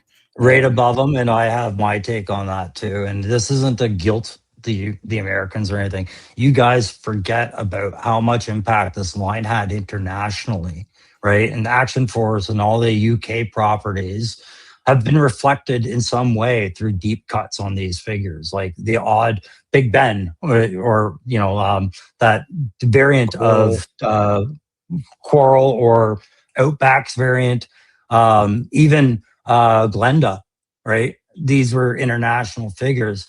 I like that Hasbro will put those respects out and you guys act like they're new. Like new guys think they're new, right? But it's drawing eyes to the international appeal of this line. Right? I like that comment from Dookie. That's sand off the cliff.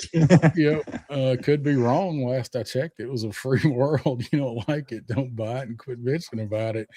You can't make fucking toy or G.I. Joe collectors happy, man.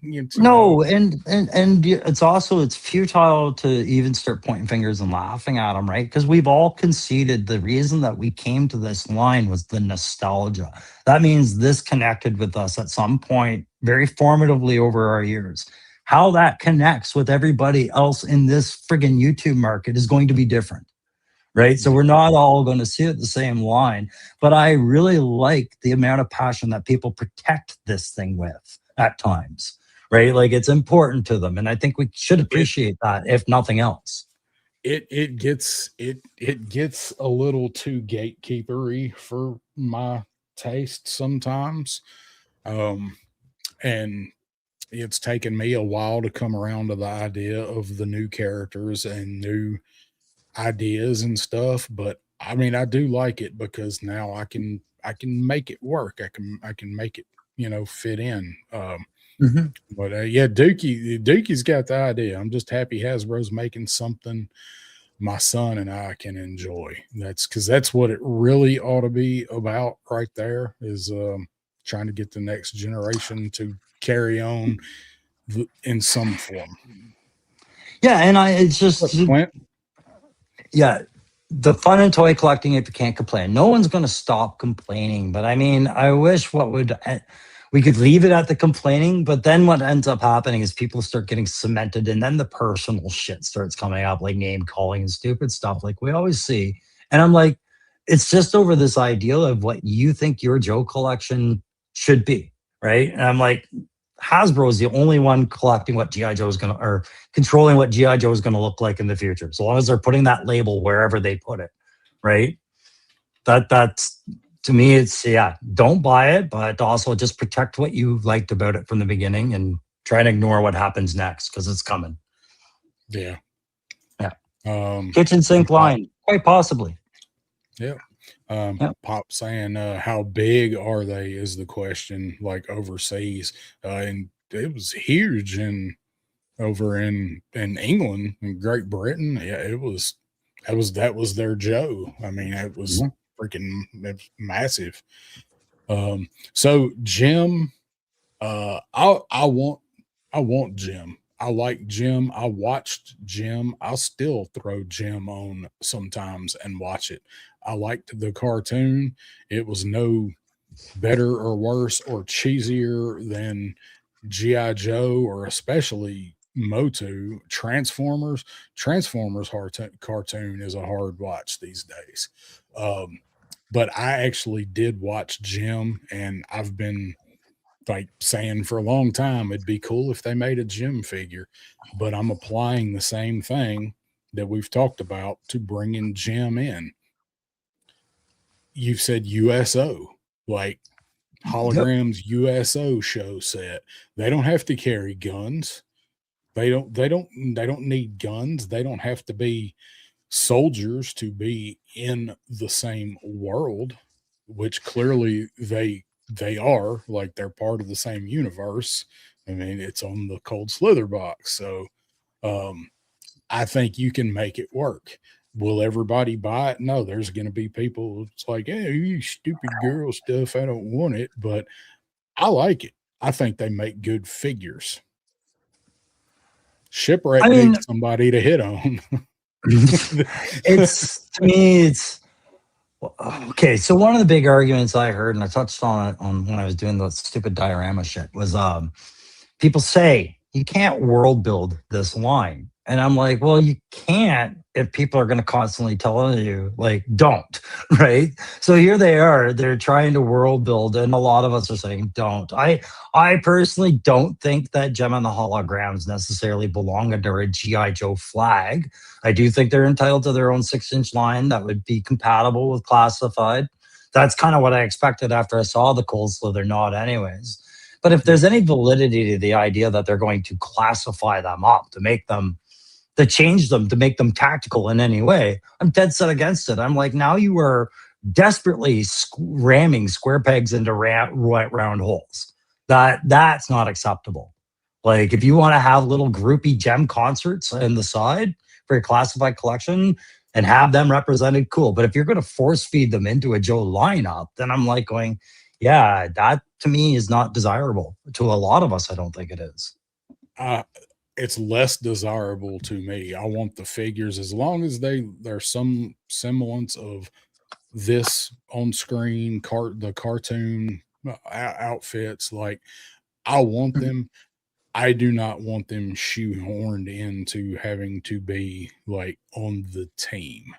I want them in some capacity, but I hope they don't bring them in and like try to say that they're Joes. You can make them honorary Joes. There's lots of celebrities that are honorary this or that. Elvis was a fucking FBI agent.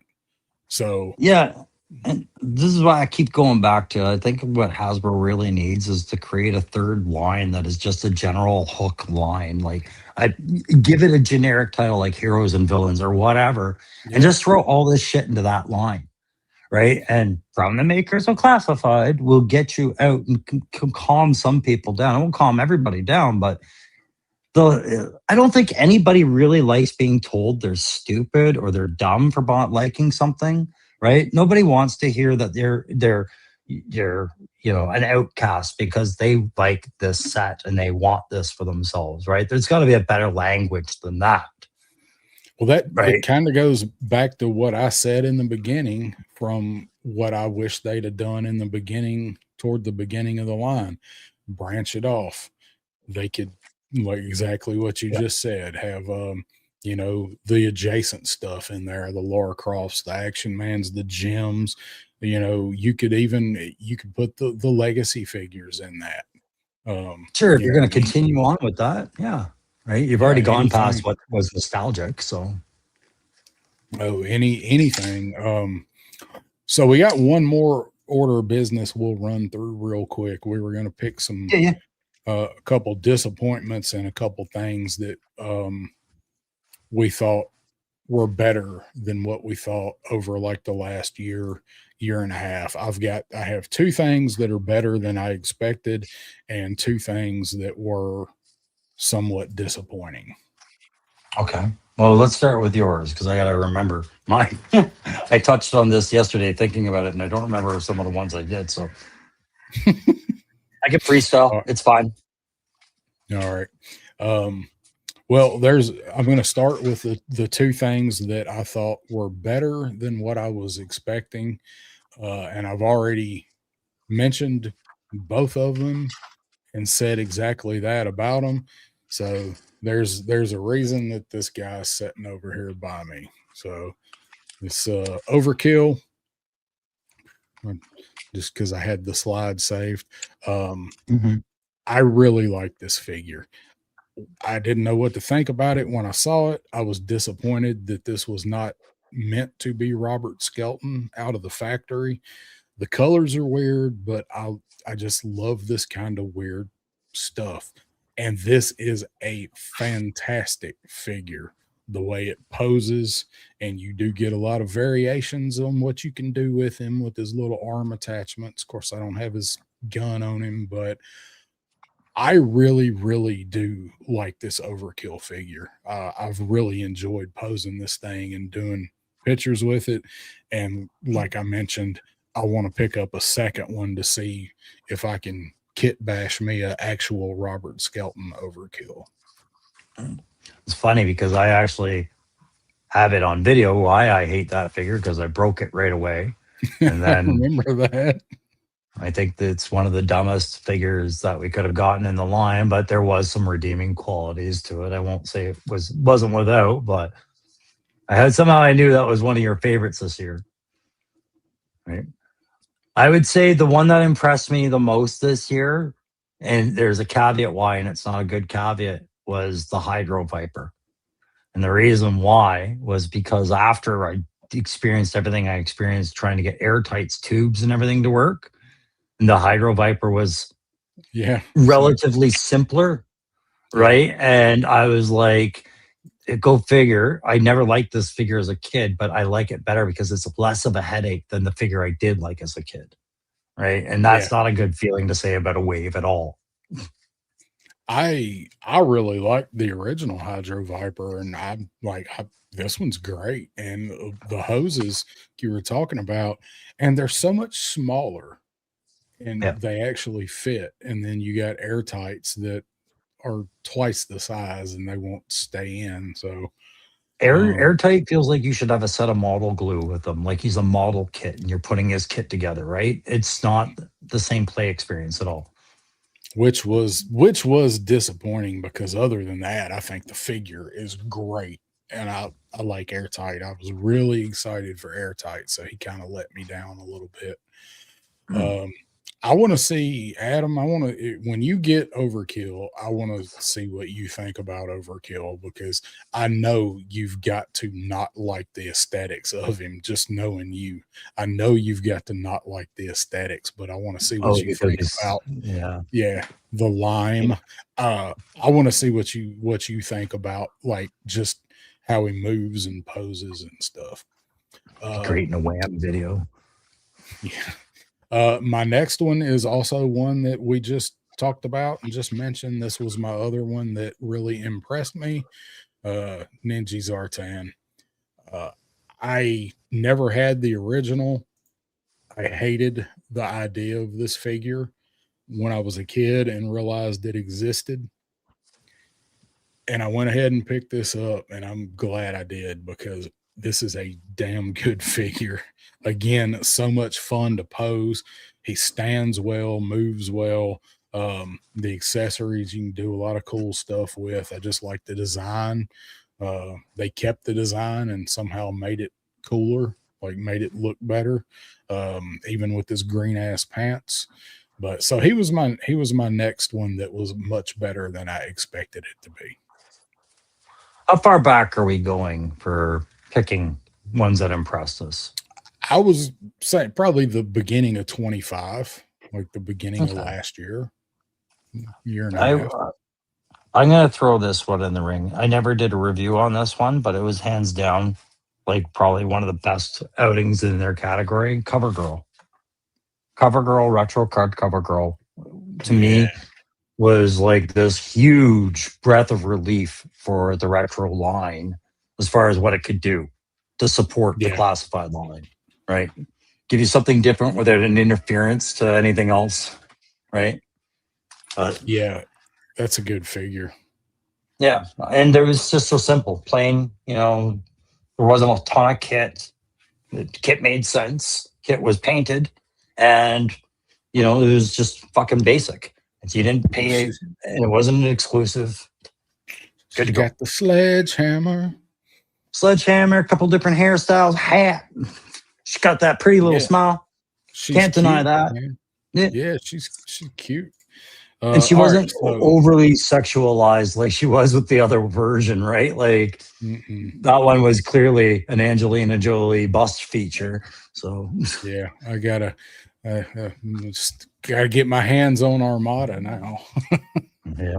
Man, I can't wait to get that figure. All right, so I got two disappointments.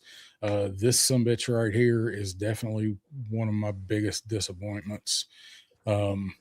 I like the All Striker, great toy as a kid. I like Crankcase, RIP Crankcase. Man, this thing's a piece of shit. I know some people keep defending it. It is janky. it is jank. Unless you're taking the roll cage off, it is absolute ass. The gun, the side mount weapon for it is terrible. There's a lot you got to do with this thing to even get it working right. You're right, though. Yeah. I don't have my disappointments over here, and the next one will be, they're both be obvious. Like, it's over there behind a bunch of figures and stuff. I've got it over there in the corner of the shelf in shame. But even Crankcase, where we started seeing that super large waist gap, even though you and I think for him it's so he can actually fit in the seat, it makes sense. But we're seeing it on more and more figures, and they're hiding it under 2 layers of kit, under the overlays and the belts, to make them, like, if Sundowns wasn't that way, he'd be really loose. But Crankcase doesn't have that. So anywhere outside of setting in the All Striker, he's not a great figure because he's so loose. He's kind of hard to pose. So overall, because of how much I was looking forward to it, this set was disappointing for me. I mean, I didn't love everything about this set, but I didn't have as many issues as other people did. And over time, I found that I could set that cage in, and it was actually pretty tight, but I had to work that a lot more than I should have to do it, right? So it I isn't feel without like its problems.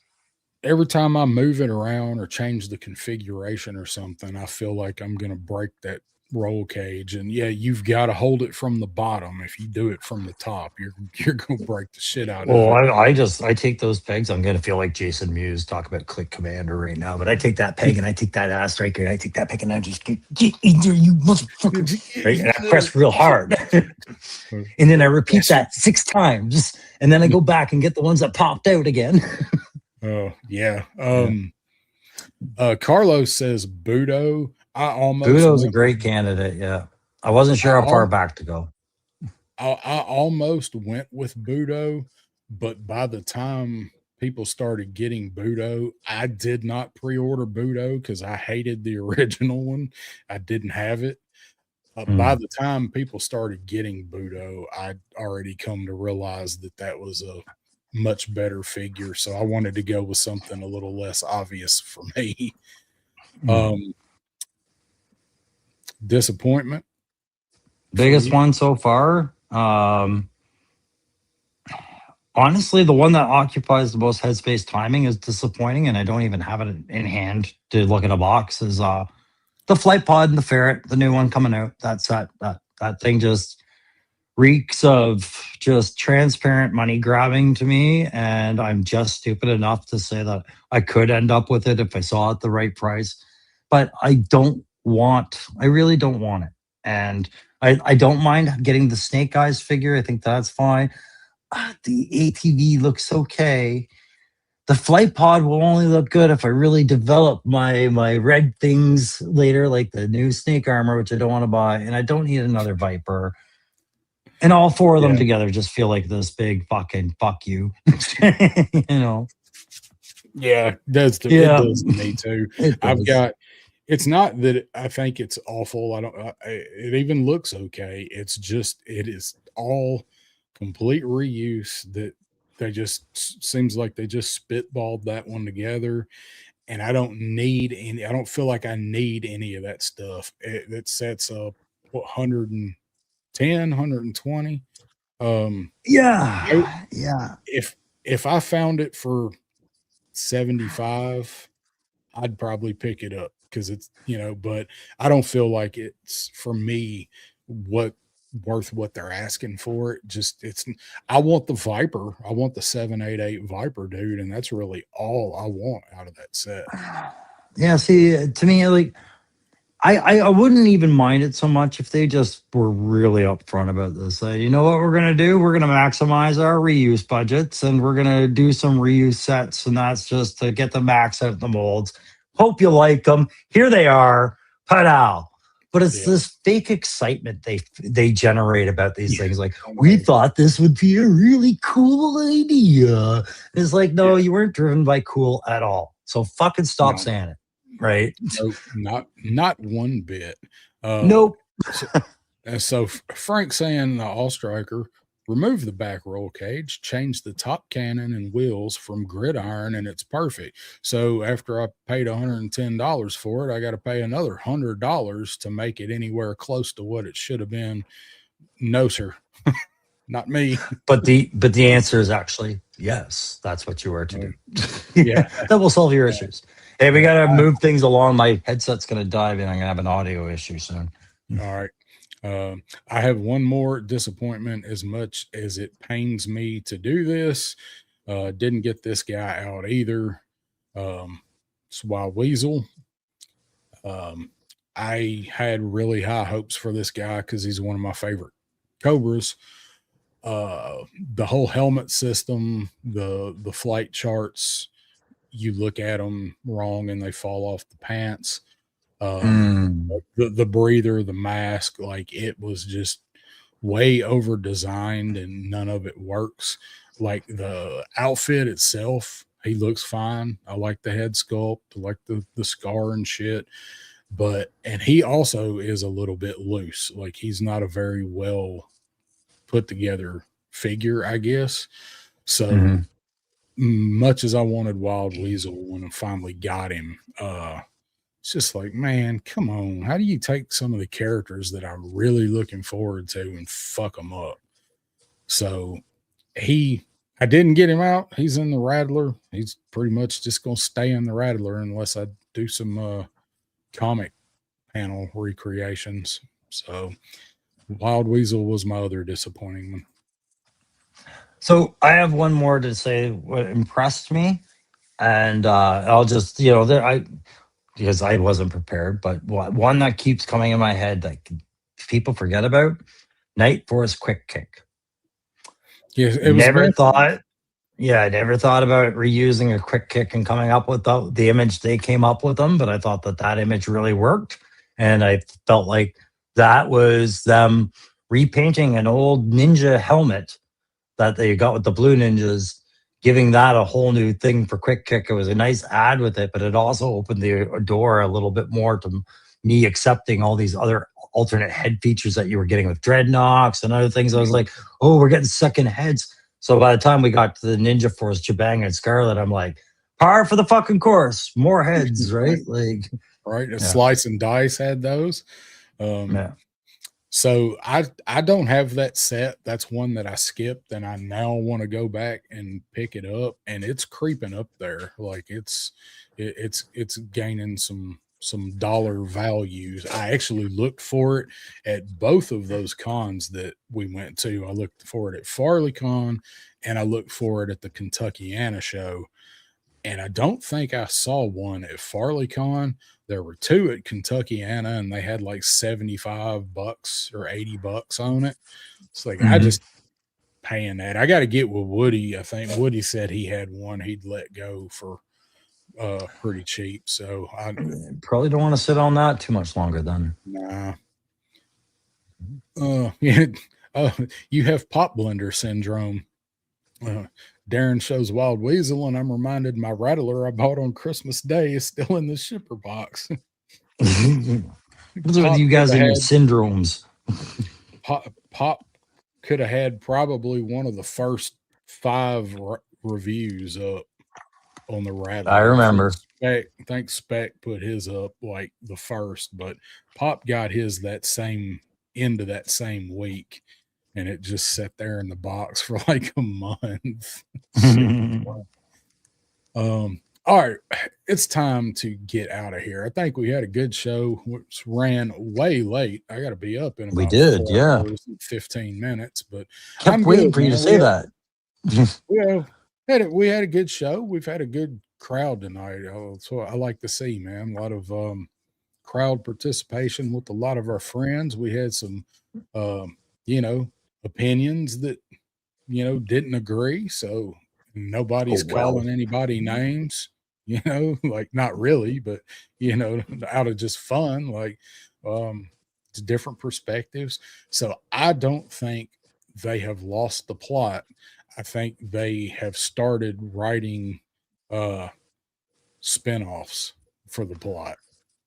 Yeah, I can call it losing the plot, but that's really what it is to me. They're re-envisioning things and moving things along for the next group, and I don't think that necessarily has to take away from anything I appreciated from Joe before. Just won't be consistent. That's all. Like that. Maybe I walk from the line. Everybody says, "Well, this is where I walk." Maybe this is where we walk, right? But maybe not. Maybe not. I don't care that much. I really don't. But I mean, you guys can go tell it on the mountain. 3 Star said he's excited for Jim and hopes it says G.I. Joe on it. I don't care. Yeah. I've been saying it for a long time now. So what you got coming up on the Crow channel? We're gonna wait and see what comes out. As far as figs, there's gonna be some showing up anytime soon, but I've been busy with some home life stuff, so that's why you haven't seen that much out of me. That hasn't stopped. I still have more home life stuff. So if I can fit in another customs thing at some point, I do have another custom I'm going to be working on soon, but that's pretty much it. I don't have much planned besides the usual Joe shit. So what about you? Oh, not a whole lot. Like I said, I do have one thing I'm waiting on coming in. Should be here this week. I don't know. So I may have a review up for you guys. Gonna go to Yojo Depot on Saturday. hang out with Jay, get some good footage of the new store. Might buy some stuff. I don't know. We'll see. Maybe he will have the despoiler. That's my caveat on the despoiler is I'm not buying it for retail. He'll have it for sale for retail, but I've got some store credit down there. So that may be a good way to pick that despoiler up. Other than that, I'm just going to hang out and do some footage and show off his new store here on the channel. Next week, be back here with Pop Blender, far as I know, doing our thing for Down South Boys Talking Toys. And just be in the chats. I haven't been in as many chats lately. I've been doing other stuff on nights. So I've missed some of the stuff I usually listen to with our friends. I'm not ignoring you guys. I just had other stuff going on. No, that's fair. I turned a lot of stuff on and lurk. Hey, I got a question for you guys. You have the traffic term, the zipper merge up down there. You ever heard of that term?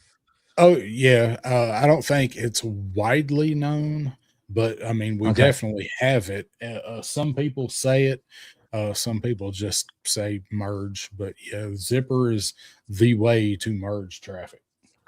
So this is, I think I called up this comment. I don't think you did. I just figured out I can call it up. But so classified just needs an adjustment, a course correction to focus back on the V2 of popular figs instead of new fringe ideas.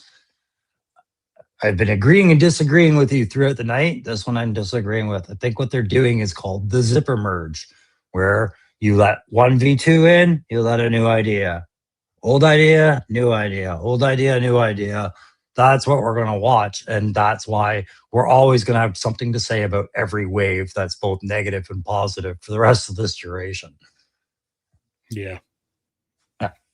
Probably so. That seems to be the way it's going. I mean, once we got past like the 50s and the 60s, that seems to be, you know, how we're doing with some of the waves. And now we've got some years other than drivers and pilots we're finished with.